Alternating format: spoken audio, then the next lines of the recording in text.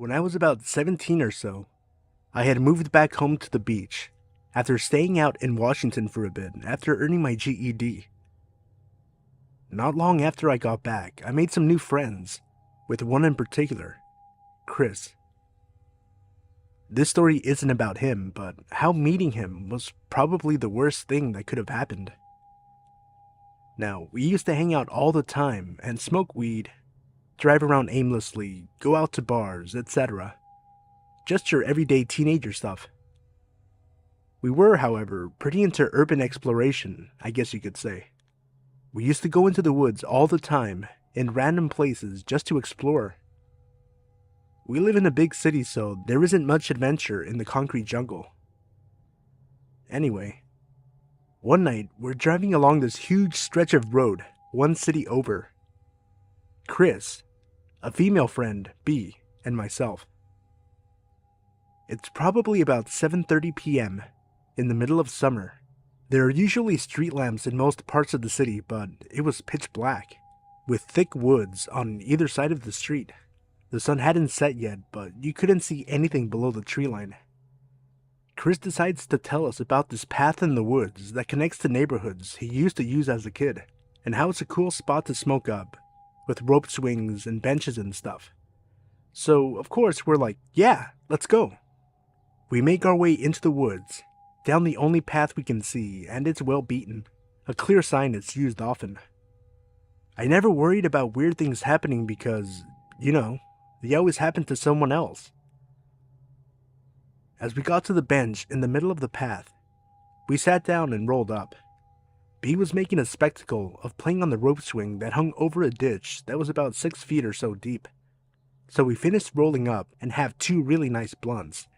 We're just sitting there bullshitting, having a good time. And out of nowhere, the air seemed to get really thick. It's hard to explain, but my throat started getting tight. It was harder to breathe. I started getting lightheaded for seemingly no reason at all. It took me a minute to realize what I was feeling was dread. Just sheer terror. And I didn't know why. Before I could even ask my friends if they felt it, we heard footsteps. And no sooner did we take notice that 3 men were standing within 5 feet of our circle. Now it's pitch black. We have no lights, just the cherry of our lit smoke. These men look like nothing but shadows in the dark. We can't see their faces, clothes, anything. It was extremely unnerving to say the least. After what felt like forever, one of them spoke to us. "Hey, what are you guys doing out here so late?" "Oh, we're just cutting through and stopped to smoke up," I answered them. "Mind if we join you?" Now, obviously, it would have been better to tell these guys to fuck off, but I didn't want to set anyone off, so I told them yes. One of them sits next to us on the bench and just starts small talk, asking things like, "What do you guys do for work? Where are you from?" etc. It wasn't polite small talk. It was like he was trying to keep us distracted, which I didn't notice at the time. He kept talking as he gave one of our blunts to his friend, who, I'll remind you, haven't said a word and didn't sit either. The other 2 just stood next to the bench, looking like they were waiting for something. I passed the other blunt to our new friend, just hoping they are trying to get a free smoke out. I couldn't have been more wrong. No sooner than the 3 men have both of our smokes do they all get really stiff, like statuesque, and reach into their pockets and, you guessed it, all 3 of them were armed. Now I'm standing there, thinking that they just wanted our weed and didn't want to argue about it. Then came the very stereotypical, "Now, give me everything you have." As guns were drawn and literally put within an inch of my face, I could almost look straight down the barrel. Damn the darkness. I was so close to it. I just stood there. I didn't move at all. I guess I was kind of in shock, like I really didn't believe what was happening. Then, out of nowhere, the man to my left let a round off right next to my ear. If you think a gunshot is loud when you hear it on your street, you have no idea how loud it is when it goes off right next to your head. I jumped about 10 feet and rushed to empty my pockets. I gave them my phone and my wallet without hesitation. My friends followed suit, and I thought that was the end of it. We weren't so lucky. This did nothing but make them even madder. They were pissed they only got 2 cell phones and maybe $40 from 3 people. Since our car was still parked out on the street, they assumed we must have had more valuables inside. One of the men grabbed Chris by the collar of his shirt and told him that he was going to walk them to the car and let them take what they needed. B and I, of course, protested and were met with more guns in our faces. 2 of the men took Chris out to the car while the third looked at us and said, "Now, I'm going to walk halfway up the path and find me a nice bush to lay low. If either of you try to run or do anything smart, I'll be waiting with a bullet."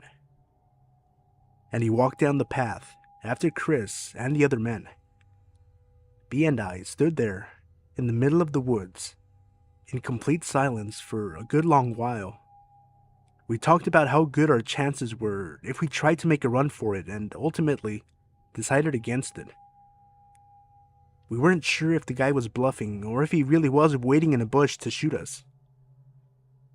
It felt like we were there forever, and out of nowhere, 3 more gunshots ring out from the street. B lost it. She just started bawling right there in the woods, sobbing at the thought of Chris being murdered. I tried my best to console her and almost strangled her at the same time.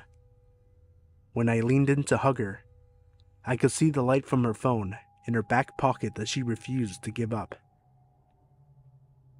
We used it to call 911, but never put the phone to our ear. We just called and put it back in her pocket while talking about the situation. We were scared the guy in the path would see the light if we kept it out too long. We waited there in the woods for an eternity before we started seeing flashlights and hearing the barking of dogs. It was the police. I couldn't have been more relieved, and neither could B. She started sobbing all over again, and we walked out of the woods with the cops. They took B to the side while they zip-tied me and put me in the back of a police cruiser.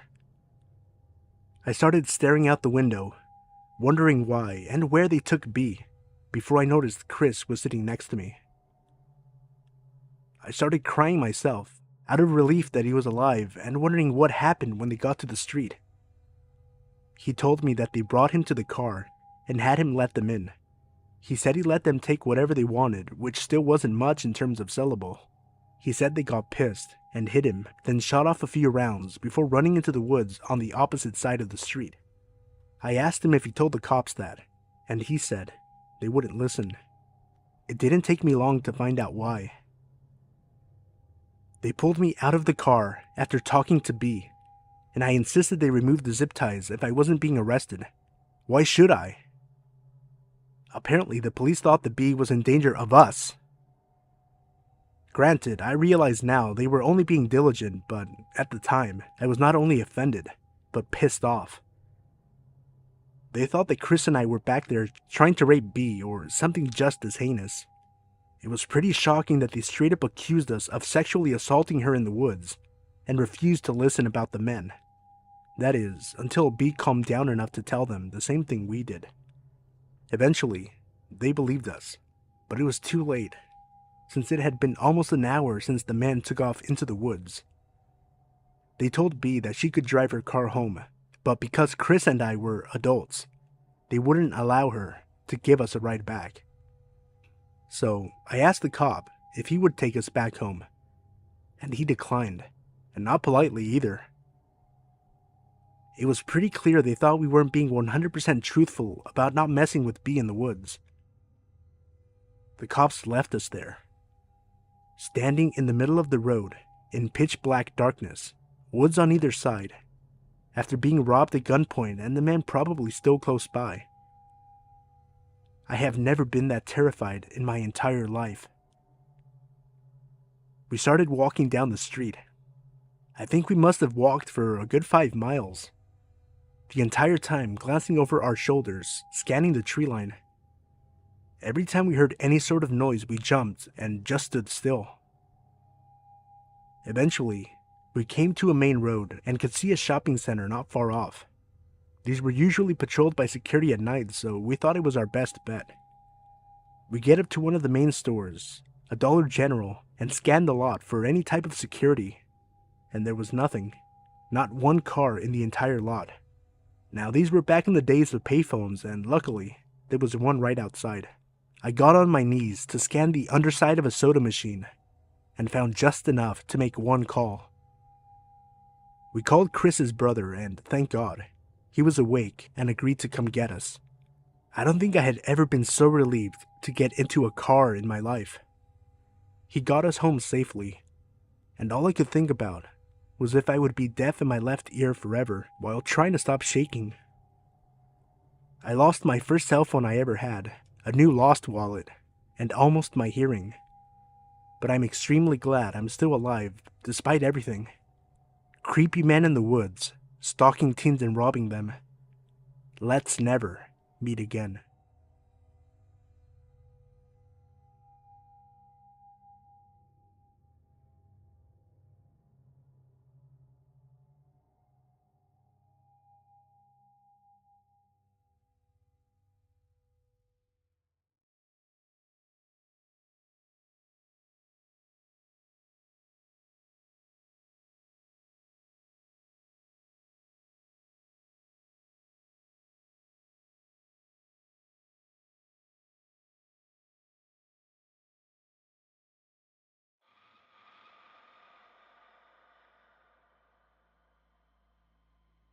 Back in 2012, when I moved 1,200 miles away from my home state, I didn't know anyone in the area. Despite being a rather introverted 22-year-old, I thought it would be good for me to get to know some locals. After joining Meetup.com, I browsed several groups until I found one that looked perfect. It was a nearby holistic healing center where they held events ranging from Tibetan singing bowls to psychic fairs. Given my lifelong interest in things of the alternative nature, I was excited by the thought of making some new like-minded friends. I signed up for the next event and attended a few days later. Upon my arrival, I was enchanted by the scent of incense and abundant good vibes. The owner was warm and kind as she introduced herself and the other attendees. Everyone I met was genuine, inclusive, and made me feel very welcome. I am someone who is incredibly close with my family, and it was my first time living alone and far from home. For these reasons, it was wonderful to feel such an instant connection with others. I had a great time getting to know everyone, and before I left, the owner, Rebecca, invited me to come back. That turned into me frequenting the center 4 to 5 times a week. Early on, I met a guy named Rodney at a Reiki circle. Reiki is a Japanese relaxation technique. He was a middle-aged man who was at the early stages of balding and kept his long hair in a low ponytail. His skin was tan and he was in good shape with muscular arms. Compared to my petite frame, he towered over me at about 6 foot tall. Following the Reiki, everyone would always hug one another and chat. Rodney was the first to come over and give me a very long, tight embrace. As we spoke, he told me how he was a single father and introduced me to his teenage son. The three of us hit it off immediately. Rodney and I seemed to have a lot in common, from our love of raw vegan food to scuba diving. It felt like I'd met a kindred spirit, and the energy he exuded was calm and peaceful. He was easy to trust and open up to. Over the coming months, I became Reiki certified and was spending a lot of time at the center. There was a core group of us that became inseparable. Rodney was always part of the gang. We would hold full moon ceremonies at the beach, drum circles at night, and healing sessions by day. Once a week in the evenings, we would go to Panera to get some tea and enjoy each other's company. All in all, it was a very fun time in my life. As time went on, I would see Rodney often. We would meet at farmers markets, I volunteered to help him run a haunted house attraction he was managing, and attended his yoga classes while he was getting his instructor education completed. Rodney and I developed a deep friendship, but nothing more than that. After all, I didn't have those feelings for him. I never got the impression that he did either, and I was close with his girlfriend, who he seemed to be very much in love with. If anything, I would say he was more of a fatherly figure to me. For all these reasons, I let my guard down. A year later, the lease on my apartment was ending, and I decided to move in with my boyfriend who lived about 40 minutes away. The distance, combined with a busy new job, left me with less and less time to visit the center. Eventually, I stopped going, other than the occasional trip to their little gift shop to buy sage and crystals. Rodney and I kept in touch a bit through Facebook, mostly him liking or commenting on my photos. Life happened, and it had been about 2 years since we had last seen each other in person. One day I was on my lunch break at work and went to a nearby grocery store to get some summer rolls. As I walked by the coffee bar, I saw Rodney and his eyes lit up while he opened his arms wide. I was given one of those infamously long hugs while he slowly rocked back and forth. He told me I looked great, and we caught up on what we'd both been up to since we saw each other last. I explained how I started another job not far from the center, so I'd be in the area again. He told me that he and his girlfriend had broken up. Apparently she was incredibly needy and insecure, which seemed untrue, as I knew her pretty well. Then, he started to tell me about his new business plans to teach, quote, rich older women yoga. After all, they are lonely and neglected by their husbands, so they want to be touched. Taken aback by his intentions, I continued to listen as he went on. I have a private studio space now. You should come by sometime. We can lay naked in the sun and do some stretches. It would be very healing.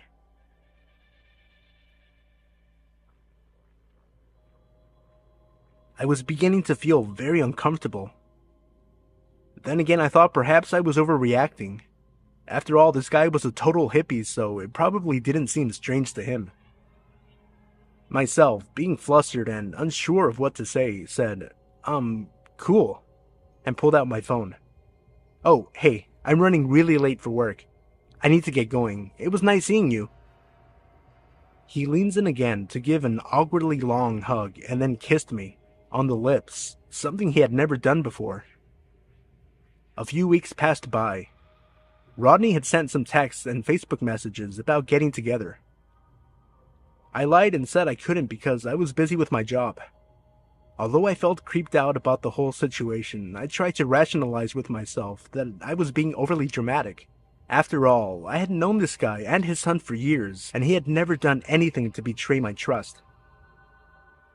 Despite avoiding that grocery store since we last bumped into each other, I had to go back a couple of weeks later to get a specialty item.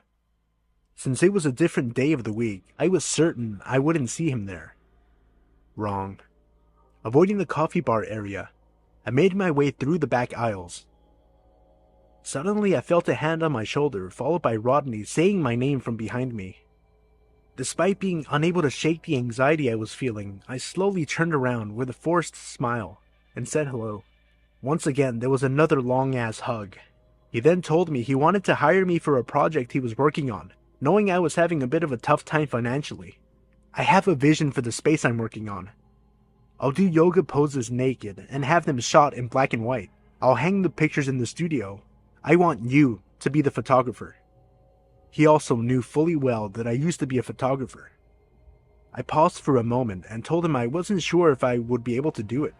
Most of my equipment is still up north, and I don't have the lenses I would need. Another lie, but I really thought we were friends and didn't want to jeopardize that with some weird Leo Kate Titanic-ish photo shoot. Then he tells me that he's sure whatever lens I have will be just fine, and I should stop by the studio tomorrow after I'm off work. He gave me the address, and I tell him I really wouldn't be able to stay long as I need to get home to let my dogs out. Still, he insists I should check the place out, that he wants to give me a tour and he cannot wait to show me. The next day, I drove by the location on my way home, contemplating on whether or not I should go in. My brain kept telling me it was fine, I knew him very well. I knew his son. He was a harmless hippie. Then why couldn't I shake the uneasy feeling in the pit of my stomach? So I decided to turn around and went straight to my house. Once I was home, he called me 9 times that same night, but I didn't answer. In the messages, it sounded like he was really angry, but was trying his hardest to come across as calm. The following day, he called me 14 times, mostly just calling, and hanging up repeatedly. After about a week, the call stopped completely and I put the whole situation in the back of my mind. Fast forward to a few months after. I am at the center chatting with my friend Rebecca, who owns the place. We are catching up for a while when I ask her if she has seen Rodney lately. Her eyes become stern, yet panicked. He's not allowed to come here anymore. You need to stay away from him, she warned. Curious to know more, I mentioned how the last time I had seen him, he was acting rather strange. I proceed to tell her about the photo shoot he wanted to do at his new spot downtown.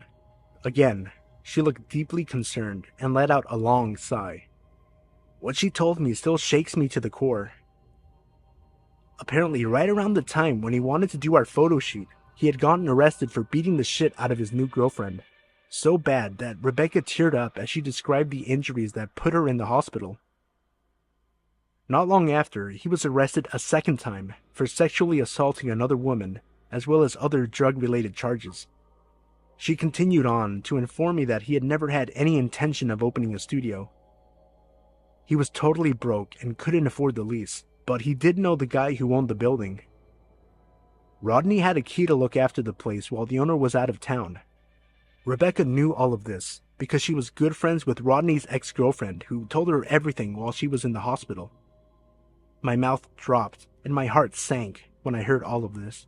A person that I had known for years had attacked women and purposely fabricated a story to get me alone with him. One of the scariest parts to me is that I'm usually such a good judge of character, and he had me completely fooled for a long time. It really made me question my instincts and gave me a lot of trust issues. At least in the end, I did listen to my gut feeling. Not to be dramatic, but it could have saved my life. It's terrifying to think of what his intentions were for me that night. In retrospect, I can see other situations that should have been red flags. I guess hindsight really is 20/20. Looking back, there were things that I overlooked which all make perfect sense now. Maybe, for some, the outcome seems obvious, but at the same time, I really thought he was a great person. Perhaps my younger self was naive and too trusting. All things considered, I can certainly say that I am much more cautious now. I'm sharing this story in the hopes that even just one person will learn something from my cautionary tale. And Rodney, please, let's never meet again. Update. While obtaining verification documentation, I discovered that Rodney is a sexual predator and had a felony warrant issued shortly after our encounter. Window creep. Just a bit of backstory. I'm a 23-year-old woman, and I have bad sleeping problems, and live in a pretty shitty part of town where I live by myself in a small one-bedroom flat. For the last few months, there's been whisperings and talks of people seeing a shabby-looking man sneaking around near some houses about 6 roads up from me. I haven't really thought anything of it as my next-door neighbor is more of a night person, and the old lady above me has 2 dogs who so much as bark at a cat in the gardens. That is, until a few weeks ago. As I said before, I have sleeping issues. Not exactly insomnia, but my body clock's a little fucked up. I can't get to sleep till early hours of the morning.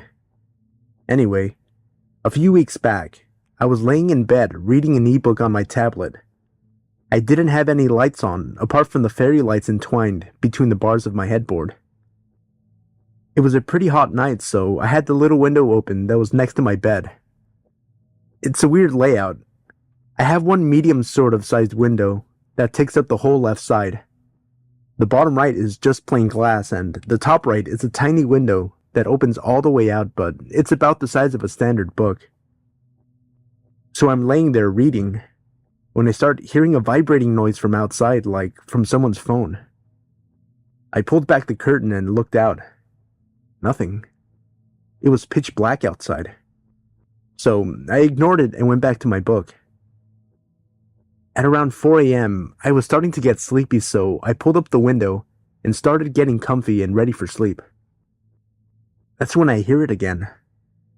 That vibration sound, but as soon as it starts, it stops. I assumed I was hearing things and that my mind was making something out of nothing, but then I heard something that made my blood run cold. You know when you scrape a fork or a knife on a plate and it makes that horrible sound? It was like that, but coming from my window. I didn't want to look. I didn't want to know, but I'm just being paranoid. I wish I was just being paranoid for no reason. I heard another sound like a handle rattling. I snapped awake, slid out of the bed, and crept to the foot of my bed. The rattling noise is getting worse, more angry and forceful. I grabbed a set of handcuffs that I leave there. Lucky for me, I'm kind of kinky, and I have a set of handcuffs on a long chain. One end is attached to the metal bars. I made sure they were ready. I reached for the curtains and practically pulled them off. All I saw was an arm and a hand that was reaching through my little window, trying to open the bigger one. I didn't hesitate, and I slapped the cuff over his wrist before he pulled it out of the window. That sure got his attention. So, little kitten likes to play rough, huh? He leaned into the glass, so close his breath is fogging the window. Well, Daddy likes. He finishes and starts thrashing, trying to get in. I bang on the wall between my room and the neighbor's, hoping my neighbor hears. I go to grab my phone off the windowsill where I always leave it, but in my panic, I knocked it off. Something grabs my hair and pulls hard. Now this creep has me by the hair as he tries to reach through with his other hand that I now see it. He's holding a knife. I scream as he pulls my hair, ripping it out, the tears streaming down my cheeks. I grab his other arm, trying to push it away.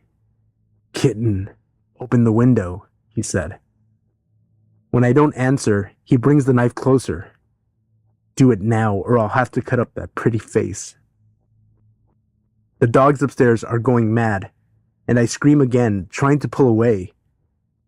He pulls his other arm and smashes my head against the window. And that's when it happened. My neighbor barrels through the garden and almost tackles him to the floor. I say almost because he's still cuffed through my window. I run out through the kitchen to the back door, screaming for him to stop, and eventually he does. It turns out the old lady upstairs called the police and then called my neighbor after that. When she told my neighbor what she heard, he came rushing home. The one night he was out partying. The police came and did their business and called the paramedics for me and the creep. I had to go to the hospital and I got my head sorted.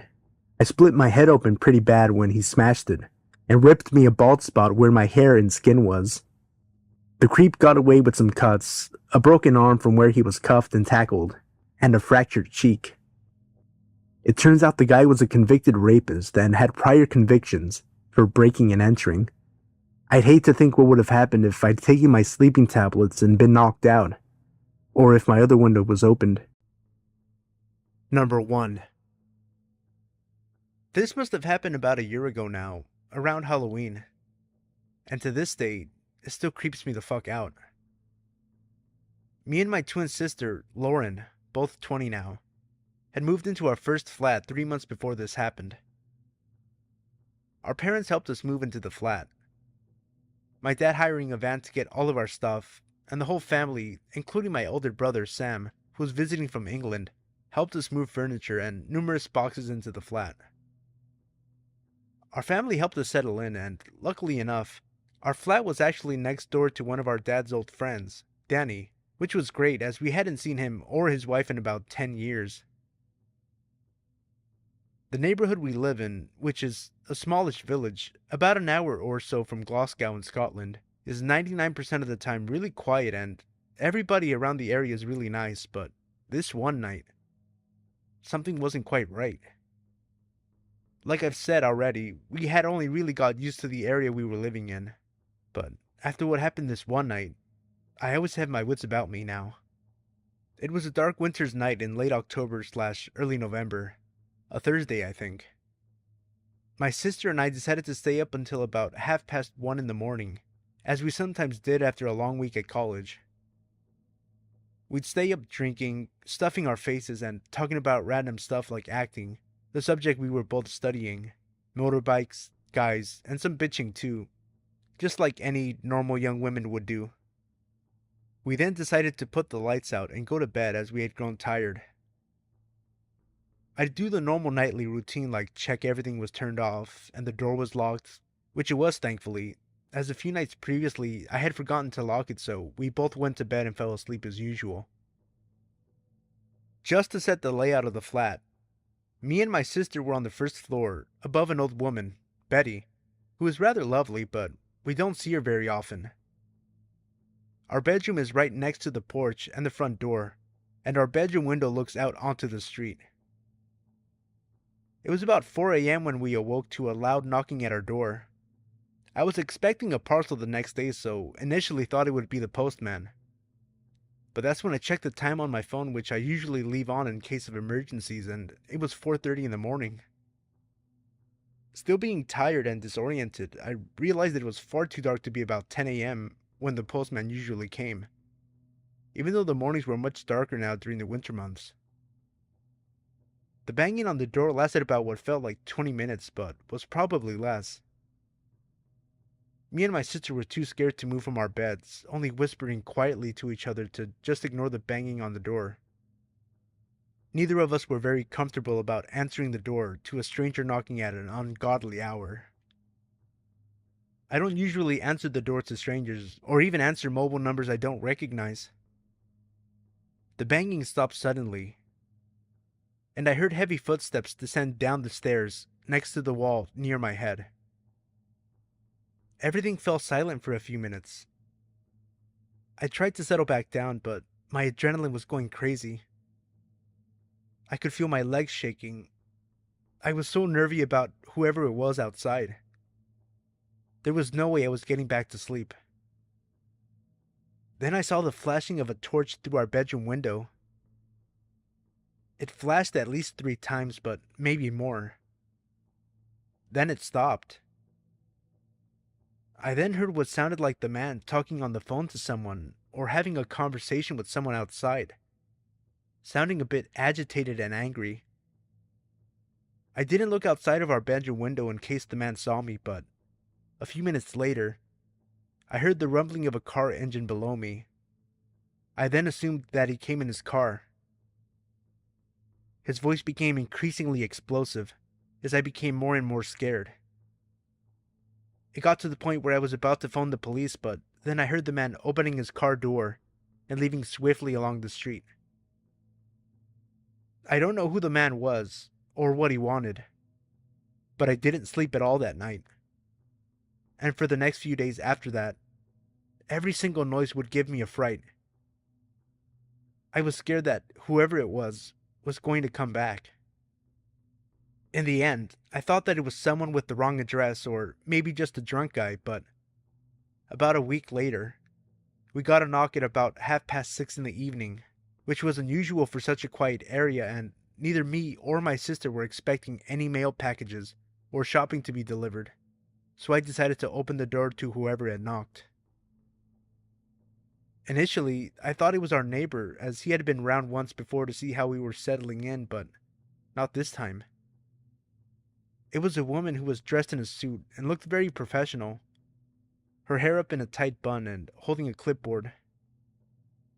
I was a bit anxious and wondered who the hell she was. I looked down at her name badge, but I can't remember her name now. Let's call her Molly.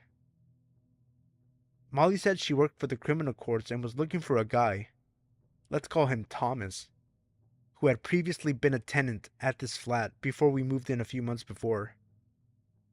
Molly mentioned something to do with money, but the visit was so vague, I don't really remember what she said. She asked if the man lived here. I said no, just me and my sister.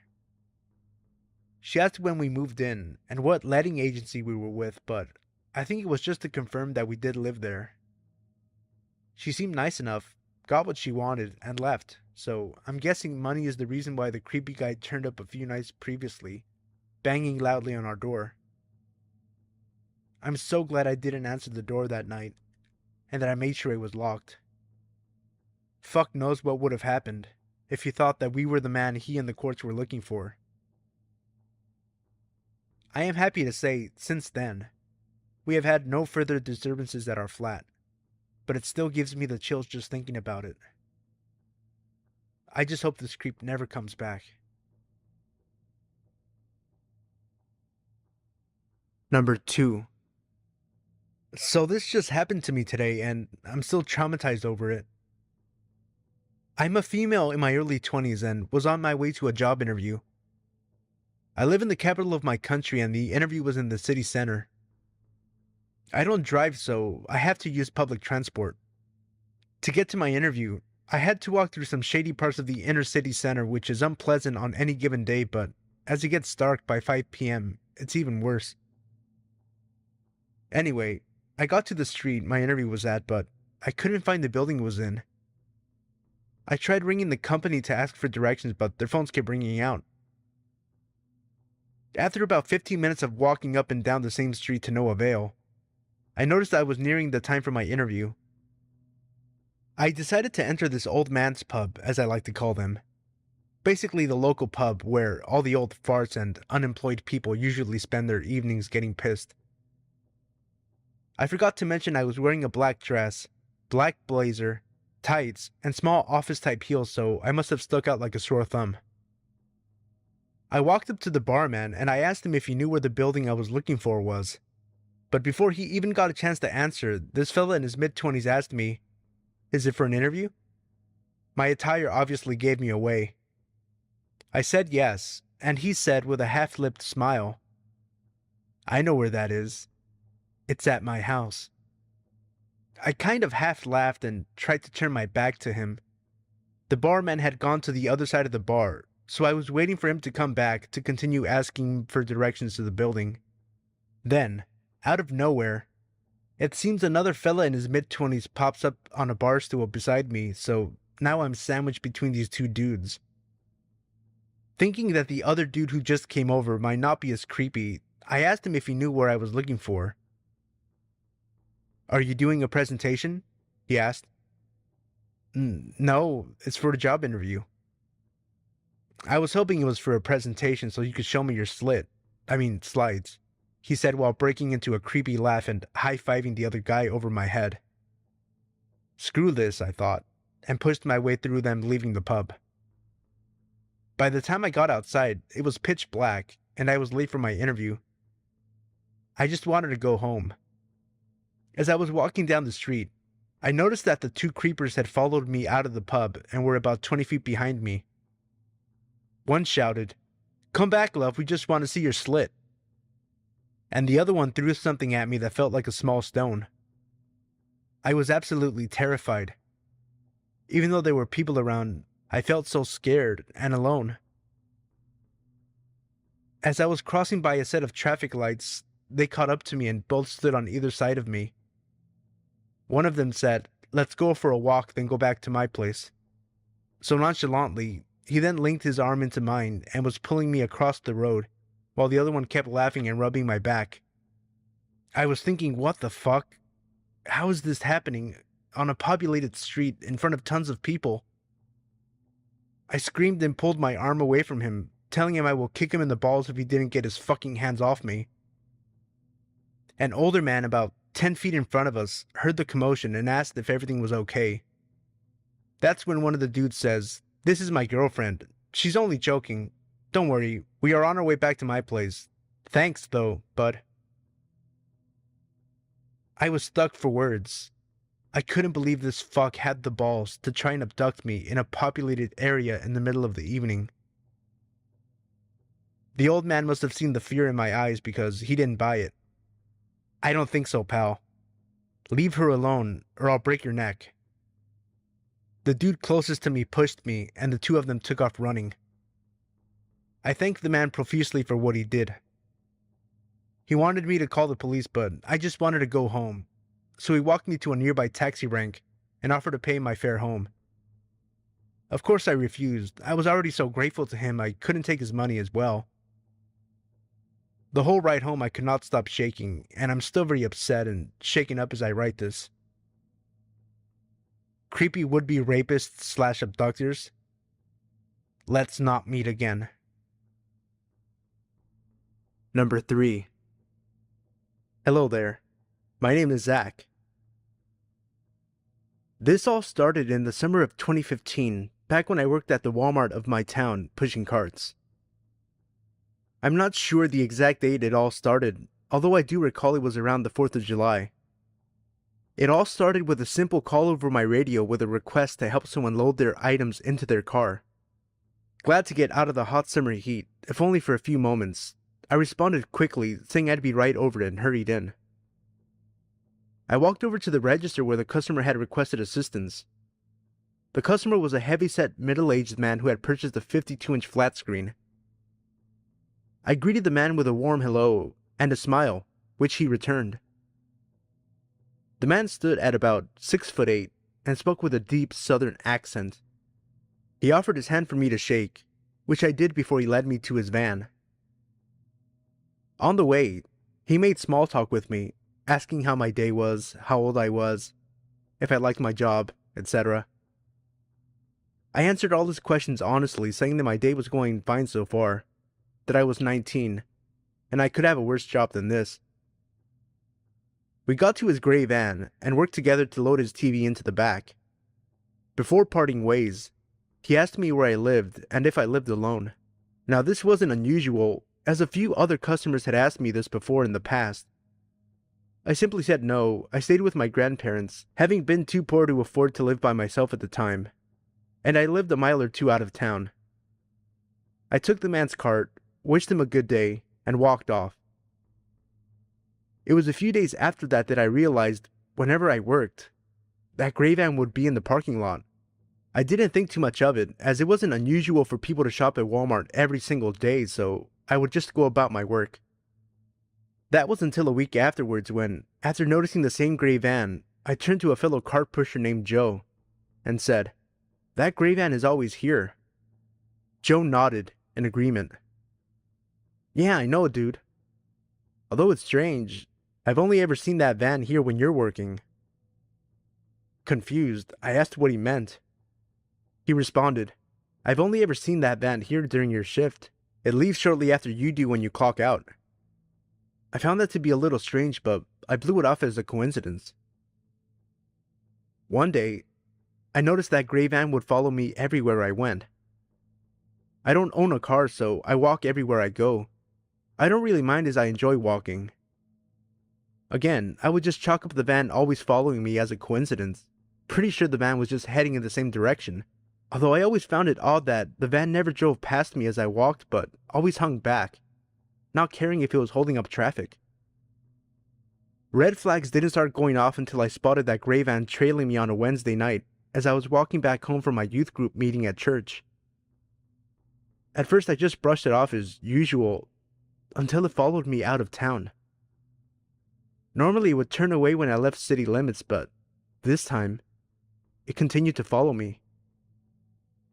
I started to feel as though something wasn't right about this, and I began to wish I had my pocket knife on me, just in case. The van followed me until I walked into my driveway before turning off. I got the chills at this point, and I made sure to lock the doors when I entered my house. The next night, I was walking home in the dark again after a men's group Bible study. The memory of last night was burned in my mind, and I decided that if the van followed me to my house again, I would notify the police in the morning. Sure enough, it ended up trailing me. I gritted my teeth, sick of whoever this person was. However, the van pulled off a few feet ahead of me and stopped. The driver's side door opened and the customer who I had helped with the TV stepped out and approached me. He greeted me like everything was normal and asked me where I was headed. I told him I was headed home, making a mental note to tell the police about this guy first thing in the morning. The man continued to act friendly and offered me a ride home, stating it was too dark for me to walk home, and that weirdos might try something. I declined, saying I didn't live that far away, but he kept insisting it was too dangerous and that I should ride with him. The more I said no, the more he kept pushing for me to get in his van. It was at this point I decided I was done and started to walk past this guy when he put his hand on my arm and started pulling me to his van, stating that he was giving me a ride, whether I liked it or not. Being a 19-year-old young man, I had always thought I would be able to easily handle a situation like this should it happen. However, panic had taken over my body, and my mind raced for a way to get away from this guy. Pretty sure wherever this guy wanted to take me, it sure wasn't my house. Now, I don't know if it was a miracle or just plain luck, but at that moment a police car drove by and pulled into the nearby gas station to fill up. The man let go of my arm, wished me a good night, got into his van, and sped off. I decided to talk with the cop while he was getting gas, telling him about the past events. The cop ended up driving me home, telling me if I saw the guy again to immediately call the police. It's been months now and I haven't seen that guy again. I eventually quit my job and moved to another state starting college.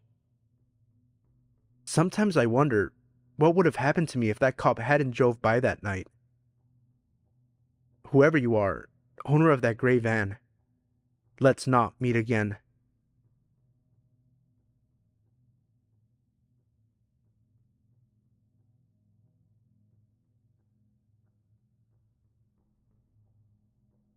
Number 4. This story still creeps me out, but I'm happy to share it with you. I like to go for walks in the dark. I'm not sure if this is strange or if everyone does it, but it just makes everything really creepy. I live in a well-civilized area with a lot of friends who live extremely close to me. Around 2 kilometers from my house is a heavily wooded area. I like to follow a 4-wheel drive track when I go for my walks. It was around 9:30 p.m. on a Friday night, and I was going for a walk down the 4-wheel drive track when I heard a very light scream in the distance. I assumed it was just some kids playing, so I kept walking, until I heard it again. At this point, I knew someone was in trouble. I ran for my life hoping that I could help this person. I ran for about 100 meters when I came to the end of the track and looked around. One of the first things I saw was a girl about 19 years old being held by a 40-year-old looking man. When the man saw me, he dropped the girl and legged it around the corner. I sprinted over to the woman who was busy crying, obviously shaken up. We ended up calling the police, and they came and took my statement and took the girl home. I am glad that I still go for my walks. If I didn't, a girl probably would not be here today. Number 5. So this happened about 6 years ago now. I was 14 at the time, and I just moved to Australia. One of the girls in my grade was having a picnic in the park, about 30 minutes away from my house, but I was keen to make friends and so was up for a trip. Anyway, I arrive at this park at about 1 p.m. on a Saturday, and it's great. We eat potato salad, there are other families around. It's chill. But I know I have homework, so I say goodbye a little earlier to make my own way home. I was at an age that meant I was exercising my independence, so I enjoyed public transport and such. As I'm walking through a suburban area, 2 things occurred to me. The first is that it's really quiet for a midday on a weekend. The second, I've been followed since I left the park. I turn around, feeling a little startled, but it's just some guy on his bike.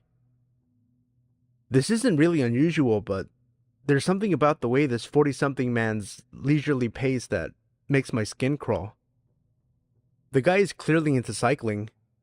He's geared up with sunglasses and all the lycra, but he maintained a pace just so that he was several seconds behind me. I move a little faster, speeding up to see his reaction, but sure enough, he speeds up. And as I slow down again, he ends up cycling next to me. I ignore this and just make it seem as though I'm totally unfazed. He then smiles to me and asks for the time. I inform him of the time, but he just stays there. He just keeps cycling next to me. Suddenly, he cycles very close to me and leaning towards me mutters, "I'm the type of guy who likes to have sex with young girls. Interested?" I was terrified. At 14, I didn't even look 14. I had a boyish build and terrible acne. This guy was at least 40, and he was blocking my route to the nearest houses with his bike.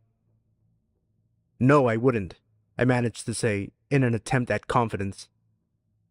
This clearly undermined whatever this guy was thinking, because he pedals off like a speeding bullet. I ran home and called the police, and they swept the area. But they never found him again.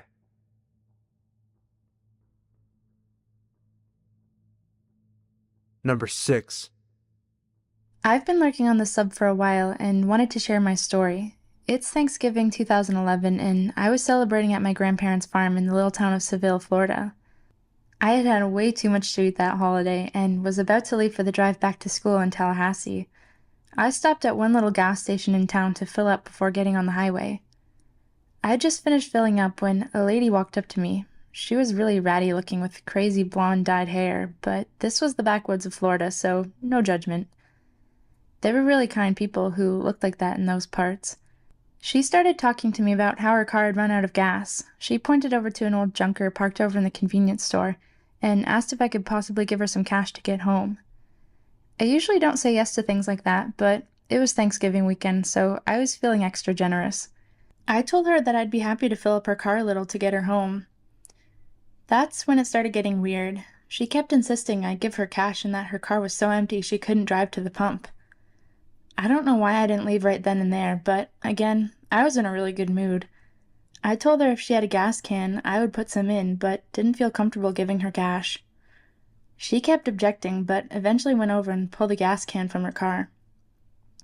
I started filling it up. She put her hand on me and said, "Do you have a girlfriend?" I told her no politely. She said she wanted to pay me back somehow for the gas and asked if I wanted to come to her place. I told her no, less politely. She kept touching my shoulder, thanking me, and then offered me a blowjob behind the station, so I stopped the gas pump, got in my car, and left her there with the gas can. I called my mom a little later and told her about the creepy, sleazy encounter. She paused and asked me if this lady had ratty blonde hair and looked like she was on drugs. I confirmed that, yes, that was what she looked like, and how could she know that? This lady was apparently all over the news. She was a prostitute in town and had been at a party earlier. An exchange had gone south and her baby had been kidnapped by a client of hers and left under a bush in town. She hadn't even bothered to call the police about the missing child until later. They were both arrested and charged.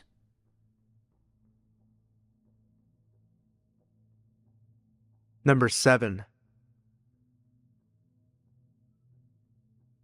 Okay, so I'm a long-time lurker and a first-time poster, but this is a story my mom told me that took place when I was about 2 or 3 years old. It takes place in Glasgow, a city in Scotland. I've lived there since I was born, and it's generally not too bad a place for creepiness. However, this was scary. So my mom was taking my dog for a walk and carrying me. We were walking in the park, which was very big and had a big statue in the middle of it. Since we didn't have a car then, it was the closest place to walk the dog. Everything was pretty normal, until suddenly this big black car starts coming towards us. My mom says it looked very suspicious, windows tinted and stuff. There was a tall blonde woman apparently in the front, with no one else supposedly with her. The fact that a car was coming up out of the park was very strange, because it was quite late, so no one would frequent the park then. My mom was getting warning signals because the car itself and the person driving it, but she slowed down. The woman drew up beside us and gave my mom a huge, very strange smile, as if they had been best friends. Now, this is Scotland, so a lot of people know each other. but my mom had no idea who this person was. Then, the woman gave her a big wave and rolled down the window, saying, "Hello, you look like you need a lift. Would you like a lift with us?" This was creepy because there was no one else in the car that we could see. My mom also said that the woman was staring at me in particular. My mom smiled back, trying to be friendly, and politely declined. However, the woman seemed put out by this and said, "I think your dog is getting hungry. How about we give him a few treats?" My mom was definitely creeped out now, and my dog was definitely not hungry. He had eaten before we left. So she just said, "Oh, no thanks, he'll be fine."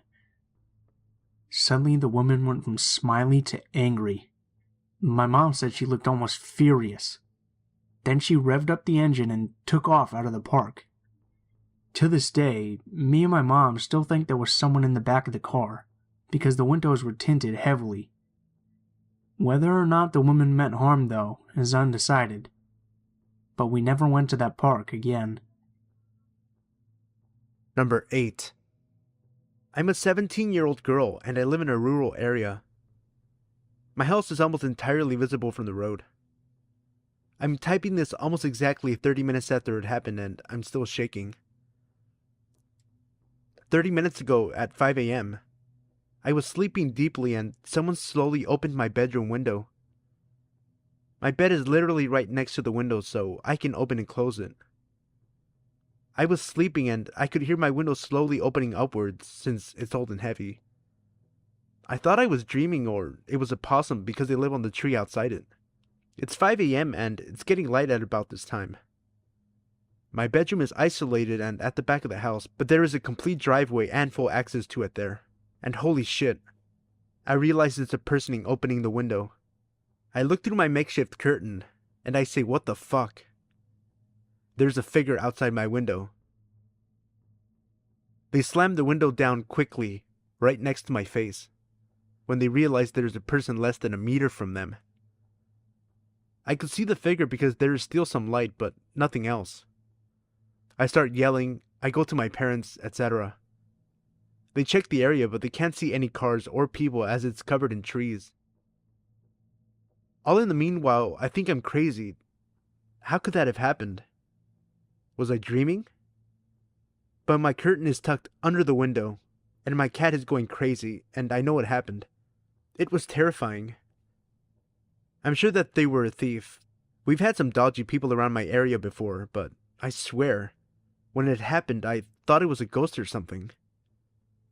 I was terrified because I've been reading a lot of this subreddit, and the subreddit No Sleep. Now I have to get ready for school. My parents are going to put a lock on my window. Update. I don't understand why someone would try to rob a house at 5 a.m. My dad's awake every morning before 5 and there is light still in the sky. If it was earlier in the night, it probably would have been way scarier.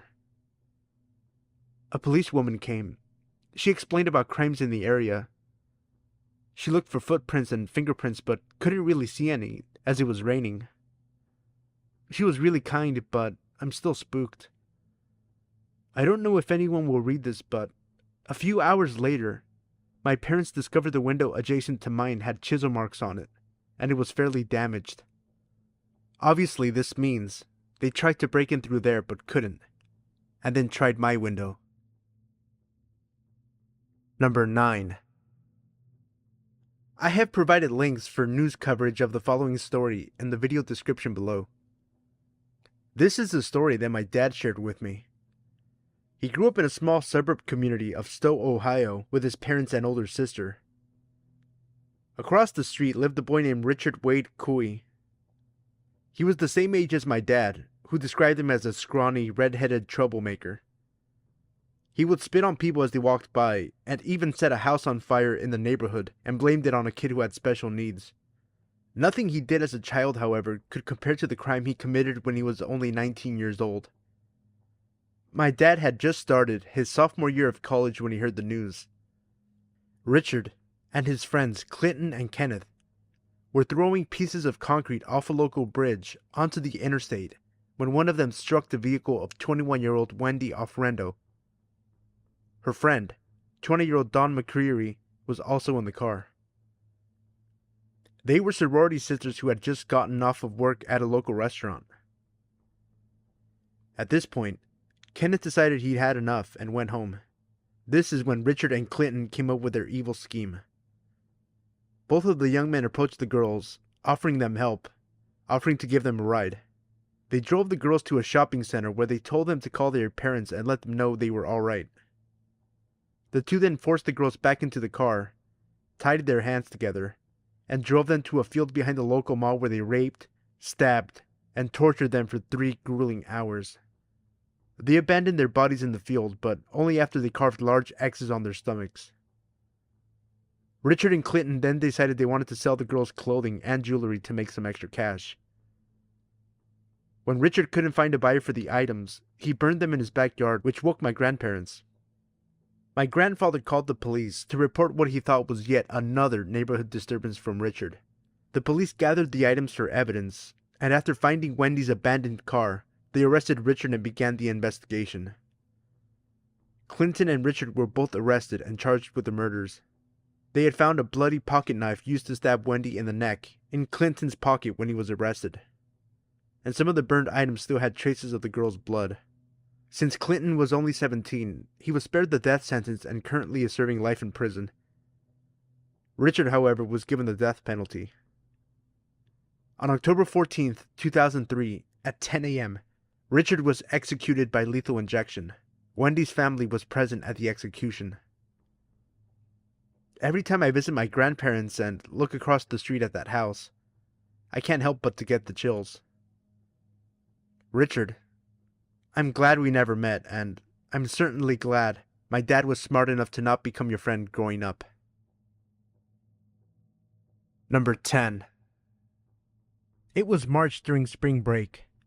I was 16 at the time, and me and about 20 people went out into the woods in Surrey County and got a cabin on this nice little retreat center. We planned on staying there for 4 days. For a bit more detail, the cabin was surrounded on all sides by woods. To the west of the cabin are some hunting trails, and a creepy abandoned trailer next to a small clearing with a single pine tree in the center. To the east, there was a large field. At the far end of the field, there is a slope leading down to a beach. When going to the slope to the right, there is an area of higher elevation, and to the left was a valley that could be accessed from the beach. On the last night, a group of about 8 of us decided we'd go down to the beach and sit around and sing songs while playing guitars. It was about 11 p.m. Everything was going fine, and then 3 of the guys decided to head back to the cabin and get some food. They were only gone for 10 minutes before one of the guys got a call from his brother. His reaction to the call made it seem like something happened or someone was hurt. When he got off the phone, he said, "We have to leave right fucking now," in a very hushed and panicky voice. We all asked why, and he told us that while the others were walking back, they had found a rabbit at the top of the trail with his head cut clean off. Not ripped off like an animal doing it, but cut like someone took a knife to the rabbit. We automatically thought they had to be fucking with us. We began walking back, brandishing the guitar and a metal pipe as weapons, in case they really weren't fucking with us. About halfway up the hill, we hear rustling and twigs snapping to our right where the valley is. It sounded like someone was walking up the side of the steep slope, which would not be possible without climbing gear. We stopped moving, but the movement and noise continued. We told them to knock it the fuck off if it was a joke and it wasn't funny. The movement to the right stopped very suddenly. We kept going, and once we neared the top of the hill, I turned on my phone's flashlight, and right on the ground in front of me lay a rabbit with its head cut off. We took off running, and heard someone, or something, come out of the woods. We didn't stop running until we got back to the cabin. When we got to the cabin, we found all the guys sitting inside. We locked up every door and all of the windows. Me and 2 of the other guys stayed up all night to keep watch and make sure whatever it was didn't follow us to the cabin. We fell asleep around 6:30 a.m. We awoke around 8 a.m. to one of the girls screaming about a rabbit's head on the front porch. Number 11. I'm a 5'3" female, presently gender fluid 17-year-old. When I was 16, me and my girlfriend, who's about 5'7" and easily stronger than me, went to the mall because we both had the same stuff we needed to pick up. As a bit of backstory, my ex, who is still my friend to this day, is a total fucking badass, and not in the way where she looks cool. I mean, she does, but that's not the point. She's badass in the way where she knows how to throw knives, was a master archer at like age 10, and held her own in a fight because her parents ran a bounty hunting service at the time. Anyway, we were leaving a store, holding hands the whole time because we were fucking adorable, and she turned to kiss my cheek. And right before she turned to face ahead again, she whispered in my ear, "We're being followed. Giggle when I turn forward, and don't turn around." My blood ran cold, and I stared at her for a second before she smiled at me. I forced a laugh and squeezed her hand out of nervousness. We live in Texas, so radical homophobes aren't exactly uncommon. I personally know a few LGBT friends who've gotten jumped or almost raped by people like this, so I was very scared. I began to focus into what they're saying, and, as I thought, they were talking about the fucking dykes in front of them. Thanks. I leaned over to tell her what I heard, and she squeezed my hand, silently telling me that she knows and she's listening. My hearing's never been the best, and the mall was fairly busy, so I couldn't easily decipher what they were saying after that. I guess she heard something though, because her grip tightened, and when I looked at her, she actually looked nervous, which obviously isn't a look I'd seen on her before. She always carries a pocket knife on her, and now was no exception. We headed to the bathroom at this time, a very desolate part of the mall, so as soon as we were clear of everyone's eyes, except who we were being followed by, she took it as an opportunity to show them who exactly they were dealing with. She pulled out her knife and put it in her back pocket to show them she had it. When they kept following us, she pulled it back out, stopped walking, and opened it. She cracked her neck, and I heard one of the guys mutter, "Shit." They walked past us, glancing back when they were about 10 feet ahead. I'm just lucky my ex-girlfriend was fucking awesome. And I'm just glad those homophobic dickheads fucked off. Number 12. I was 8 years old when this happened. It was a hot summer day, so my dad asked me if I wanted to go to the pool. I of course said yes, so we took a couple of towels and went to the pool. We left our stuff under a tree and went to the water. This is a really big pool. It's about 40 meters long. I'm not sure how to explain this, but on one side there is a pool and on the other side is a river. My dad loves fishing, so we went to the other side to see if someone was fishing. He ran into his old buddy and they started talking. I was really bored, so I asked my dad if I can walk for a little bit. He said yes. This is a pretty safe little town where nothing ever happened, so kids were free to do anything they wanted. I went to the other side of the pool, and my dad was still talking to his friend, and after a while, I couldn't see them anymore. I was in the water when I noticed this old creep staring at me.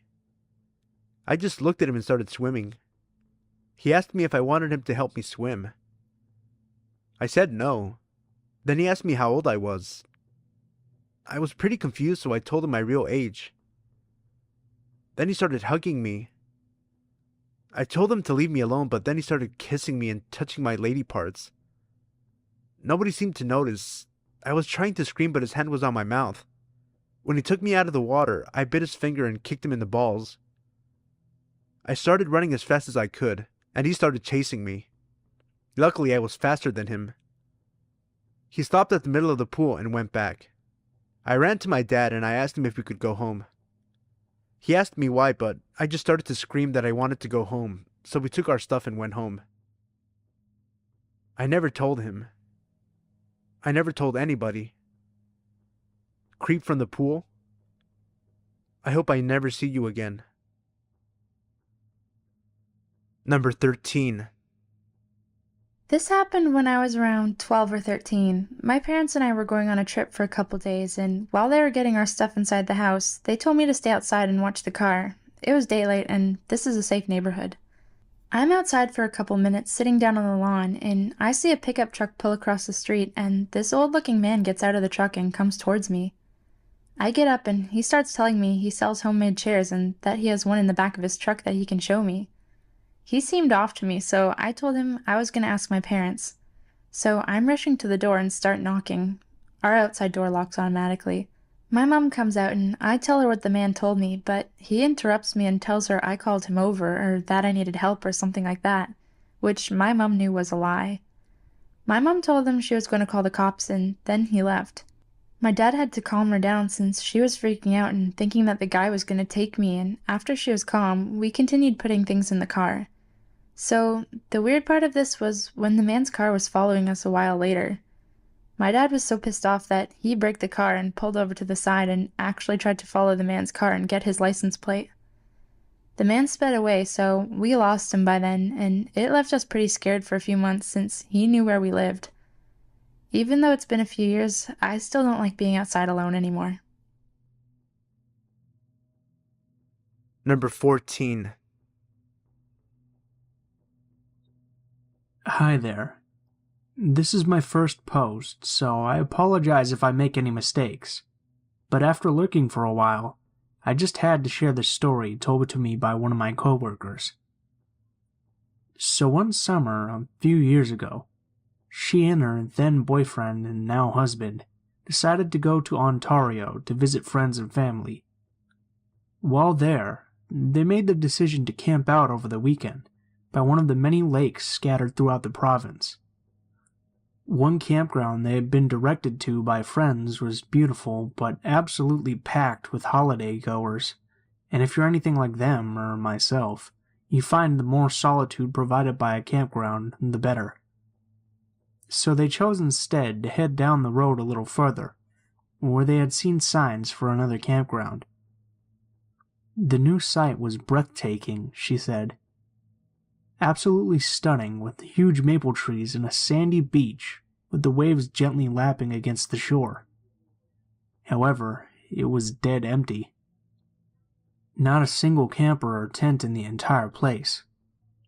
But they just couldn't understand why people were choosing to shove themselves into a packed campground while another perfectly acceptable location was just a few kilometers down the road. They didn't think much more of it after that and simply paid for the night and set up a tent while going about their evening business, hanging out around the fire and taking in the lovely surroundings. She told me they went to bed roughly around 11:30 p.m., just after it got dark. My coworker awoke in the middle of the night to a strange feeling. She knew something was wrong, but couldn't put her finger on it immediately in her sleepy haze. She lay there in the pitch black for a while, and rather than drifting back to sleep, her feeling of unease grew as she pulled further awake. Suddenly, she realized what was wrong. There was breathing. Extra breathing. Not that of herself or her boyfriend, but the sound of someone else just beyond the walls of their tent. She lay quietly for a second, making sure what she heard wasn't only her imagination, fear gripping her heart and taking her breath from her lungs. Slowly and quietly, she shook her boyfriend awake, urging him to be silent. He gripped her hand as he too heard the sound of another person outside the tent. Neither of them had any idea what to do. Sure, they could emerge from the tent and confront the person, but what if there was more than one hiding in the dark? What if they had a weapon? My coworker and her boyfriend didn't have anything to defend themselves with other than basic camping necessities, so they spent the night wide awake, listening, while whoever was standing just beyond the protection of the tent breathed easy, occasionally moving from one side of the shelter to the other, but never doing anything more than lurking. The next morning, as the sun came up, They heard footsteps of someone slowly walking away from the tent. They immediately packed all of their belongings and left the site, now having a very good idea of why such a lovely campsite had been so incredibly empty. On their way out, they informed the owner of the campground of their nighttime visitor. It was an elderly couple who claimed to have no idea who it could have been, or why someone would spend the entire night watching their tent. Regardless, they left quickly and never went back. To this day, she still says it was one of the most unsettling and scary nights of her life. Number 15. My husband works nights sometimes. His shifts rotate, 7 a.m. to 9 p.m., 9 p.m. to 9 a.m., that sort of thing. I wasn't too bothered by it until the other night. We live in a fourplex, one beside and two behind, all on a single level. Since I'm not working yet, I'm pretty familiar with the comings and goings of my neighbors. Heck, I even know what everyone's cars sound like. It was probably just after midnight and I was talking to some friends over Skype when I heard the door handle jiggle. At first, I thought maybe my husband was home early and I got up to greet him. Then, quickly realized I hadn't heard his work boots on the gravel or his car. I went really still and I kept listening, just in case I was mistaken. Finally, I yelled, "Hello?" Just silence. Then I heard something in the lock. My husband likes me to be protected, so he bought us a couple of guns. I grabbed the shotgun and pumped it once. It's loud enough without actually putting ammo in that you know what it is. Then I yelled, "I have a gun and I know how to use it. Get lost before I call the police." Big, heavy footsteps ran off across our graveled lot, and I stayed up the remainder of the night until the sun came up. Then I finally fell asleep. My husband came home later that morning and was worried when he found me in bed at 11 a.m., but let me sleep a little longer once I explained what happened. He had the next day off, so we went to visit some friends of his. When we got back, we discovered the pumpkins I had next to the stoop were all knocked over, like someone was looking for a key. My husband did a quick sweep of the house before we went in, but we're looking for a new place now. Person trying to break into our place? Let's not meet. Number 16. A few years back, me and a few friends had walked across our town to go to the town center. We were around 13 at the time. Our town was not huge, but it was one of the bigger towns in the county. There was a lot of crime in the area, usually to do with drugs. We were walking along one of the main roads because it was the shortest way to get to the town center. We were all staying at our friend John's house later that night, and we wanted to get some snacks and maybe some new games if they were cheap. We made it to the town center, all was well and good. But on the way back is when it got a bit creepy. About halfway between John's house, which is on the really bad side of town, and the town center, while walking down the main road, we noticed a man in a dark jacket walking behind us. It was around 5 p.m. and it was February, so it was getting a bit darker. We thought nothing of it initially, but as we walked further and further, we noticed he was still following us. We decided to pick up our pace to try and get back as fast as we possibly could, while trying to remain calm. Despite taking a different route home to try and lose this man, he stuck with us, walking about 10 meters behind us. We were at the bottom of John Street when the man started to slow down. We got back, and while we were shaken up about the man following us, we didn't think it was a big deal, so we didn't bother telling John's mom or brother. Later on, around 9 p.m., John's mom went out to spend time with some of her friends, and his brother was at a neighbor's house. We were sitting in the living room.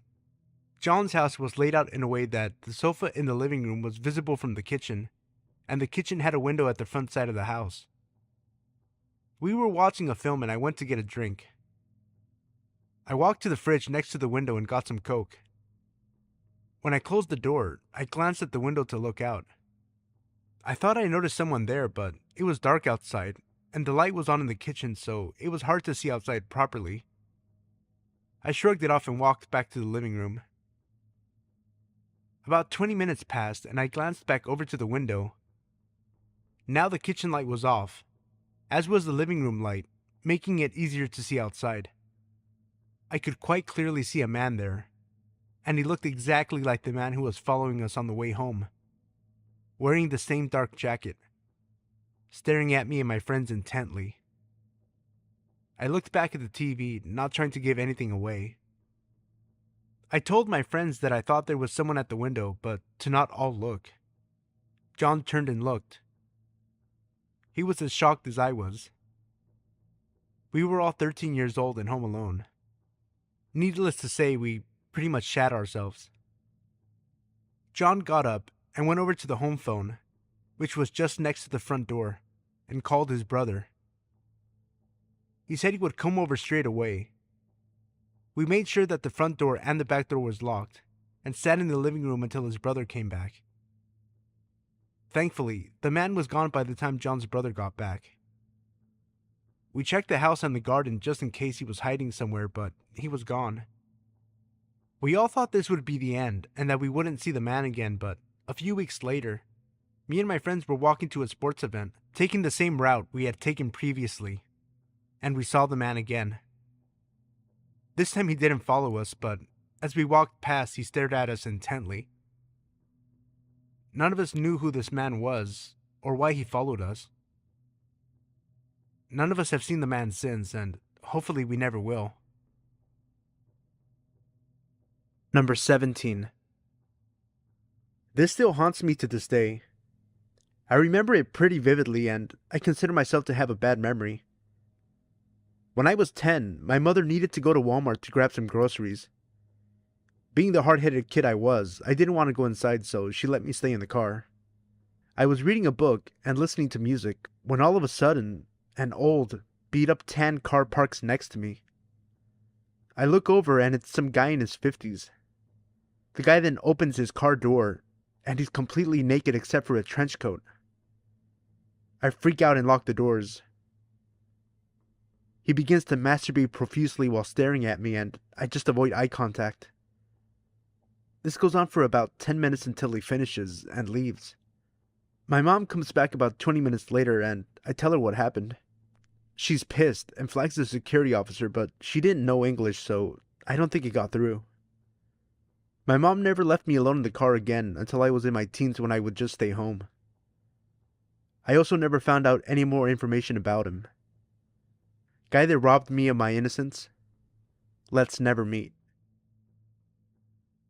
Number 18. I lived on campus during my first year at my university, but it was a fun little college town. One night, my friends, Alexander, Anna, and I left our dorm to go to a sandwich place a little over a mile away. I'm paranoid as hell and always think I'm being followed when I'm out at night, but on our way back, Alexander started to make me feel really uneasy. He kept glancing back over his shoulder, so I told him to stop because he was making me freak out a little bit. He told me he was sure someone was following us. Alexander is a pretty big dude, 6'4", so someone following us made me feel really weird, because it didn't exactly look like we were skinny little girls walking alone. He made us walk in front of him so that he would be between the guy and ourselves, but I was starting to panic. We got into our residence hall and made a beeline for the doors that led to the rooms. You need to have a resident keycard to get in. This is the first time I can get a look at the homeless dude who's been following us, since I can finally see him in the light of the lobby. He follows us all the way to the door with the lock, puts his face up to the window, and smiles as he watches us take off down the hall. On the stairs, we heard the door open, and Anna and I almost screamed and sprinted to her room. Alexander went back to either confront him or report him. We talked to the police about it, and the next day, they did a follow-up with us. Apparently, that night, the same guy had gone into another resident hall on campus and found a door that had been propped open. He raped a girl in the bathroom. Number 19. So, a little backstory to start. I live in a flat with only one neighbor above me. I have a son who is from a previous relationship that also lives along with me and my wife. So, this started a few years back in 2013 when we first moved into the flat. Everything went well and we were happy to have our own home. We were really friendly with the neighbors, especially the neighbor that lived above us. We were fine for the first year or so. She was an older lady in her late 50s. As a young couple, aged in our early 20s, it was nice to have someone who was so nice when we first moved in. We were approached within the first few weeks by our other neighbors, explaining how she was a little weird. Stories including vandalizing the previous tenant's car and throwing paint on the door. These even went as far as giving full bottles of vodka to an alcoholic that lived on our street because whenever he drank he got violent. This creeped us out a little, but she seemed so opposite of what we heard of her. We had been alright with each other for months. That's when things took a turn. We got a knock on the door from the police stating that we had been abusing my son. I was shocked. He was around 2 at this age and was happy as can be. I remember letting the police officer in, and he came in, saw my son playing with his blocks in the living room. Then the police officer rolled his eyes, apologized to me, and left. We spoke to the neighbor upstairs about it, and she seemed to suggest it was another neighbor as she overheard them speaking about it. Thinking it was no good to dwell on it, we left it and nothing happened for a few weeks. A few weeks later, my son's mother came around and was rather distressed. She showed me some messages she got on Facebook from someone called John Smith.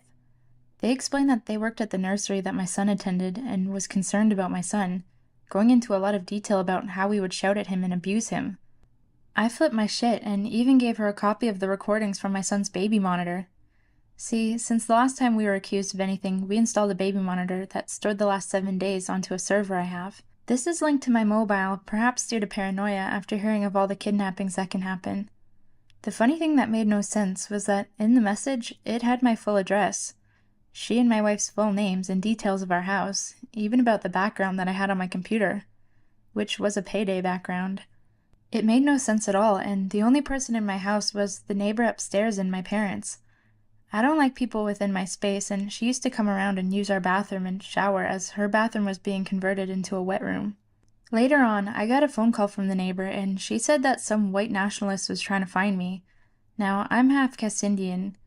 Apparently I said something they didn't like and they came to batter me. She explained what they looked like and that they had leather gloves, but she lied and said I didn't live there. I phoned the police and we were on a watch list due to the threats that were said. All passed to me from her upstairs and no one else. She got an interview with the police and denied any of it happening, and she said that I was on drugs. Now, I have not touched drugs in years, and even then, it was only a little bit of cannabis. Things got a bit weird, and she had her son starting to live with her.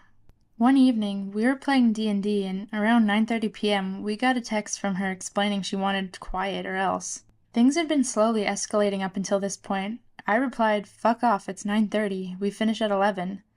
I wouldn't have minded, but this had been a regular occurrence for a few weeks.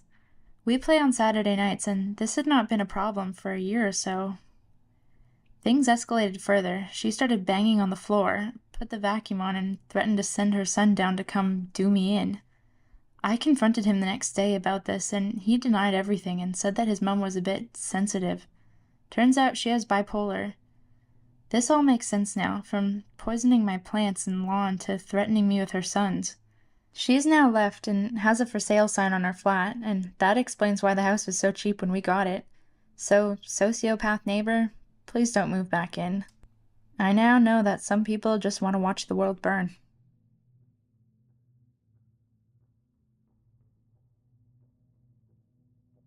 Number 20. This happened last year on Halloween. A lot of creepy stuff happens on Halloween, and this is no exception. I'm 5 feet tall and 105 pounds. Not a very intimidating figure. I'm transgender, and I look a little more on the feminine side of things. I was out on Halloween with my girlfriend at the time. We'd gone into the city. We're from a college out in a small town. To go to a haunted house. And we were walking back to the train station from the haunted house at about 12:30 a.m. to go home. We were both dressed up like witches, both wearing high heels, and I had my purse with me. My girlfriend's hands were cold, so I was holding her hand and walking very close to her. Yes, these are all very important details. The city was almost like a ghost town as we were walking back. We saw almost nobody else. We were walking along a main road, just going under an overpass, when a car full of 20-somethings drove by us, going the opposite way, and a guy hung out the window and shouted, "Ugliest lesbian couple ever!" Of course, both of us were offended, but we just kept walking, and the car drove up off the street. We were about 2, maybe 3 blocks from the train station, and this train station is in the heart of the city, with a lot of elevated highways and railways and overpasses surrounding it, so it tends to be very shadowed, especially at night. We heard the sound of a car engine off to our right, across the street, and at this point, my girlfriend whispered to me, "It's the same car." I glanced over, and it was the same car from earlier. The people had gotten out of the car, and were kind of milling about it, but I could tell they were looking at us. I was very nervous at this point, because being both queer and transgender, you face a lot of potential violence and hate crimes. All of the stories about trans people and lesbians and gays getting beaten to death were flashing through my head. I was terrified. About a year ago, my dad had told me I had to carry something for self-defense, but instead of mace or something, he gave me a flashlight. It's about 8 inches and very sturdy, made of steel and incredibly bright. This thing will temporarily blind you for a good minute, and it has a raised, beveled edge that would likely hurt like a bitch if you were hit with it. I reached into my purse and pulled out the flashlight, gripping it tight in my free hand. There was the sound of breaking glass behind us, and both of us looked over our shoulders to see the group of people crossing the street towards us. There was broken glass in the street, and from what I could make out in the streetlights, one of the people was holding a broken beer bottle. I said to my girlfriend, "We need to get out of here now." We ran the remaining 2 blocks to the train station, but not very quickly because we were in high heels. And the entire time, we could hear the group running after us. Heavy steps, shouting slurs, maybe 50 feet behind us the whole way. When we got to the train station, we immediately bolted for the brightest area with the most people around, and looked around for the group. But they didn't come to the station. It hit me really hard right then, how close we'd come to being statistics. I grew up in a very safe, very affluent neighborhood. It was unheard of for anyone to lock their cars or houses, and when someone new moved to the neighborhood, it was mere moments before they were welcomed with open arms and open doors. Despite being surrounded by what could be described as one large neighborhood family, my mom was very particular about house rules being followed, one of which was never going out alone. Walking to a friend's house? 3 of us have to go, so 2 could walk home together after dropping you off. It was rare, but occasionally, just 2 of us would be able to sneak out from under her watchful eye and run to the corner store a few blocks down for some candy or soda. One sweltering day during the summer I turned 9. I found myself home alone and restless. I decided to take my sister's cool new 10-speed for a spin around the block a few times. Now, even though I was tall for my age, the bike was still a few inches too big for me. I decided that didn't matter, jumped on, and started pedaling. My first lap around the neighborhood went off without a hitch. Birds were chirping, sun was shining, and the wind blowing through my curled hair felt wonderful. Second lap around the block, I passed an older, unfamiliar car parked on the side of the road, and the sun reflecting off the huge scrape down the side temporarily shocked my vision into bright blue stripes, which I furiously tried to blink away. The third lap, I saw the car pull off the side of the road heading towards me, and a tiny pit of unease began to grow in my stomach as the driver slowed when he passed me. I chalked it up to being scared of getting caught out alone, and continued on my way. I picked up speed as I rounded the corner towards my house, and decided to go for one more time around the block, but to make it quick, so I'd beat my mom home and avoid the trouble I knew I'd be in if she caught me out alone. I hit the bottom of the hill, next to our house with some speed, and started to climb to the top, slowing more and more the closer I got. By the time I reached the top of the hill, I had to stop and catch my breath, teetering the too tall bike at my hip. As I struggled to catch my breath, the hairs on the back of my neck stood up, my arms locked on the handle brakes, and every inch of my body froze. I had been caught. I just knew it. I heard a car creeping up behind me, and it just had to be my mom. But it wasn't. When relief should have washed over me, the unknown dread only deepened, further stiffening my frozen still limbs. I turned to see the same old car, with the same blinding scratch down the side, slowing down right next to me. The man stopped the car right next to my bike, on the wrong side of the street, and through his opening driver door, started to ask me if I had seen a stray dog running about, because his had come off the leash and run off. I froze. This cliché question is the one they warned us about in school. The one every kidnapper supposedly uses. I decided if I answered him firmly and rode my bike away, that he would know his plan wouldn't work on me. Plus, he might just really be looking for his dog. This was my plan. My terrified body betrayed that plan, and a trembling no is all I could manage. As I fumbled my feet to the pedals of this too big bike, his car door flew open, and out he lunged. "No!" I said again, as I wobbled my way past his open car door, his hand brushing the back of my shirt, and knocking my back tire as I pedaled, as fast as I could, the 50 feet to the next driveway I saw. I pedaled, legs burning, up the drive, running my front tire so hard into my neighbor's front step that it bent the wheel. My body catapulted over the handlebars, and I burst through my neighbor's front door. "Edie! Edie! Help!" My neighbor was not home. I ran into the kitchen, still calling in hopes I was wrong. "What are you doing?" A man's voice behind me, and I froze. Hearing my heartbeat in my ears, feeling the blood pumping through my veins, knowing that this was it. I slowly turned around, not knowing what else to do. And there stood my neighbor's son, home from college. I dissolved into tears, gulping out what happened. He tossed the bent bike into the back of his truck and drove me around the corner to the safety of my home. My mom was home and had the look of death in her eyes until she saw my tear-streaked face. The police were called. The neighbors were called.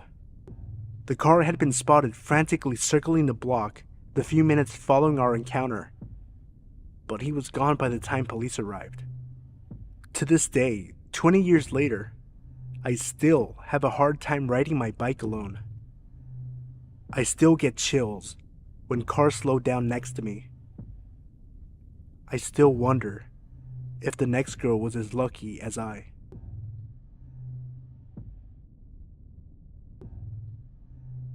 When I was a teen, there was a break-in incident in my dad's neighborhood that triggered my dad telling us about a time when I was a toddler, around 2, talking to the man in the window.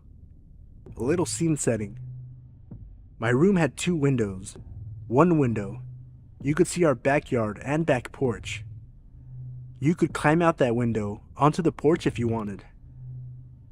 The other window was around 12 feet or so off the ground and faced our neighbor's house.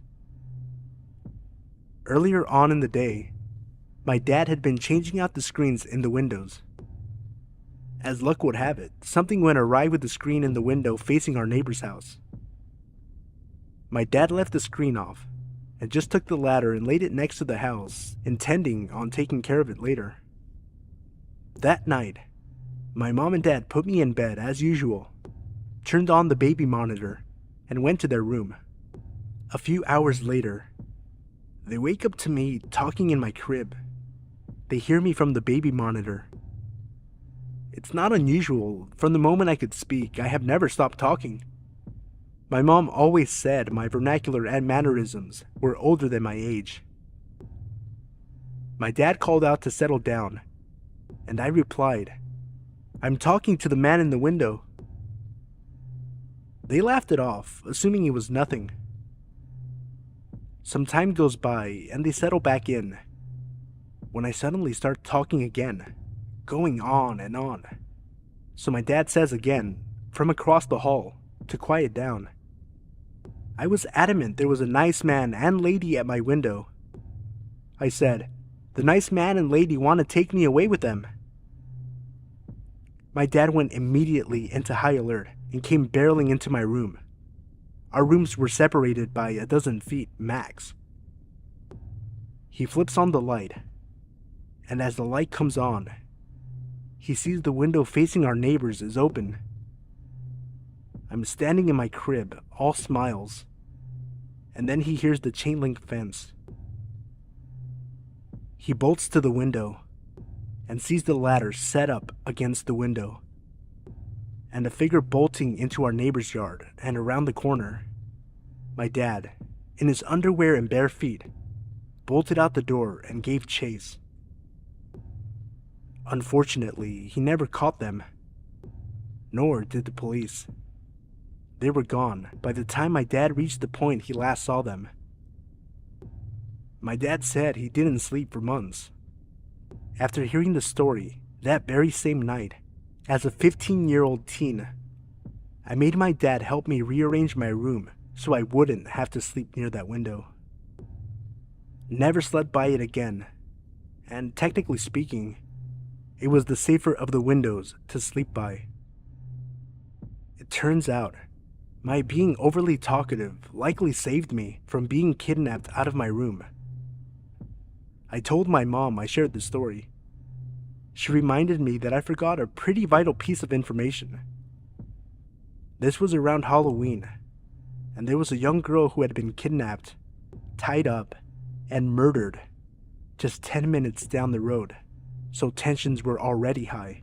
Once my dad realized I was serious about talking to people at the window, all hell broke loose.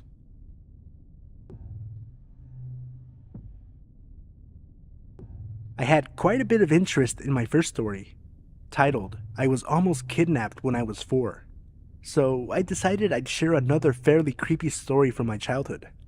This story also took place at the store my mom worked at, the one I mentioned in my first story. This store is in a national forest and other national forest campgrounds, so it's not too unusual to have some pretty colorful characters come off of the trail or from the campgrounds travel to the store for necessities. Most of the people we would meet were totally harmless and really cool and interesting. Some gave off weird vibes but otherwise didn't bother you, but every once in a while you'd get a real loony, either a hiker or someone staying in the remote campgrounds. This happened when I was probably 8 or 9. It was fall, and there was still a lot of people camping in the area to enjoy the foliage. My mom was working one night when this man walked in, extremely tall and wearing a really nice brown suit. He had glasses and sandy blonde hair. The second he walks in, he puts on the grandiose act, telling everyone in the store how he was from Pennsylvania and was staying at one of the campgrounds in the national forest. He made a point of striking up a conversation with just about everyone in the store, but he especially took interest in women. My mom thought he was pretty weird, him wearing a suit and all while supposedly camping, but she brushed him off as some eccentric out-of-stater. He also kind of gave off a missionary vibe, and in that case, it wouldn't have been too weird for him to wear a suit while camping. That night, he stayed at the store for a good hour and a half. Always on the verge of loitering, but every once in a while, he'd slap a cowtail on the corner and buy that. As it got closer to dark, he finally announced that he was going back to the campground. Mom closed up the store and didn't think much about it. For the next week, that guy was in the store every day, inserting himself into conversations where he wasn't welcome and staying for hours on end, solely buying cowtails every now and again so that he technically wouldn't be loitering. He especially bothered the ladies, asking personal questions and asking for dates, even when he got shot down multiple times. He told my mom he was, quote, just looking for the perfect wife, and hopefully I'll find the one up here. I'm just trying to find the one. I met him once or twice while hanging out with my mom at the store, and to this day, I don't remember his name, and neither does she, so we just dubbed him Pennsylvania Guy. After that week, everyone had finally had enough, and he was really starting to creep people out. So much so that women who were usually regulars would avoid the store if they saw his car there.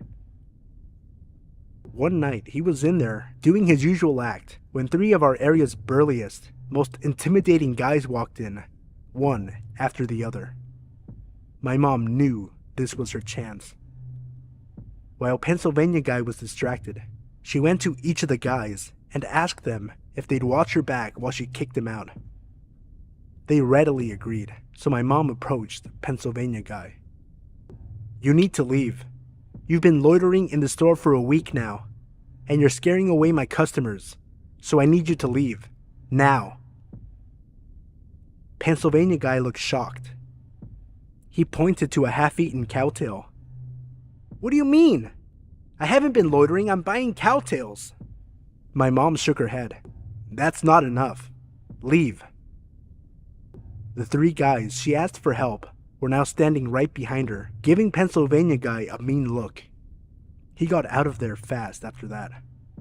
My mom had the day off the next day, so she didn't get to experience Pennsylvania Guy's last visit to the store. He came in very agitated and upset, yelling about how he had every right to spend as much time as he wanted there, and he could talk to whoever he pleased. He was so animated that the cashier that day had to call the cops while he was in there. He fled after realizing the cops were called, and we never saw him again. The cops even went up to the campground to see if he was there. He had vacated the area. Sometimes I wonder about what happened to him. I honestly assume he just went to a different area and tried the same thing there. I wonder if he ever found a wife or was just chased out of every place he attempted.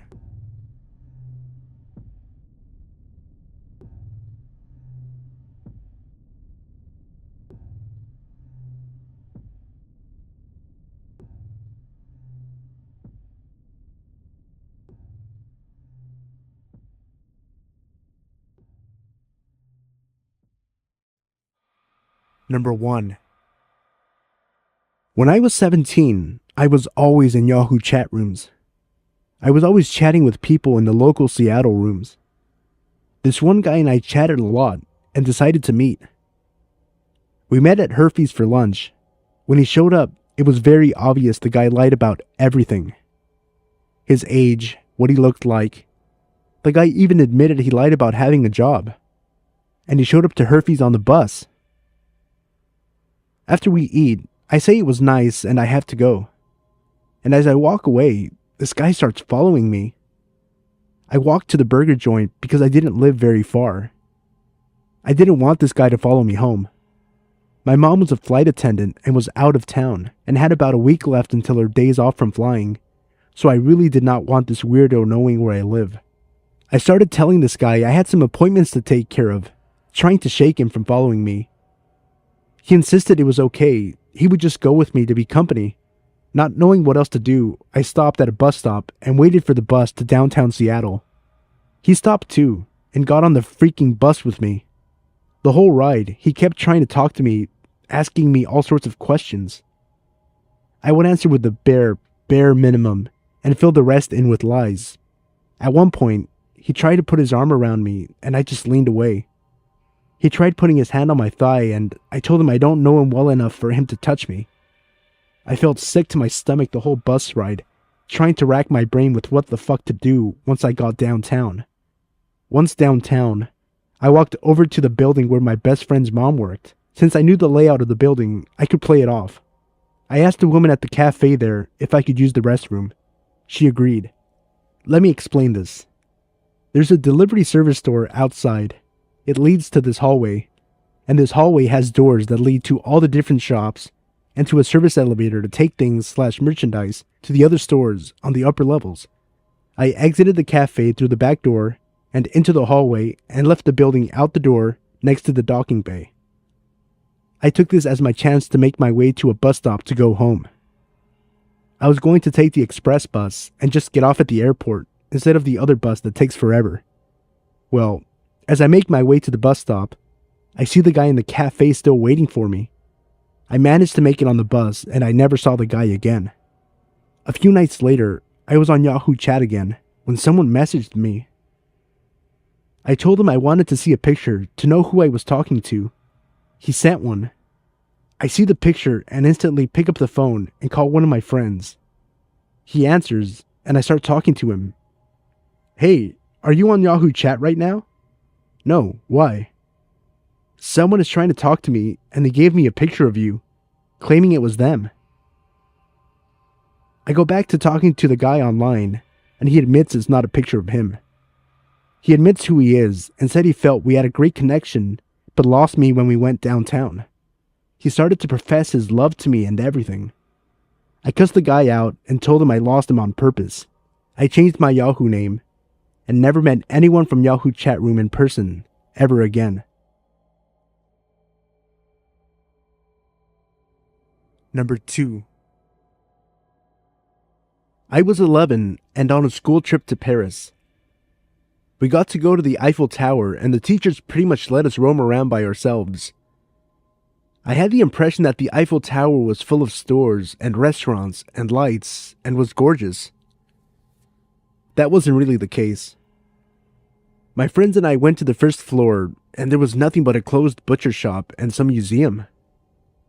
I also remember the stairs to the second floor with no handrails. It looked dead and creepy. It was also getting dark.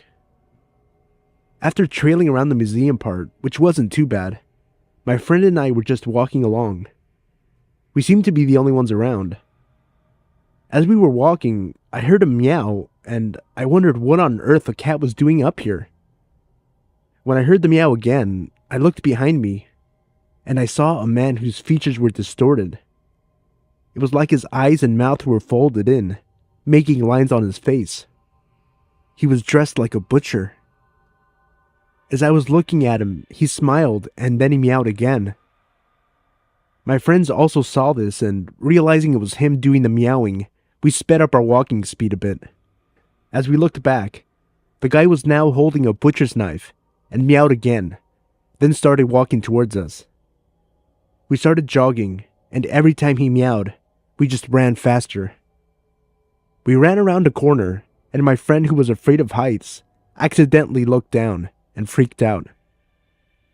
A tall guy who claimed he was the manager asked if we were okay and if my friend wanted to have a seat. He gestured to a chair inside a tall glass box with a padlock on the outside of the door. His grin was so creepy. He was just standing there, still gesturing, waiting for my friend to take a seat. She declined and we hurried off to the elevator to find our teacher.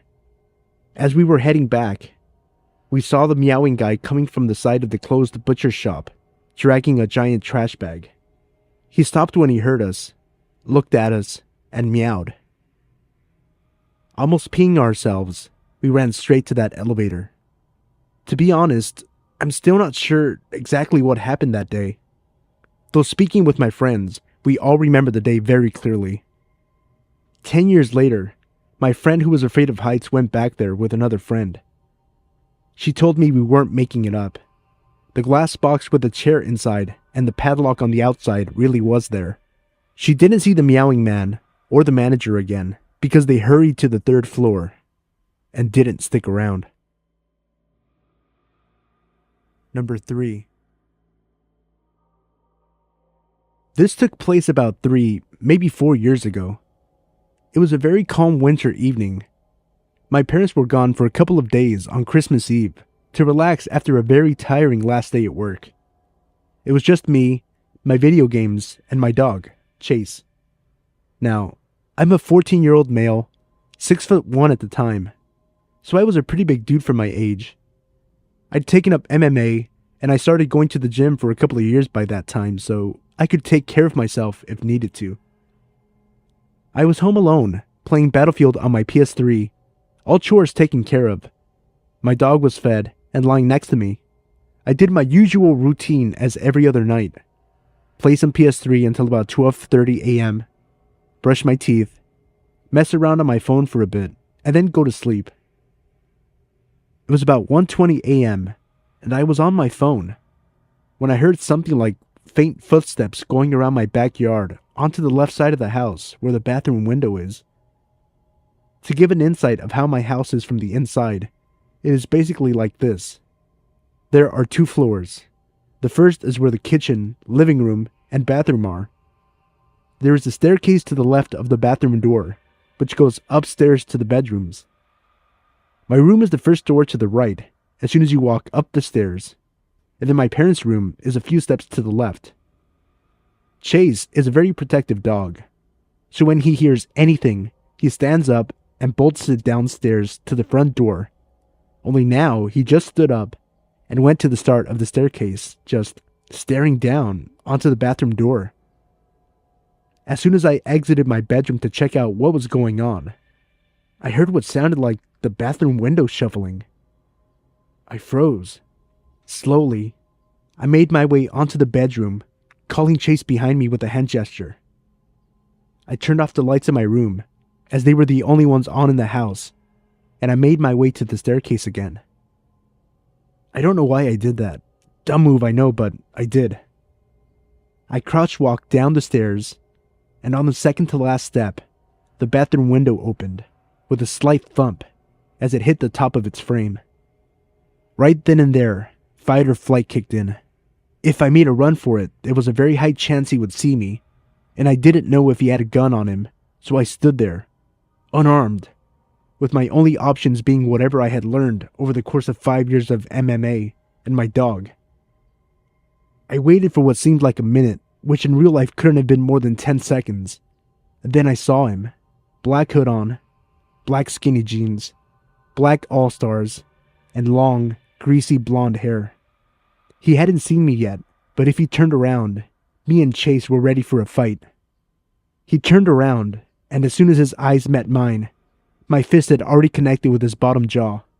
I hit him hard enough to hit his head against the wall, and then he proceeded to lose consciousness, with Chase growling on top of him. After that, I called my mom, then the cops. The police showed up in 10, maybe 15 minutes, and they arrested the dude. My parents arrived the next day, never to leave me home alone again. Number 4. This happened to me when I was around 20 or 21. I lived 3 houses away from the corner on my street, and then there's a side street that leads to a corner store, which is on a busy street. On this particular day, in broad daylight, I was heading to the corner store, which is literally a 1-minute walk. I bought whatever it was I went there for, and I proceeded to walk back down the side street. As I was walking, I could hear a man calling to me. He had just stopped in the middle of the street, and he was waving me over to his car. He kept calling me over, saying, "Come here," and "Get in, I just want to talk to you." Obviously, I completely ignored him and walked faster. I lived on this block my whole life, and I would have recognized this man if he was from around here, but I didn't. He was yelling at me now, and still stopped in the middle of the street. So I looked back, and I saw a line of cars behind him. They were honking at him and he wasn't moving. As soon as I turned onto my street, I walked even faster. I was practically jogging. I walked up the stairs to my door and opened it and put half my body in when I just had this feeling to look around. When I did, I saw the guy driving down the side street from the direction I came. He was driving so slow that it was like he wasn't even pressing the gas pedal, just letting his car creep along. He couldn't see me. My deck was blocking most of me, but I could see him looking left and right, and I realized he was looking for me. I don't even know how he managed to turn around with all of those cars behind him. As soon as he left, I went inside looking for my dad so I could describe the man to my dad. I figured maybe he knew him and could give him a talking to.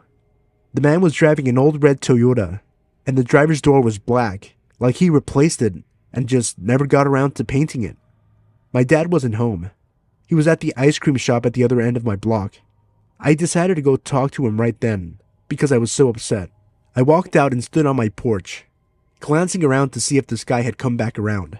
I didn't see him, so I walked as fast as I could to the ice cream shop. When I got there, they were pretty crowded and my dad was waiting in line outside of the open doors. I told him everything that happened, and he didn't believe me. I started arguing with him, telling him it's true, when the guy pulled up across the busy street and parked. He was just sitting there staring at me. He had still been driving around, trying to find me. As soon as I saw him watching me, I raised my arm and pointed and said, "That's him." My dad had just enough time to turn around and see the car before the guy sped off. We didn't go to the cops or anything, and we don't really talk about it much, but it bothers me to this day thinking, what if he grabbed another girl off the streets?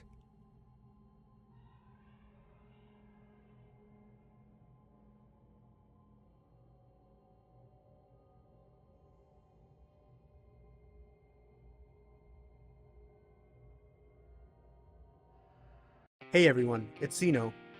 I wanted to take a second and thank everyone for their support. We recently hit 3,000 subscribers, and I'm currently working on a special video in honor of this milestone. I live in Southern California, and we had strong winds last weekend that made it impossible to record. I also started school again this week, so I've fallen a few days behind, but I'm working hard to get the video out tomorrow or Monday at the latest. Fingers crossed. That being said, I hope you guys enjoyed the video, and thank you once again.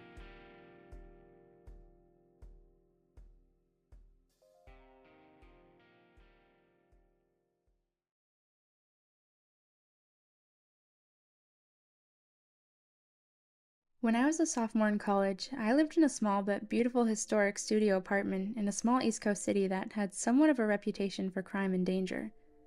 However, the neighborhood I lived in was usually considered one of the good neighborhoods. It was close to the city's university and was mostly students living there, especially on the street my building was on. My building was a huge 4-story townhouse, if you can really call it that. It was really a mansion as a whole, built in 1895. The architecture was really awesome, built-in bookshelves and huge mahogany pocket doors that slid into walls. Anyways, the building wasn't exactly in mint condition, and my landlord was pretty lazy. He would always come by and check up on things and make promises to get stuff fixed, but never really got around to doing much of anything. The apartment I was renting was on the first floor, and my front door immediately on the left as you walked in the building's door to the street. This door, the building's front door, which from the street opened to a small lobby area with only one door in it, mine, and a staircase to the other apartments upstairs, was huge and heavy and never really locked. In fact, you couldn't lock it, and in fact, it didn't even close all the way. So basically the door to my apartment was open to the street. I asked my landlord countless times to please do something about the front door, but he never did anything. Well, one night I was getting home from work and it was really late, about 3:45 a.m. I worked as a pizza delivery driver at a place that was open really late every night, and I was just sitting on my couch watching a little TV before I went to bed. I'd also gotten totally naked, something I truly loved being able to do considering I lived alone. Anyways, not 10 minutes since I'd gotten home and sat down, I hear 3 slow knocks on my door. I'm thinking, who the fuck would be at my door at this hour? What could they possibly want, and why didn't I hear the building's front door open like I normally do? Young and naive, I was half scared and half intrigued. I put a robe on and slowly crept towards the door, which, by the way, was literally right next to the couch where I was sitting. At this point in time, my door didn't have a peephole, so I just had to kind of take a leap of faith and open the door. When I did, a tall, emaciated, middle-aged man stood staring down at me with low eyes and a grin. He was wearing all black in many layers and a big black trench coat. The first thing he said was, "Can I come in?" With the door barely open, I got a deep pit in my stomach and just went, no man, what's up?"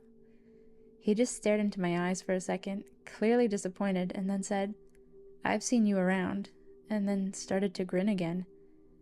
The pit in my stomach had evolved into a churning sensation, and I was starting to get nauseous. "Yeah, I've been watching you, and I like the way you look," he said. "So, you gay? Bisexual?" I was just like, "I don't know, but it's getting late. I'm going to bed. Bye." He kind of nodded and lingered for a second, as did I, watching to make sure I saw him leave the building.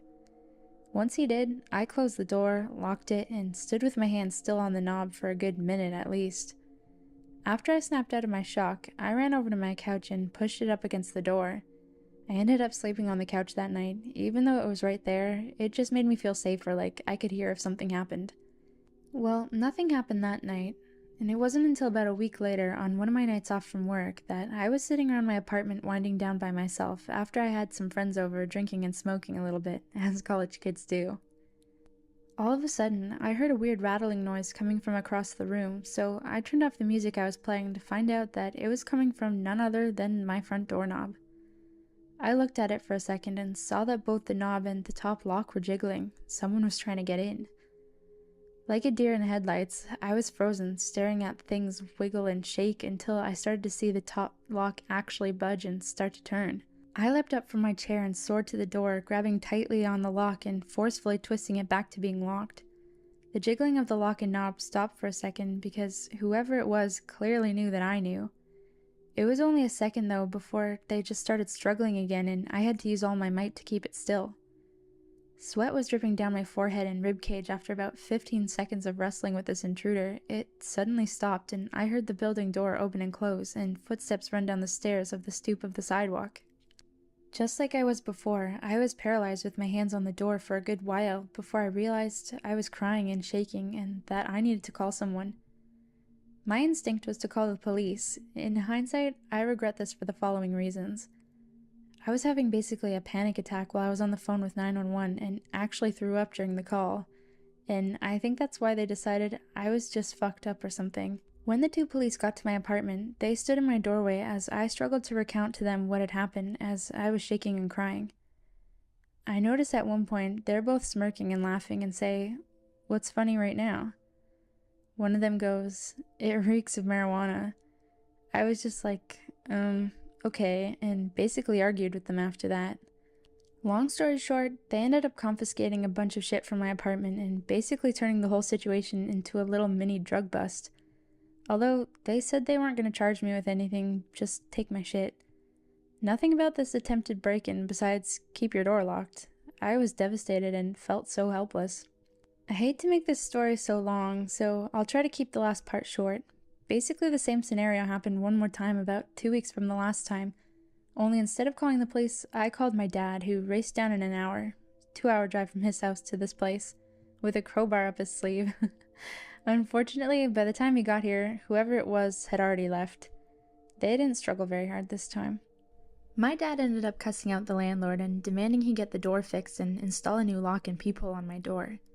He did make this happen within a reasonable amount of time, and I also got one of those bars you wedge between the doorknob and the floor, as well as an aluminum baseball bat to protect myself with. So I felt a lot better from then on. Needless to say though, I ended my lease for that apartment a month early and never moved back to that street. I never found out for sure who was trying to pick my locks and if it was the guy who had come to my door the first time, but whoever it was, let's not meet.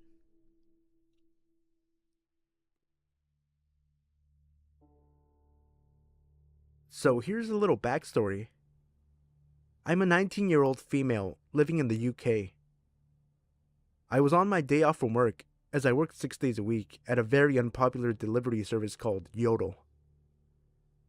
My mom was out the night before, staying at my grandmother's house due to her being ill. I have 2 small dogs, both Chihuahua Cross Yorkshire Terriers who don't really need all that much walking, but this Sunday morning I was feeling it. It was around 7:30 in the morning, which means it was still pretty dark out when I put their coats on and left the house. The local park is a 2-minute walk away from my house, which I had no problem getting to. So, cut to about 10 minutes into my walk. I'm halfway around the park when I notice that it's brighter than usual. I turn around to see a parked car in the parking lot, with its lights on full beam, directed straight at me. Now, at this point, I'm starting to feel uneasy as I'm about to start making my way back there, as that is the way that I had entered the park. Something in my gut told me that it was an incredibly bad idea, so instead, I decided to cut across to the adjoining field and make my way across from there, as there was a public pathway running parallel to both fields. So again, cut to about 15 minutes later, and I'm starting to calm down, feeling like I had overreacted to the whole situation. I get to the end of the public pathway. I've passed a few harmless people, and I'm feeling pretty stupid at that point. What I had forgotten was that the parking lot previously mentioned was just up the road, and the road I had come out at connected to it. As I was just about to turn off the public pathway back onto the main road, a car drives past that, at first, didn't look particularly memorable until the passenger seat in the car drove past with the biggest, cruelest, most evil grin on his face as they passed me. I stopped in my tracks, and they pulled up just down the road and waited. I started walking home double time, and the walk that would have taken me 20 minutes took me 10. And the entire walk home, this car followed me.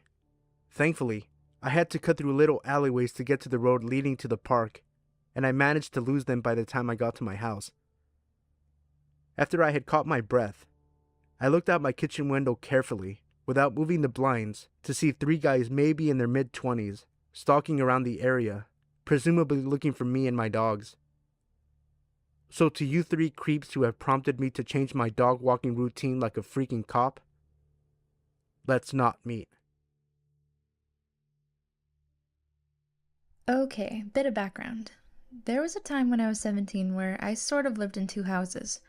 We were moving, and my dad lived in the new house where he had a job, and my mom, my siblings, and I lived in the old house where our friends in school were. The new house wasn't anywhere near the old one. It was about 6 or 7 hours drive.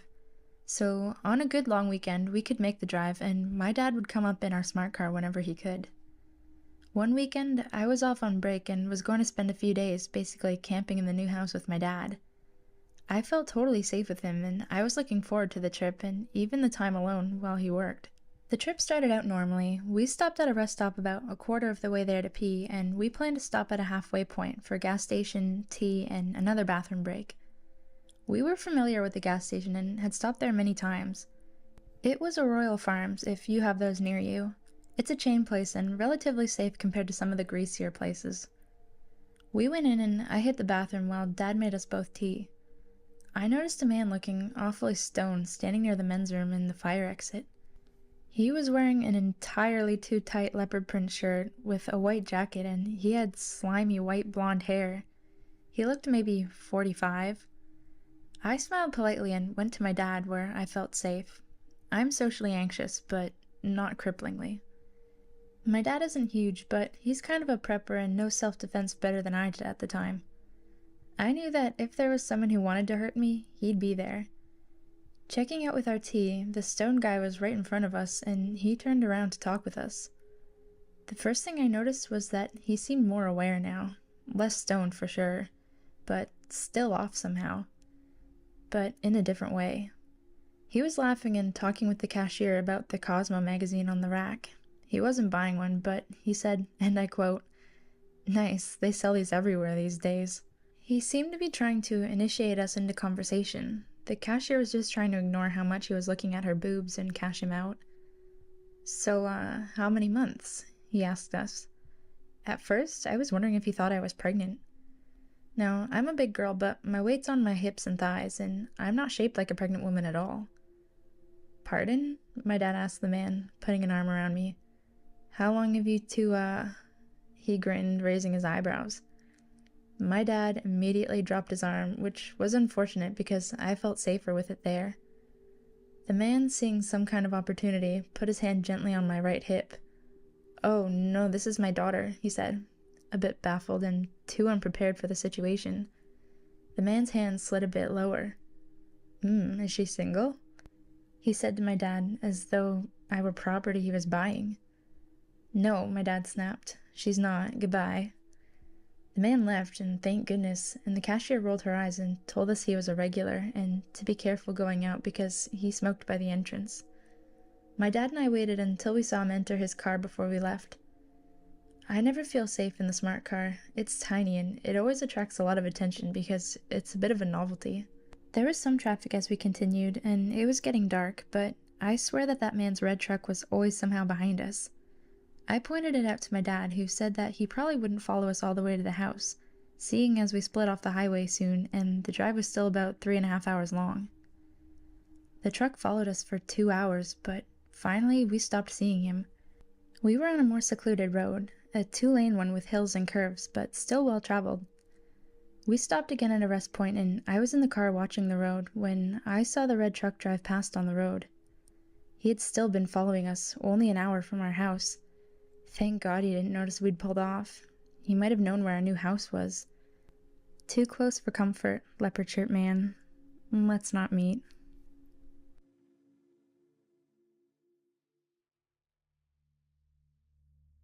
I live in a small town in Canada. I'm a 16-year-old half Asian and half Native American girl, but I pass as full Asian. It's relevant to the story. A lot of people here hate Asians and or have yellow fever.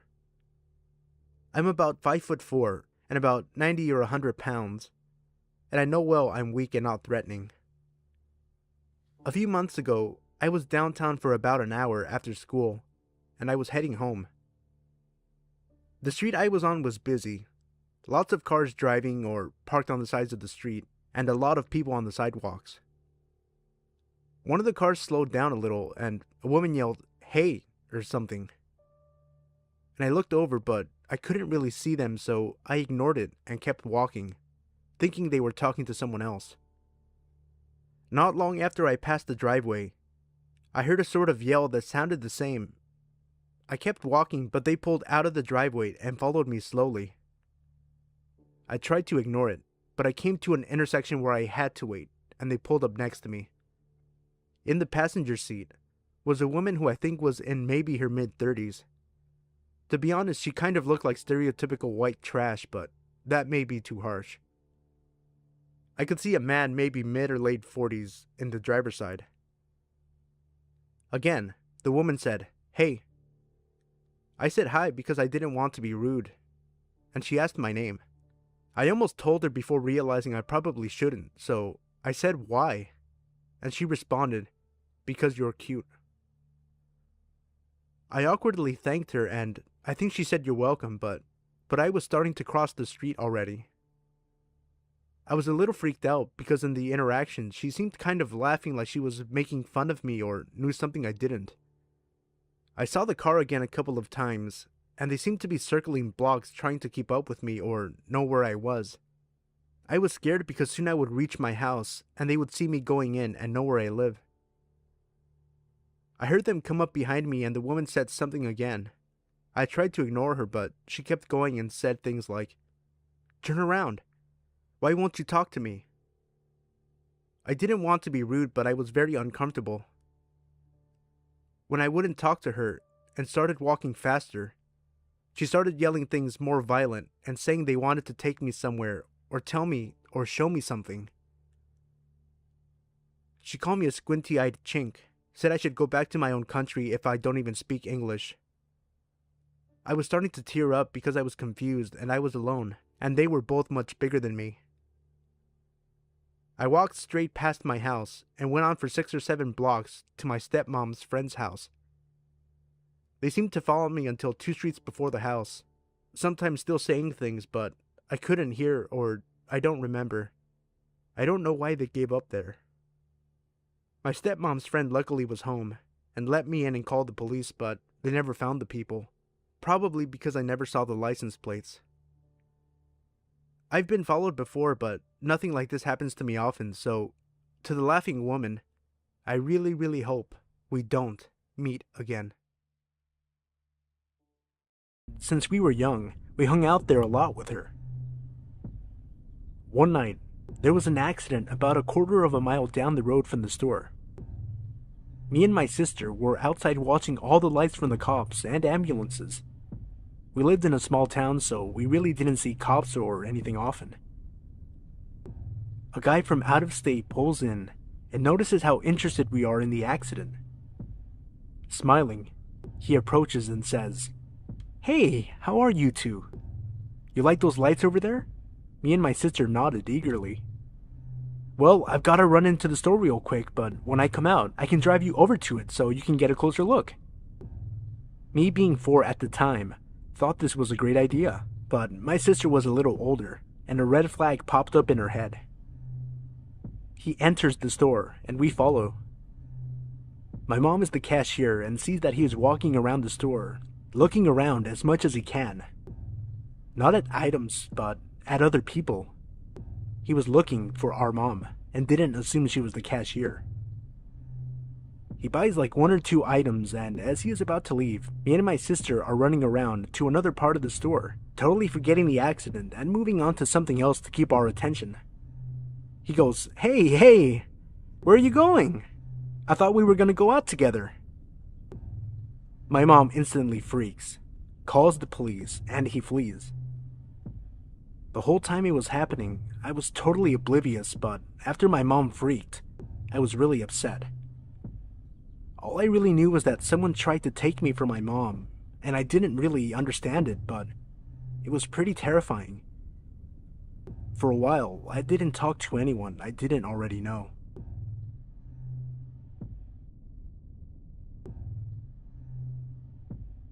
This happened when I was about 18 years old.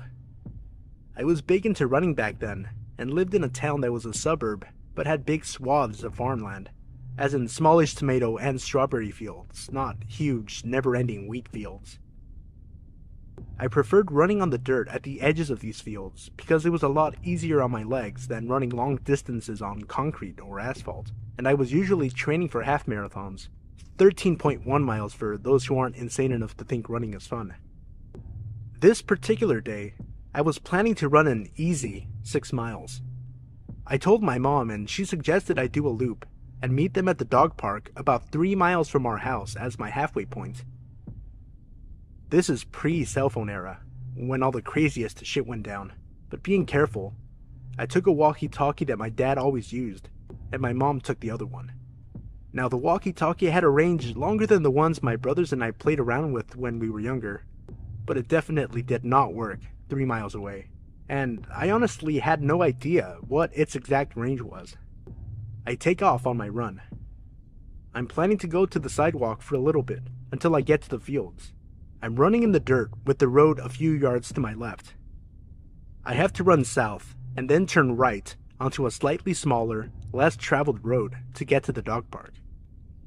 As I'm running on the first dirt path, my parents drive by and, being dorks, they honk and wave and yell at me. I wave, and then soon after, I make my turn onto the smaller road. This one is road, me on flat dirt, small drainage ditch, forever of lettuce field. Then a wall that is the backyard of some houses. I start noticing how quiet the street is, and how few cars are passing me. Then I randomly start thinking to myself, if someone tried to do something, I could run to those houses. No, they're so far away, I'd never make it. Then, I hear a car, but this one doesn't pass me like all the others. I hear it slow down so that it's behind me, just out of my peripheral vision. My senses go super alert, and I immediately realize what a dumbass I was to pick this route because I'm stuck out here with no one to help me and nowhere to hide. The car starts speeding up enough so that it's next to me. I glance over and I see a man. Middle-aged, white, dark hair. Totally normal looking, but I get a chill down my spine immediately. He sort of leans over into the passenger seat and says in a super sweet voice, "Hi, where are you going? Do you need a ride?" I am scared and I realize this is not good. Admittedly, nothing has happened yet, and he could be totally innocent, just wanting to chat, but my intuition is in overdrive, telling me I'm not safe. I hop over the ditch, thinking at least that will make it harder for his car to follow me if I need to take off across the field to try and make it to those houses in the distance. This pisses him off. He guns it and gets closer to the ditch and in front of where I am, and then he says in a voice I can only describe as bone-chillingly evil, "You know, you shouldn't be out here all alone. Something horrible could happen to you out here and no one would ever know where to find you." He has put his car in park and is taking off his seatbelt when I remember the walkie-talkie. The piece of crap is all static, but I'm too far away, so I immediately turn down the volume and say loudly, "Hey, Dad! Yeah, I see your car. I'm over here by this red Buick. Do you see me?" And I fake wave to no one. There was no car coming from the direction my parents were, and when I had started talking, there was no one behind us either. But by the grace of the universe, at that exact moment, a car turned onto the road. The guy saw it, looked at me, and sped off so fast he left skid marks. I have never run faster in my life, and I was looking behind me every few seconds and thought he'd be waiting for me at every intersection I had to cross. I was shaking. I was so scared and relieved when I got to that goddamn dog park. I told my parents everything and my mom called the cops. They took a statement but said it would just help if something actually happened to someone else. The weird part was, I was having trouble getting my story out. I was so upset, and before I gave a description of the car, the cop asked, "Was it a red Buick?" He wouldn't tell us why, but that just added to my feeling that I had narrowly escaped something awful.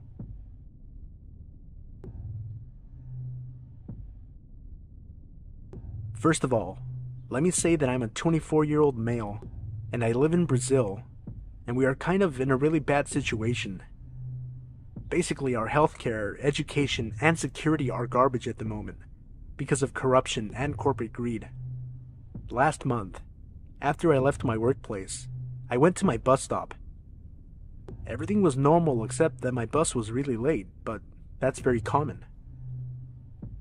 I got another bus that gets me a little further from my home, and I have to walk a little bit to get to it. The bus arrives at my stop, and I proceed to walk to my place when a car speeds over the sidewalk with a guy inside holding a gun to my face. "Get the fuck inside the car," he shouted angrily. I was so scared I just dropped my headphones, as I'm always listening to music. So I proceed to get near the door and pick up my headphones at the same time. "Hurry, motherfucker! Get in the car!" He was getting very impatient. Suddenly, while I'm holding the door and trying to open it, I see a blind spot. He cannot see me clearly, so I run like it's the fucking devil behind me to the opposite direction of the car. I hear screeches and a gunshot. I bolt into the first house yard that I see. Luckily the gate was open, and when I have nowhere left to run, and I'm just surrounded by walls, I look behind, and I see a man running after me. I fall to the floor, covering my head and eyes with my arms, thinking, this is it. I'm gonna get shot in the head. Nothing happens.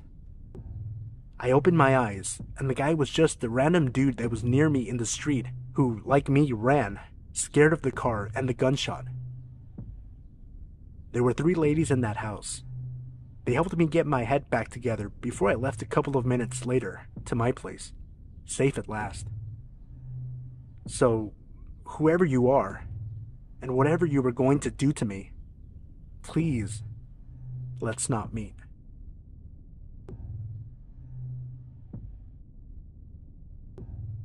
I am a female, currently 22, and this happened back in 2008 when I was 14. Just some backstory. I was living in a small town out in the middle of nowhere in Australia. It was sometime in December when this happened because I remember it being hot. The main street was about a 2-minute walk across an empty lot and about another 3 minutes to the small market, which was where I was going on this day. I left my house and walked across the lot, no problem. When I got out onto the main street, a white ute turned the corner and slowed down next to me. The guy driving just kept staring. At the time, I was not the kind to confront people, so I just kept my head down and kept walking until I reached the market. I went into the market and got what I needed to get. When I left, the ute was parked across the market, near the bank, and the person was sitting in the car, and it was idling. It was about 7:30 in the morning. The bank didn't open until 10. At the time, there was no ATM at the bank. You had to actually go in and get money out, so it is not like he was getting money out. As I started to walk back, the guy spoke to me through his window. He asked several times if I wanted a lift home. I told him no several times. I started to panic since I hadn't yet crossed the road, which means I had to cross in front of his car in order to get home. There was no other way home. I tried to keep my cool and I started walking across the road when he finally said, "Get in." This felt like a command, not a question, so I started to run, as fast as I could, across the rest of the road and through the parking lot. I got home and inside before the white ute came speeding around the corner past my house. He didn't see where I went. I couldn't stop crying and I told my parents. They called the police and an officer came, but since he didn't threaten or physically try to abduct me, there was nothing that could be done. I know this isn't the scariest story, but it was scary to me. I honestly believe if I was dumb enough to get in the car, I wouldn't have been going home.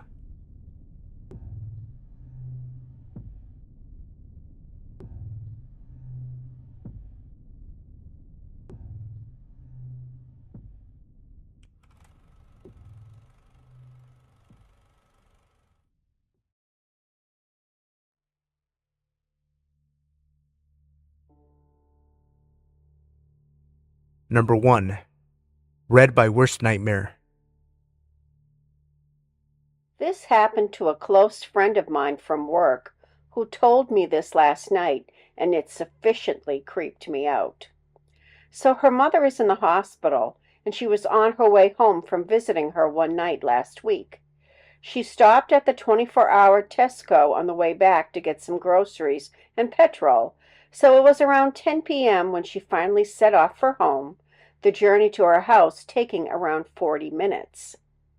About 5 to 10 minutes into the usually routine trip home, she noticed a car coming up close behind her, flashing the lights as if trying to pull her over. It was just as she was approaching a few miles of road that were fairly deserted, save for a couple of houses, but mainly flanked by fields on either side. It was dark, so she couldn't make out the car or driver, but was fairly certain it wasn't a police car. Besides, she's a careful, teetotal driver with a fully functional vehicle. There should have been no reason for someone to pull her over. Also, she's not so naive that she would just stop on this lonely stretch of road for anyone without a good reason. The other driver was persistent, though, and alternately pulled really close, then backed off and flashed the lights. The car continued to follow closely and flash her. It was only as they entered a more populated area and more cars were driving around that the flashing lights and tailgating stopped. Still, right behind her, though. At this point, she was significantly freaked out, but in the panic of the moment, couldn't think what to do, and still wasn't positive she was being followed. But that was just wishful thinking, she said. The small town where she lives has a huge and very busy day and night as truckers use it to get onto the motorway roundabout with many lanes that must be navigated carefully as you approach. It's very easy to take the wrong exit, especially if you're unfamiliar with the area. She waited until the very last second before pulling out just before a truck, hoping that the car stalker would get stuck behind a stream of traffic. She could easily lose the car after that, she thought, as where she lives has so many roundabouts that if you don't know where you're going, you'd be lost without a GPS system. Her heart sank, though, when she heard the honk of a truck horn behind her, and looking in the rearview mirror, realized car stalker had took a chance, pulled out right after her, and was again now right behind her. With absolutely no doubt now that she was being targeted, her mind raced, and all she could think was that she couldn't drive home, or even to her daughter's or sister's house, as she didn't want to lead this person right to her or her family's door. She grew up in the town, though. She knows all the shortcuts, dead ends, roundabouts like the back of her hand. So she proceeded to lead a merry dance around the area, up a street, down a street, round a roundabout, double back, and so on. This went on for a while, maybe an hour or more, she estimated. Earlier, she had almost skipped getting petrol, as she knew she'd have just enough to get home. At this moment, she was thanking her lucky stars that she had got it, or she'd be breaking down right about now. The car was still following, but at a further distance this time. She pulled suddenly, without indicating, onto a long main road where there are about 10 or 12 identical side streets running parallel to each other all along the road. These lead up to cul-de-sacs that pretty much all look the same. Seeing no sign of a car behind, she swung into a random street, drove up a little behind another car, then killed the engine. Ducking down, after 5 to 10 minutes of what she described felt like holding her breath, she had another check of her surroundings, and it appeared she had lost the stalker. Full of relief, she turned around, pulled out of the side street, and there he was. She could make out the outline of a man in the driver's seat, so she knew for sure now he was male, which somehow made it so much worse. He had pulled up on the opposite side of the main road and was just waiting for her, like he knew where she'd gone and was just taunting her. Frozen for a second, she was unable to gather any more details before she got it together and sped off in the opposite direction. It took about another 30 minutes of cat and mouse, plus around 20 minutes waiting it out, before she finally lost him. She'd managed to quickly pull into an empty driveway after taking a few erratic turns. She was on the right side of a 4x4, which obscured her car, and she switched off all the lights before he'd had the chance to follow her. She waited even longer this time, though. She was sure he'd been waiting, but he must have either got bored or lost her. She was looking over her shoulder the whole way home, though, and she still does now. In hindsight, she realized the best thing to do would have been to go to the nearest police station, or at least call them. But hindsight is a wonderful thing. The next day, she was telling her daughter, who was furious with her for not calling the police or telling her sooner. She did then make a report at the local police station and was disturbed at what she discovered. First of all, her report was not the only one. 2 other women had reported almost identical experiences. One of them had called the police while being followed and asked if there were any unmarked police vehicles in the area that may be signaling for her to pull over. They indicated that there were not any such vehicles and advised the woman to pull into a nearby well-lit and staffed service station where they met her to take her report. He soon took off when he saw where she was headed. The other woman had managed to lose him also by driving towards the police station. This one was in broad daylight. There may have been more women who just haven't reported it. Even more worrisome, the police suspect the stalker is an already convicted rapist who has recently been released from prison. The M.O. in his previous crimes matches this. He would pose as a concerned fellow driver, pull a woman over with some BS about a light being out on her car or whatever, then pull her into the back of the car and rape her.